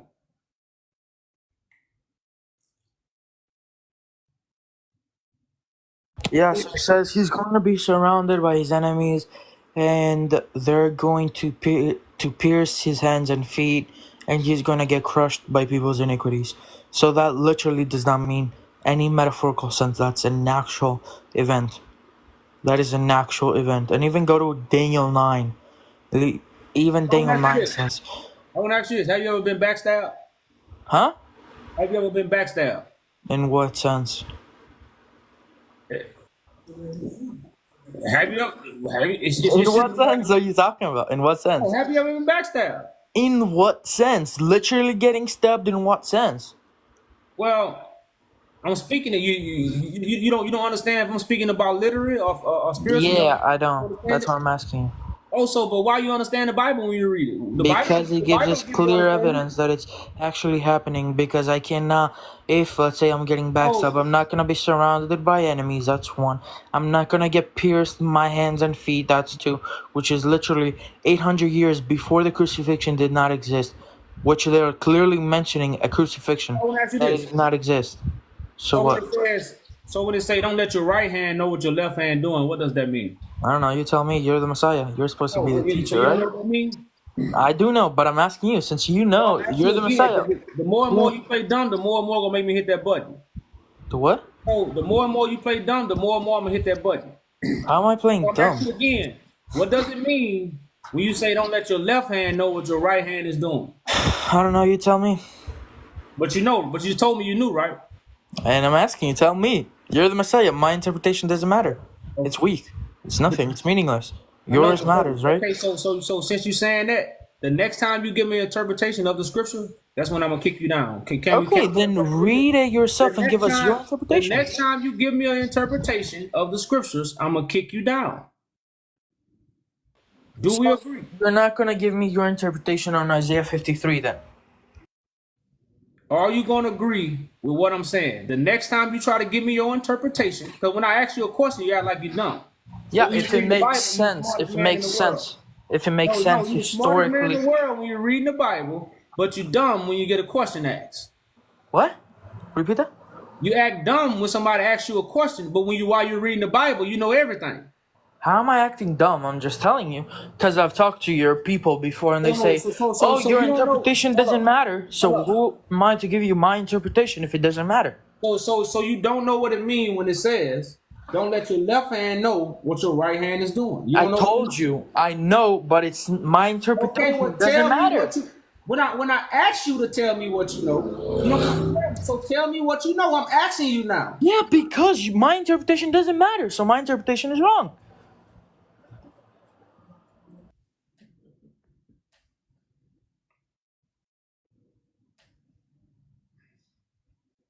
They wanna tell you something when you're not asking them, but when you asking them, they don't even want to tell you. Surgery.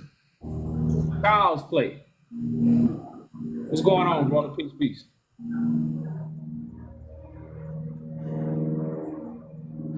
Got it.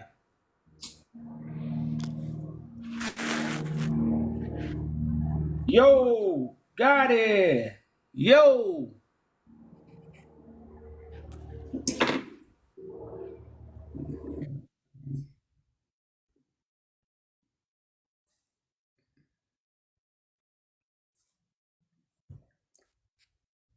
Yeah, I'm live with him now. What's up? What's up, bro? How you doing, sir? I'm good. I'm good. Well, I'm new to your channel, All right. All right. Greetings to you. Peace. Peace. so just a base. So when it says don't let your left hand know what your right hand is doing, that's saying don't give your alms in secret, not sound a trumpet before you say, "Hey, I'm giving the poor money." That's what I get out of it. That's what. Well, that's kind of, but I want to let people know like your right hand is your ways. Like I got a right hand man. My right hand man. That means he the one that does things for me in a correct way. Okay, what if you're ambidextrous?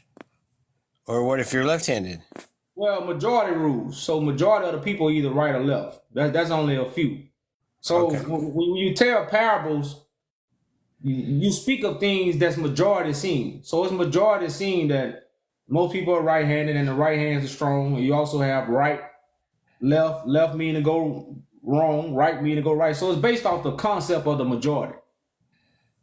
So that's why you use parables so everybody can be on one accord. Okay. That's why Christ is not on the left side.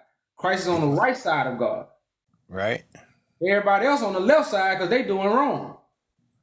So Okay. the same analogy. So when they say they put holes in Christ's hands. So everything that Christ is doing, people try to downplay it. That's what that represents. They put nails in his feet. They try to trip him up. That's why sometimes I say when somebody talking, man, you trying to trip me up. You trying to set a trap for me, but we could just be trying to set a trap in information. I'm not trying to set a trap. I'm No, trying I'm to not come to saying the you. I'm I'm saying trying to come to the knowledge of the truth. no, I'm saying this is what people have done to Christ, and this is what the crucifixion is referring to. These are the parables of the cross.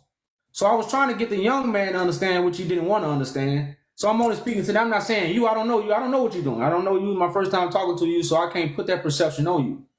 But these are the things that Christ's gonna have to endure when he let his brothers know who he is. Right. Can I give you my interpretation on why you had to endure that? Well, not really. I'm not looking for it. I already know why, because I know Christ is walking the earth right now. See, a lot of people don't know. Well, most people know my standpoint, but my standpoint is Christ is walking the earth. Christ is not something that came 2,000 years ago. That's my standpoint. And so I'm not really looking for the interpretation. Really, I mostly come up here to give the enlightenment to people who really want to know the works of God and what God is doing. That's what I come on social media for. Right Okay. now, I have a judgment against the Roman Catholic Church. Yeah, I believe the Bible says, "Call no man on earth your father." And what do they call the Pope? Father. Correct, and that's the whole point of judgment have to be brought to these people because they are going against the very principles that they say they stand on. And The Pope saying he a They holy pray man to of God. Mary, which Mary is dead Correct. Yeah. So or all or these things, asleep. And Christ says to pray to only the Father. correct. Well, that's why we got a judgment to remove this government, and the Roman Catholic Church is what governs the world. It governs Yes, sir. all. It governs all religions. It's You're over all evil. schools of thoughts. And we got to remove that so we can have a righteous government, a righteous earth, a better Right. earth. I believe they're going to be the ones that establish the new world order and do the mark of the beast. What, can I say? I've always looked at it like this. Maybe the wrath and judgment of God is them being deceived. I'm talking. Well, I look. You could say that, but the whole truth is like the new world order is going to be instituted by Christ. That's what the New Testament is Right. for. And see, they always take the good stuff and make it evil and make the evil stuff good. So Yes, sir. the new world order is not really evil. It's the new information that's gonna bring a new order, but for God. See, the order that we finna come in is gonna remove the order of the Roman Catholic Church. That's the real new world order. We already have the mark of the beast. We already been deceived. We already in hell. So what is the mark of the beast? Order gonna bring us out of hell. It's not gonna hurt. If we have the mark of the beast, what is it? Information. The mark, that's why I say it's gonna be in your right hand. Remember what your right hand is. Your right hand is your ways. Your forehead is where your mind is at. So everybody's either acting like a beast or they thinking like one.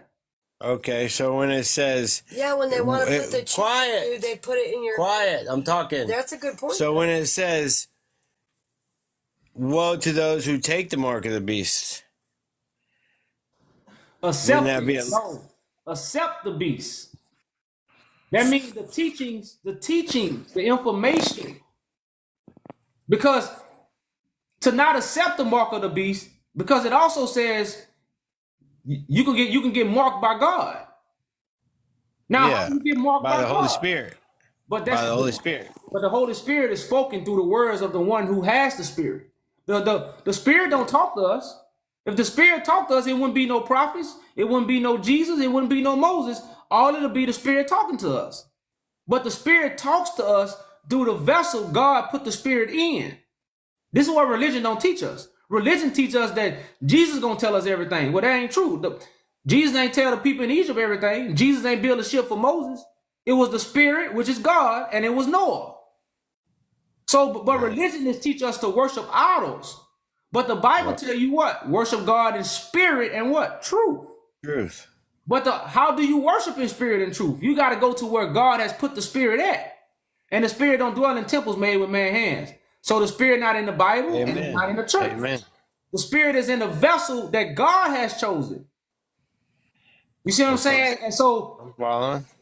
that's what we have to be brought back to remembrance to. So the truth is gonna bring you back. Oh shit, Moses did come with the Spirit in him. Moses didn't come with Jesus. Moses didn't come with the Bible. Moses came with the Spirit. Moses came with the truth. Same thing with Noah. They didn't come with Jesus. They didn't come with the Bible. Noah came with the Spirit, which is God, and he spoke the truth. So this is the remembrance of God, and that's what all the mark of the beast has gotten us away from. Wait, so you're saying Noah was God? No, Noah had the Spirit. Noah was the Spirit and truth that you had to come to. Okay. Moses was the Spirit and truth. Jesus ain't God. The Bible tells you Jesus said, go to my Father. He didn't say, come to me. He said, hear me. He said, my Father sent me. He said, my words are spirit, but he never say, I am the Spirit.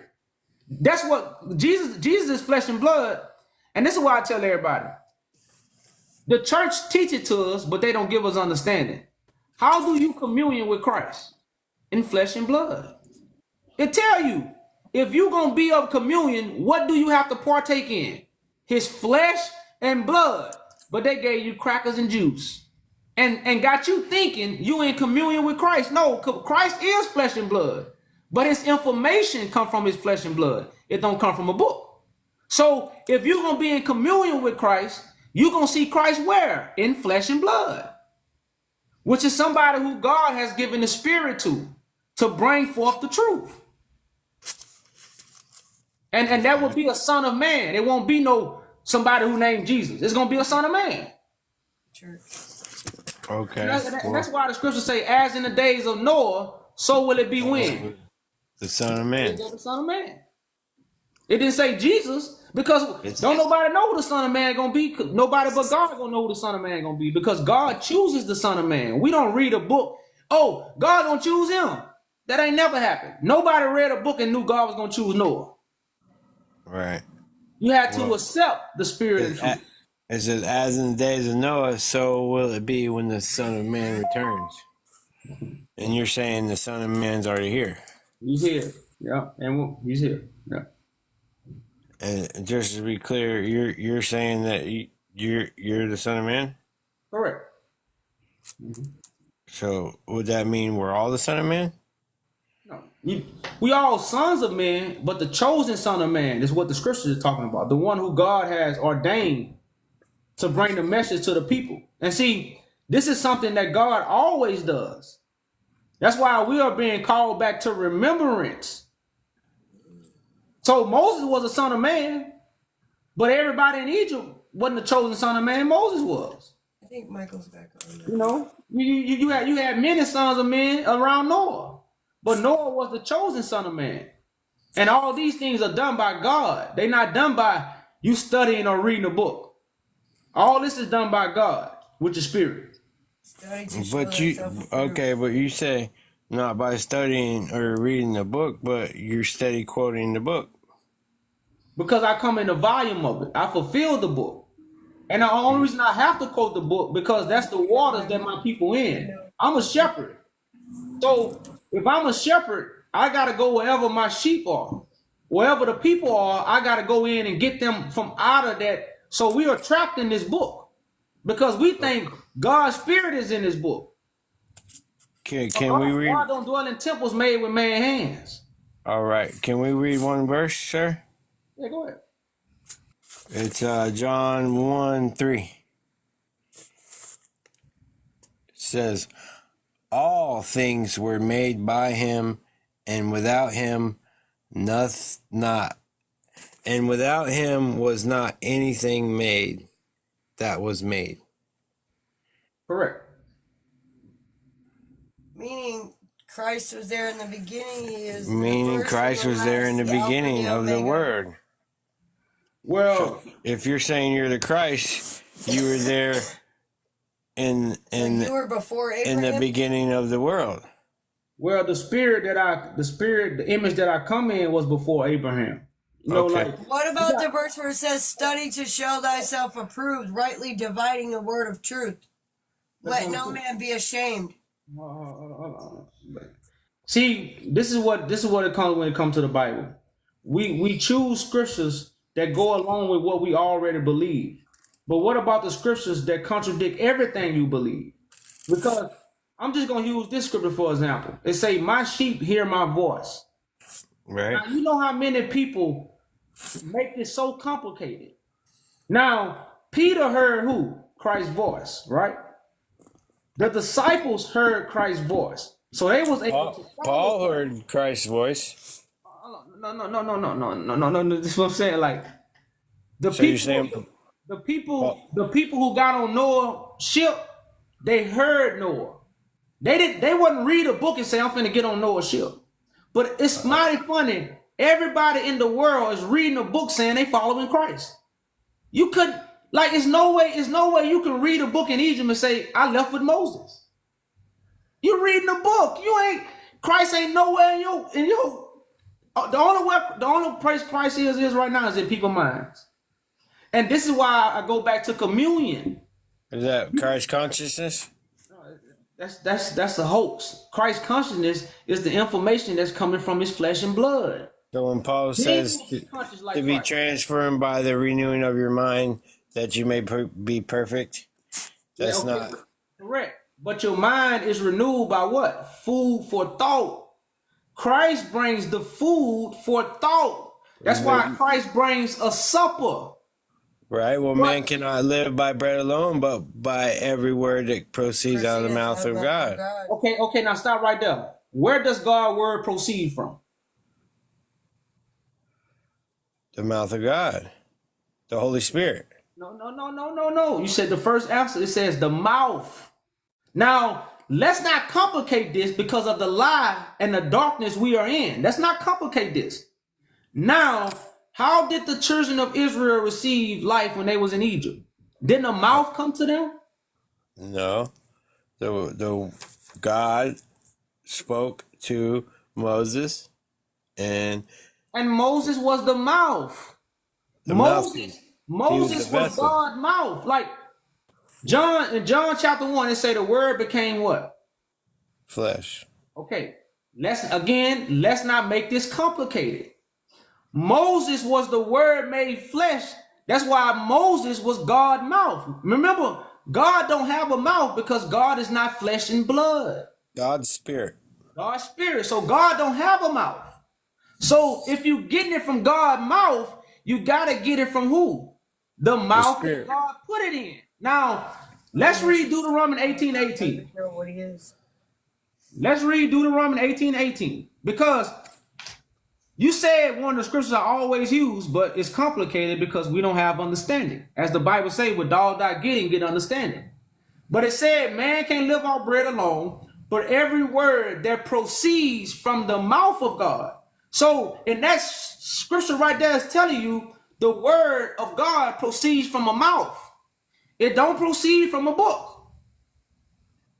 So the word of God proceeds from a mouth. This is why you have prophets, messengers. Right. Now, if we go to Deuteronomy 18:18, now God don't change. Now, that's why man is lying. God ain't lying, man is, because God ain't gonna change. The same way God did it back then, God gonna do it today. So it says, I will raise them up a prophet from among their brethren. Nobody ever came from the sky in the Bible. Why is somebody gonna come now? It had never happened. That's a lie. Because what do God say? I will raise them up a prophet from among their brethren, like unto thee, and I will put my words in his mouth. What's going on right now? The word is becoming what? Flesh, because God is putting the words what? In his mouth. Now, who raises this prophet up? Man don't raise the prophet. Matter of fact, man don't even choose the prophet. God is raising this prophet up, and what God is doing? Putting the words in his mouth. So now the word has become flesh. But Christianity teaches this only happened to Jesus. That's the biggest lie ever been told. It happened to Moses. It happened to Noah. I like to say churchianity. Yeah, with churchianity. So now we can't connect ourselves to the spirit and truth no more. We connect ourselves to idols and imaginations. When we should be hearing the word made flesh so we can follow Christ, because Christ would be who? The person who God has put the words in his mouth. Because God don't put the words in a book. Because God is spirit. So God don't pick up a pen. God pick up a person. Okay. Well, 2 Timothy 3:16 says, all scripture is given by inspiration of God for correction, reproof, and instruction, that the man of God may be perfect. Perfect means mature. What? Well, I know, but that's I like you. You gotta why. See why. So that's the point of me using the book. Because you asked me why I'm using it, because I'm real proofing the people, so they can be more mature. Because we acting like babies right now, listening to this Babylon. Everybody is speaking with what they heard, but nobody has the understanding of a mature person. Right. So when you ask me why I'm in the book or why I'm quoting the book, to bring that real proof that nobody is bringing to us. Okay. So what's the gospel to you, sir? What's coming from my mouth? What's The gospel is what God has given me. Well, I take that back. The gospel is what the witnesses testify to. The living witnesses, because God hates a false witness, as it tell you in the Bible. That's why you're supposed to hear Christ so you can be a witness of Christ. Just as when you go to court, if you're a witness, you've seen it or you heard it. You can't stand up on the witness stand. And that's the real gospel. What the witnesses go out and proclaim, what they have seen and what they have heard. That's why Christ don't have a book in the Bible. You have the testimony from the witnesses, and that will be the true gospel in the world. And that's what's spreading to the four corners of the earth. Okay. Well, that's where me and you disagree. Because in the Bible, it clearly says to keep one thing in memory, and that is Galatians 15:1-4. How that Christ died for our sins according to the scriptures, and that he was buried, and that he rose again on the third day according to scriptures. And in Galatians 1:8, it says, but though we or an angel from heaven preach any other gospel unto you than that which we have preached unto you, let him be accursed. But the thing about it is, I'm preaching the same gospel. I'm just telling you what's happening now. You telling me it's already happened. Well, we have not seen nobody. I just want to say this because I don't want you to lose me. This is where we get lost at. I'm Everything open-minded. you said, we testify to that is happening now. So I'm not changing the gospel. I'm just letting you know this is the happening. It haven't already happened. So you are being a witness to something that you don't know about happening. Okay, so are you a Okay, so preterist? I just want you to understand that's what's separating us. What I'm saying, I'm not saying nothing no different from nothing in this book. Okay, I'm so just a manifestation of the happening, and you talking about what already happened. so That's all the difference. you believe Christ came in 70 A.D.? Oh no, that's bogus. Yeah, that's Okay, bogus. The Bible don't have dates in there. Them dates come from man. The Bible say let every man be a liar, and and you don't God follow be that. true. That's in Romans 3. I know, but I'm saying, but we don't follow that. We believe the dates that man gave us. The Christ didn't tell us he came in 7 AD. The prophets don't tell us he come in 7 AD. So if we believe that, we are going against the writings. Now, I can show you a verse where it say Christ gonna be here in the last days. I can show you that verse, but that's the only day I see in the last days. They ain't got no date because the last days come when God intervened. God create the last days. God is gonna put an end to things. That's when. That's when. That's what I'm saying. But now I got many verses where it say Christ is gonna be here in the last days. I have no verse that tell us he was here in 7 AD. So people not believing the Bible, people is mixing what man told them and what they read. But you don't read Christ came in 7 AD. I promise you. But you do read Christ is here in the last days. You read that part. You know. And then you also read God don't change. So if God never brought nobody out the sky, how people is telling us somebody gonna come from the sky? When did God operate that way? Well, All our prophets, all our messengers came from among the people.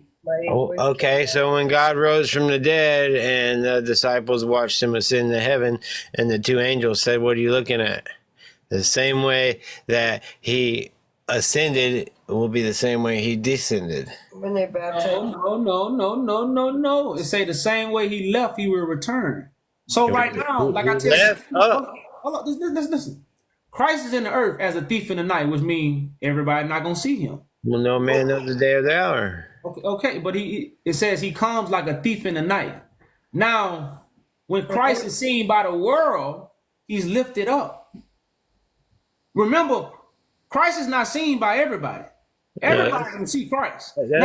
That's for the body of Christ. No, that's what I'm saying. So Christ have to be lifted up. Because remember, Christ is a son of man. Christ is not a deity. Christ is a regular man who God have chose. Let's get this straight. Well, in the beginning was the Word was God. Hold up, but see this part. Since Christ is a regular man, when God choose him, only few people gonna see him. When God choose Christ, God ain't gonna send you a book and say, this is my son, who I'm gonna choose. You not gonna know. That's why Matthew 11:27 said, nobody knows the son, nobody knows the father. So when Christ is chosen, only few people gonna see and accept him. But when he lifted up, everybody gonna know who he is. So the angels asked the people, why do you stand there gazing in the heaven? That means Christ ain't coming down. The same way he left. Now, how did Christ leave? Did he leave from the sky? Did he come down or did he go up? He went up. Okay, so how will he return? Christ is returning the same way he left. But Christ left by being lifted up. So Christ is going to return by being lifted up. He's not going to be coming down. He never came down. So, and see, this is Moses' teachings, just as it tell you in John. Just as Moses put the serpent on the pole, so must the Son of Man be what? Lifted up. Lifted up. Okay, so Christ is lifted up from the earth so the world can see him. Because right now, only a few people see him because what? Many are called, how many are chosen? Few. Because his flesh still resides here, which is us. Okay, yeah. So you're saying Spirit ascended with the Father. So you're saying or the flesh. you'll be lifted up? Correct. And that's when the world will see me. And by your meme thing, so I guess you're saying the black people No offense or nothing, or the dark skinned melanated people, African American, however, whatever. I'm not trying to offend you, but are you saying that that's only for Well, no, like the I said, bro, I have all nations will accept Christ, but Christ is here to restore the African people right? because you gotta understand the African people have been deceived by all nations, so all nations gonna play a part in fixing this problem. Right. Personally, I believe Adam and Eve were black, and then That's what earlier I'm I read. saying. That's the whole point of Christ. Like right now, all nations have a hand in Africa. Right now, right? But earlier in one of your I things, just want to say you this: were saying Putin, Putin is not a black man, right? who? Putin, Russia, he not a black man. Putin is black, right? No. No, he's not black. But who did Putin come out and say he's staying with? I don't know. I just keep my nose in the book. I Okay, don't well, I'm gonna spill the beans. pay attention. Who came on national TV and he got the original paintings of Christ as a black man? He say, "I stand with the black Christ." This is what he told the whole world.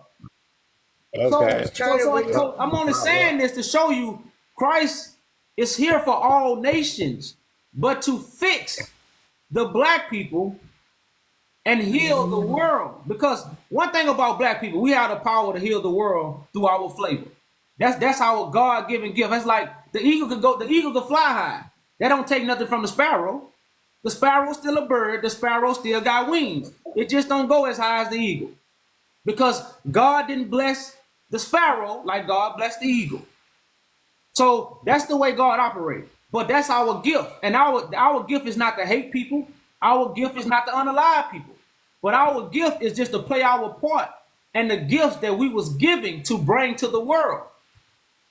So black people gift that we bring to the world is enlightenment. That's why we invent things. That's why we the original creators of things. That's our gift. But that the world has taken our gift away and made us use it for evil. That's why everything that we create is damn near for evil now. They use us for marketing. They use us for plays, for everything down in the world. But Entertainment, sports. Huh? For entertainment, sports. Yeah. So now we are going back to God to use our gifts to heal the world. So that's why Christ has to give the gift to the black people. That's why Christ has to call the black people. All right. You have some good points, sir. What are your thoughts on Halloween? Oh no, I don't. Man, it's another. Of course, I don't really celebrate. It's just another form of deception.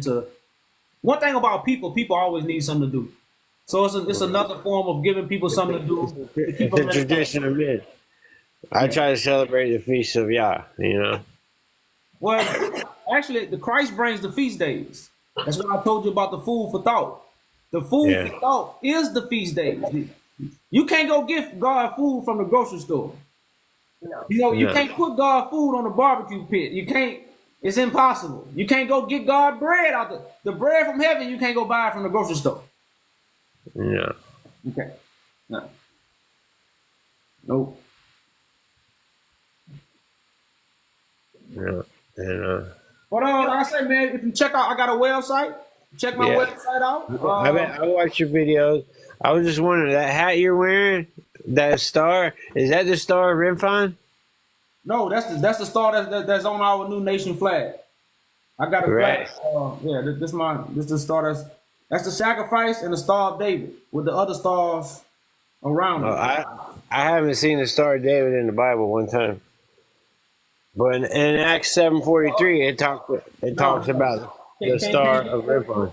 No, we're talking about the Star of David. The Star of David. Christ is the Star of David. Yeah, that's why on Christmas you put a star on the top of the Christmas tree. Because Christ is the tree. Oh, celebrate Christmas. Christmas is pagan. The Christmas tree represents the penis. No. Listen. The Christmas is fake, but the meaning is real. Okay. Yeah. Well, if you read the Hold on, scriptures, it says slow down. Christ is the tree because Christ have the gifts of God. So you come to the tree, which is Christ, to receive the gift, which is the Star of David. He got the flashing lights, just like Joseph had the coat with many colors. People put a lot of colors on their Christmas tree. So the holiday is a form of deception because it has a real meaning. That's why Christ Christmas is Christ Mass. It's when everybody come to Christ. The that Mass. Christ wasn't even, he wasn't even born on December 25th. Well, what's what I'm saying? That's the deception. I'm talking about I'm giving you the meaning, the hidden meaning behind Christmas. I'm not saying Christmas is real, but Christ comes in a cold world. The reason why Christmas is so-called celebrated in winter, because Christ comes at a time where the world is cold. You know, like Bob Marley made a song. I'm coming in from the cold. You ever heard Bob Marley made that song? Yeah. So it's the same representation.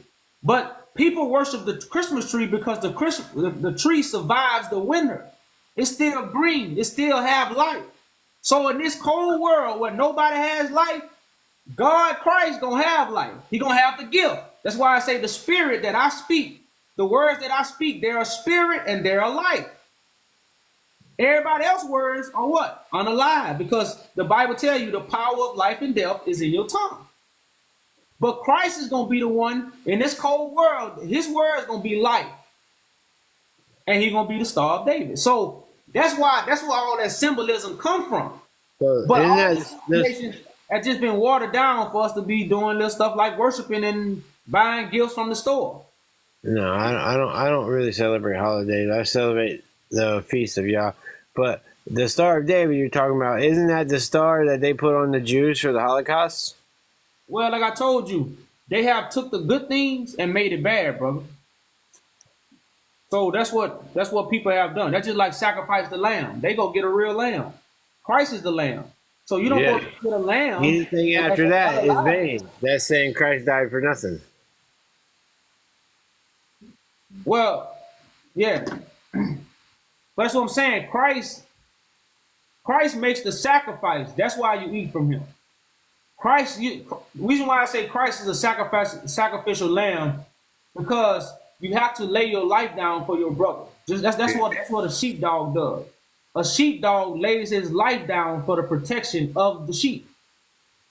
So the one who has the sacrifice, this is the one God gonna give the information to, because he actually doing it for the people. He not doing it for a best seat. He not doing it for the praise of man. He's doing it for the people. So if you're going to do anything of the Father, and the Father is a Father of many nations, then you have to be doing these things for the people. You have to be speaking for the people. Everything you have to be doing is for the people.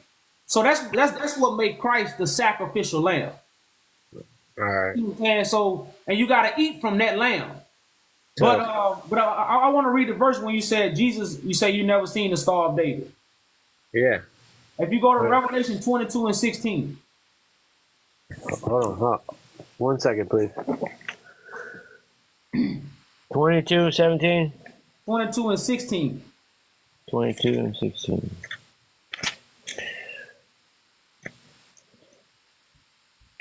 I am the root and offspring of David, the bright and morning star. So he's letting you know. It's like, so. Well, didn't Satan also call himself the morning star? Well, yeah, because he was in the form of the angel. He transformed himself into a light. That's why, for instance, the scribes and Pharisees sat in Moses' seat. So that's a representation of somebody acting like something, but they are not. That's why I say Satan transformed himself into an angel of light. But he wasn't with it that morning star, but everybody accepted his enlightenment. Everybody accepted the darkness. But Christ is actually the Star of David. It just represents, it's like Michael Jordan was the star of the Bulls. He's the star of the team. He's the head of the team. He's the head of the angels. He's the chief of the angels. So it's really showing you a position rather than an outer worship. It's not trying to testify to outer worship. It's just testifying to you a position that Christ is in, which is the Most High.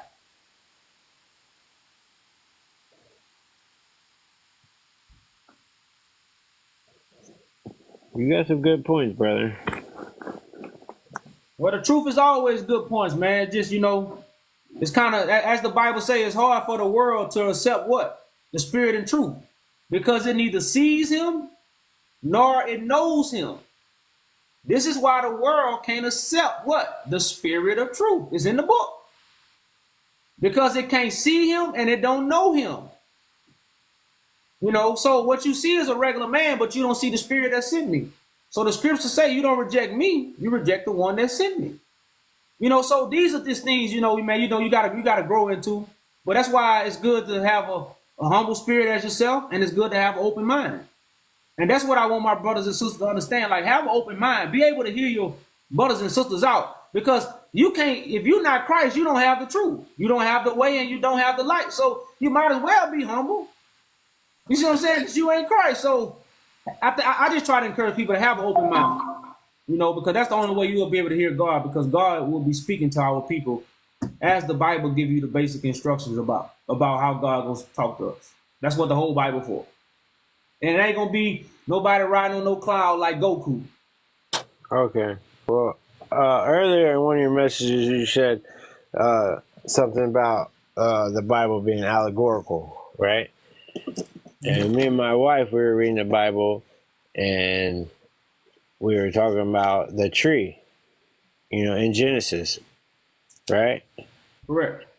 So, is the tree allegorical? Yeah.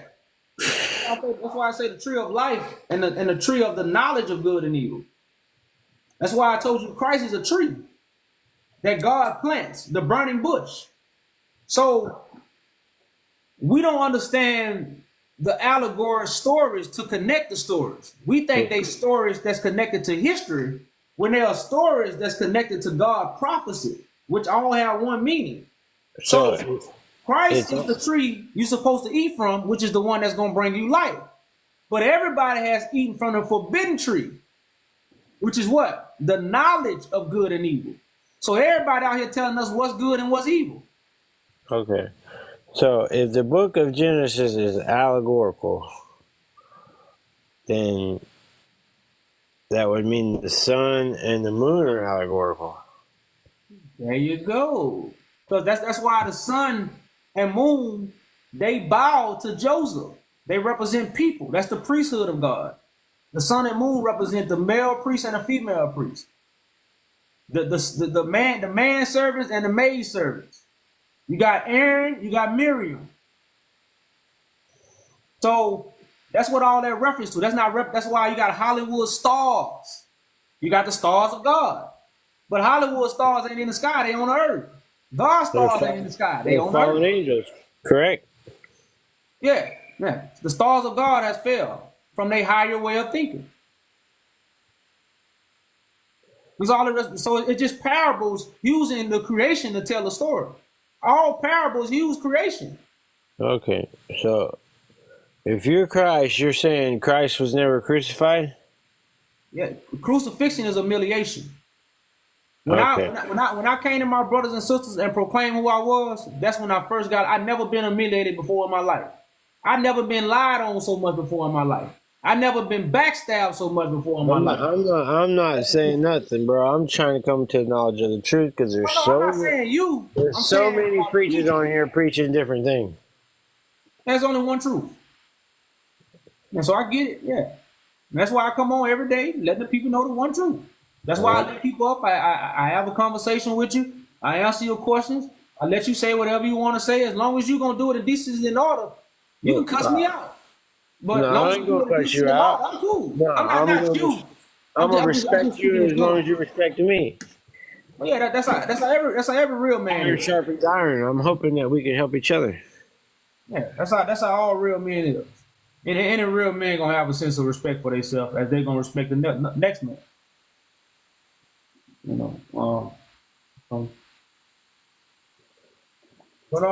But yeah, man, it's a lot of things that's happening now, and I just try to enlighten people.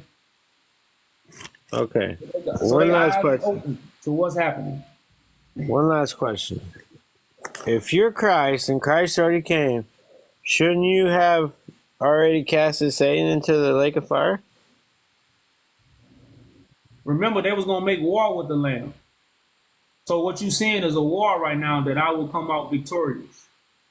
Okay. So Christ don't snap his fingers. Moses didn't snap his fingers. And Moses' story is just like my story. I come to get my people out of the spiritual Egypt and the spiritual Solomon that they are in. So with me doing this, I fight musicians who look like, who able to sound like me a little bit, but they really not doing what I'm doing. Because I'm doing mine in the name of God, they doing theirs in their imaginations. But they, to the people, they sound like me. But in the end, that's why I say I will be victorious. That's why it says the Lamb will overcome them because he is King of Kings and Lord of Lords. Yeah, you overcome by the blood of the Lamb and the word of the testimony, and you love your life not to the death. No, it say the Lamb will overcome them because he is. But you do overcome by my blood because I'm doing this in flesh and blood. I'm not doing this in my mind. I'm in flesh and blood doing the things that I'm talking to you about. I'm not imagining these things. I'm doing these things in my flesh and blood. So this is the blood of the Lamb. That how you gonna overcome. So Revelation 12:11 is false. No, your interpretation is false about it. Everything in the Bible is true. What man think that the Bible is saying is false. That's like right now, if I told you to come dive in that water, them sharks in there. You know, that's spiritual talk. Because I'm not talking about the Atlantic Ocean. I'm not talking about an animal with a tail. I would think you're talking about preaching the gospel among wolves. That's the same thing, but guess what? We're not in the jungle. But if somebody say, well, the reader be like, oh man, it was in the jungle with a wolf pack. We wasn't around no wolf pack. That was a representation of something. So that's the way the Bible is written. Right. These words represent something according to God's vision at that. It's not even according to our vision. Everything in this book is according to the vision of God that was shown to the prophets. The vision of God was shown to us. It was just put on paper and we read it, but it wasn't shown to us. It was shown to the prophets. You're saying the whole book is allegorical? Yeah. It's allegory because it's a story with a hidden meaning. That's what makes the Bible allegory. Allegory is a story with a hidden meaning. That's like the meaning of Joseph's story is Christ. The meaning of Moses putting a snake on the pole is about Christ being crucified. All the books point to Christ. That's why they're allegory, because it's a vision with a hidden meaning. It has a meaning. So if all books point to Christ, it's not history. The New Testament points to the last days. It's not history. We are living the New Testament. That's what we are living the New Testament. Well, Christ is talking to all nations because he couldn't. Let me ask you this. Is a testament and a covenant the same thing? No, a testament is what somebody testifies to. A covenant is ordained by God. A covenant was ordained by God. A testament would be after Christ died. No, the testament is what you testify, like your testimony, like when you go up. Like if you have a last will and testament. No. A testament is what you testify of what you've seen and heard. That's like right now, this is Judgment Day. So a testament is something you speak from your lips based off what you have seen and heard, not based off what you read. That's why nobody have a testimony. You reading Peter's testimony. That's not your testimony. You're reading Paul's testimony. That's not your testimony. And that's why the true testament comes when the people witness Christ and testify that they have seen and heard Christ. That's how we get the New Testament, and that's what's going on. Right. Well, see, so what we have, the Bible is a shadow. The Bible not the real thing. This is just a shadow.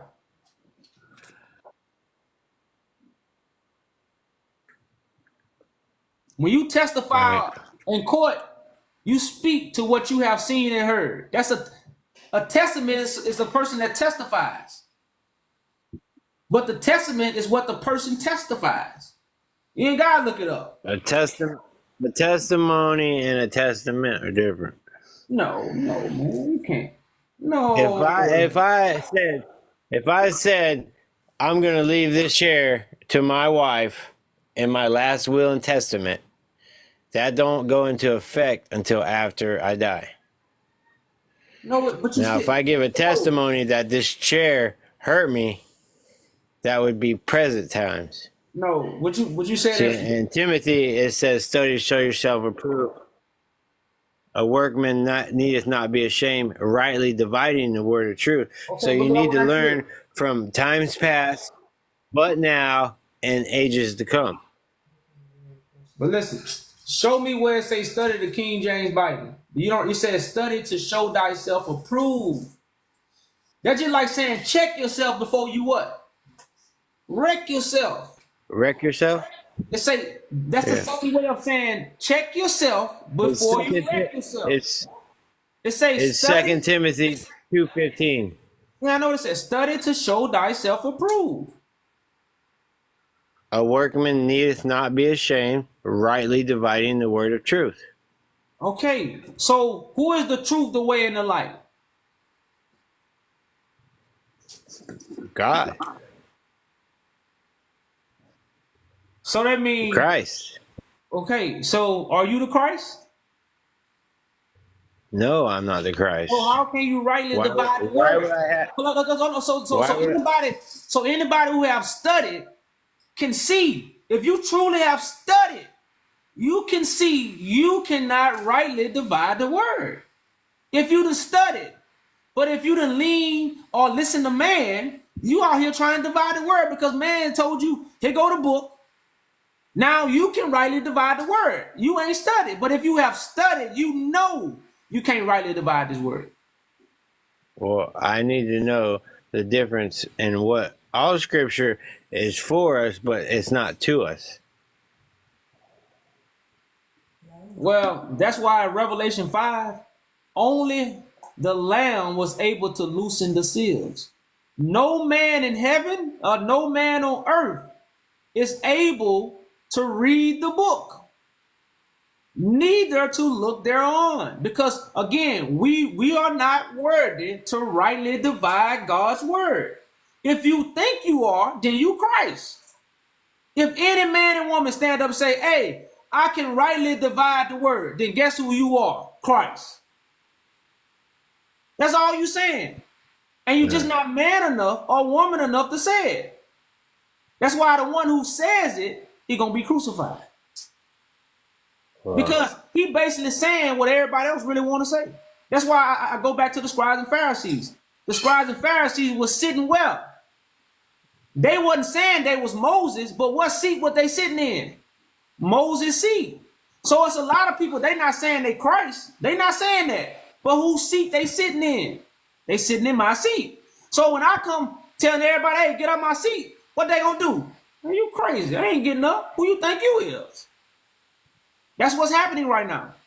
But everybody's sitting in my seat. They out here rightly dividing the word of truth. That's not their place. Well, rightly dividing means what's for Israel and what's for the Gentiles. No. Even Israel got somebody, they got a, even nobody can unseal the book. Not even Israel. That's why they the lost. The Bible talk about the blindness of Israel. That's what the prophets talk about. Yeah. Israel is blind. In partness and fullness of the Gentiles. Okay, so Christ is the one that's only can rightly divide the word. Worthy is the Lamb. Say it again. Worthy is the Lamb. So that's the Lamb. So right now, we as a generation of people, we have to humble ourselves and find the Lamb. That's if we don't understand that, then see that's what make us. That's why the Bible say the wicked and adulterous generation seek after a sign. Because they don't want to humble themselves. I haven't asked you for a sign. You claim to be Christ. I haven't asked you for a sign. I'm not saying you. No, when I talk sometimes, I'm speaking to the audience at the same time, also having a conversation with you. So I'm just showing you. My bad. Because me and you having a good conversation. So I'm saying when I was trying to make the reference of what we should be doing as humble children of God is finding the Lamb who can bring us the truth. We shouldn't be out here teaching the book. That's not our place. And that's why I was trying to get you to see why the scribes and Pharisees was sitting in Moses' seat. So right now, people who are teaching the Bible, they sitting in Christ's seat. I thought they were sitting in Elijah's seat No, they sit. Elijah represents Christ. because they were studying the law of Moses. Moses already came and gone. I thought they were waiting on Elijah. No, brother, they wait. Everybody waiting on Christ right now, man. So right now, when they say Elijah, I'm learning, brother. Don't get impatient with me. I'm trying to learn. I'm not getting impatient. Elijah represents Christ because John the Baptist told you Christ gonna baptize with what?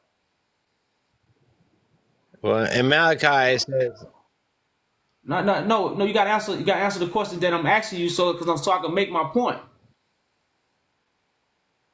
John said Christ gonna fire. baptize with fire, right? What did Elijah bring down? I don't know. You don't know if you're breaking up. You must be breaking up. I see you ain't got that many balls.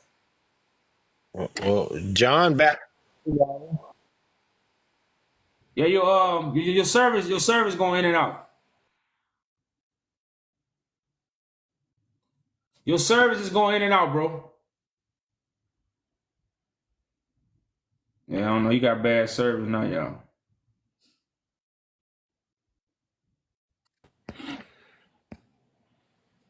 Yeah, your service real bad, brother, man. That brother.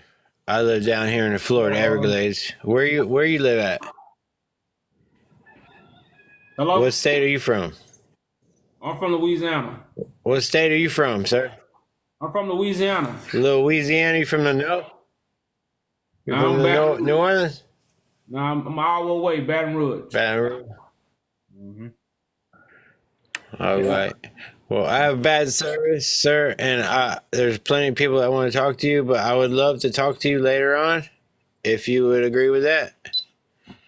All right, yeah, man. We had a good conversation, brother. Appreciate you coming up, man. Anytime, brother.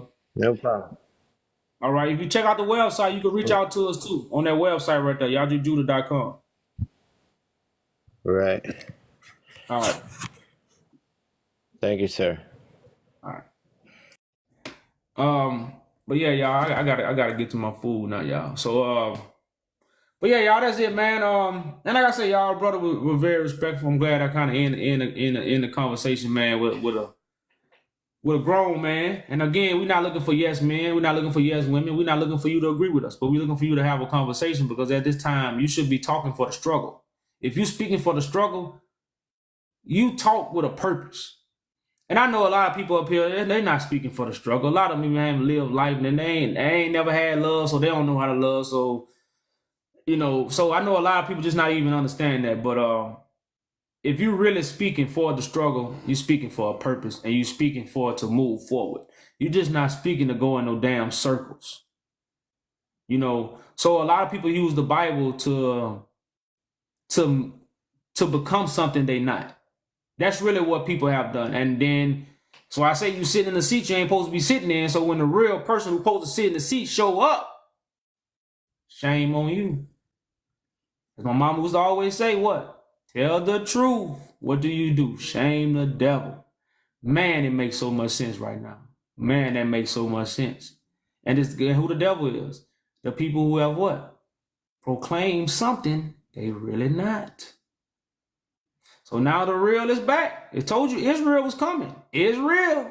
Oh, it's real. And when we come, whoever's sitting in the seats they are not supposed to sit in is what? Shame.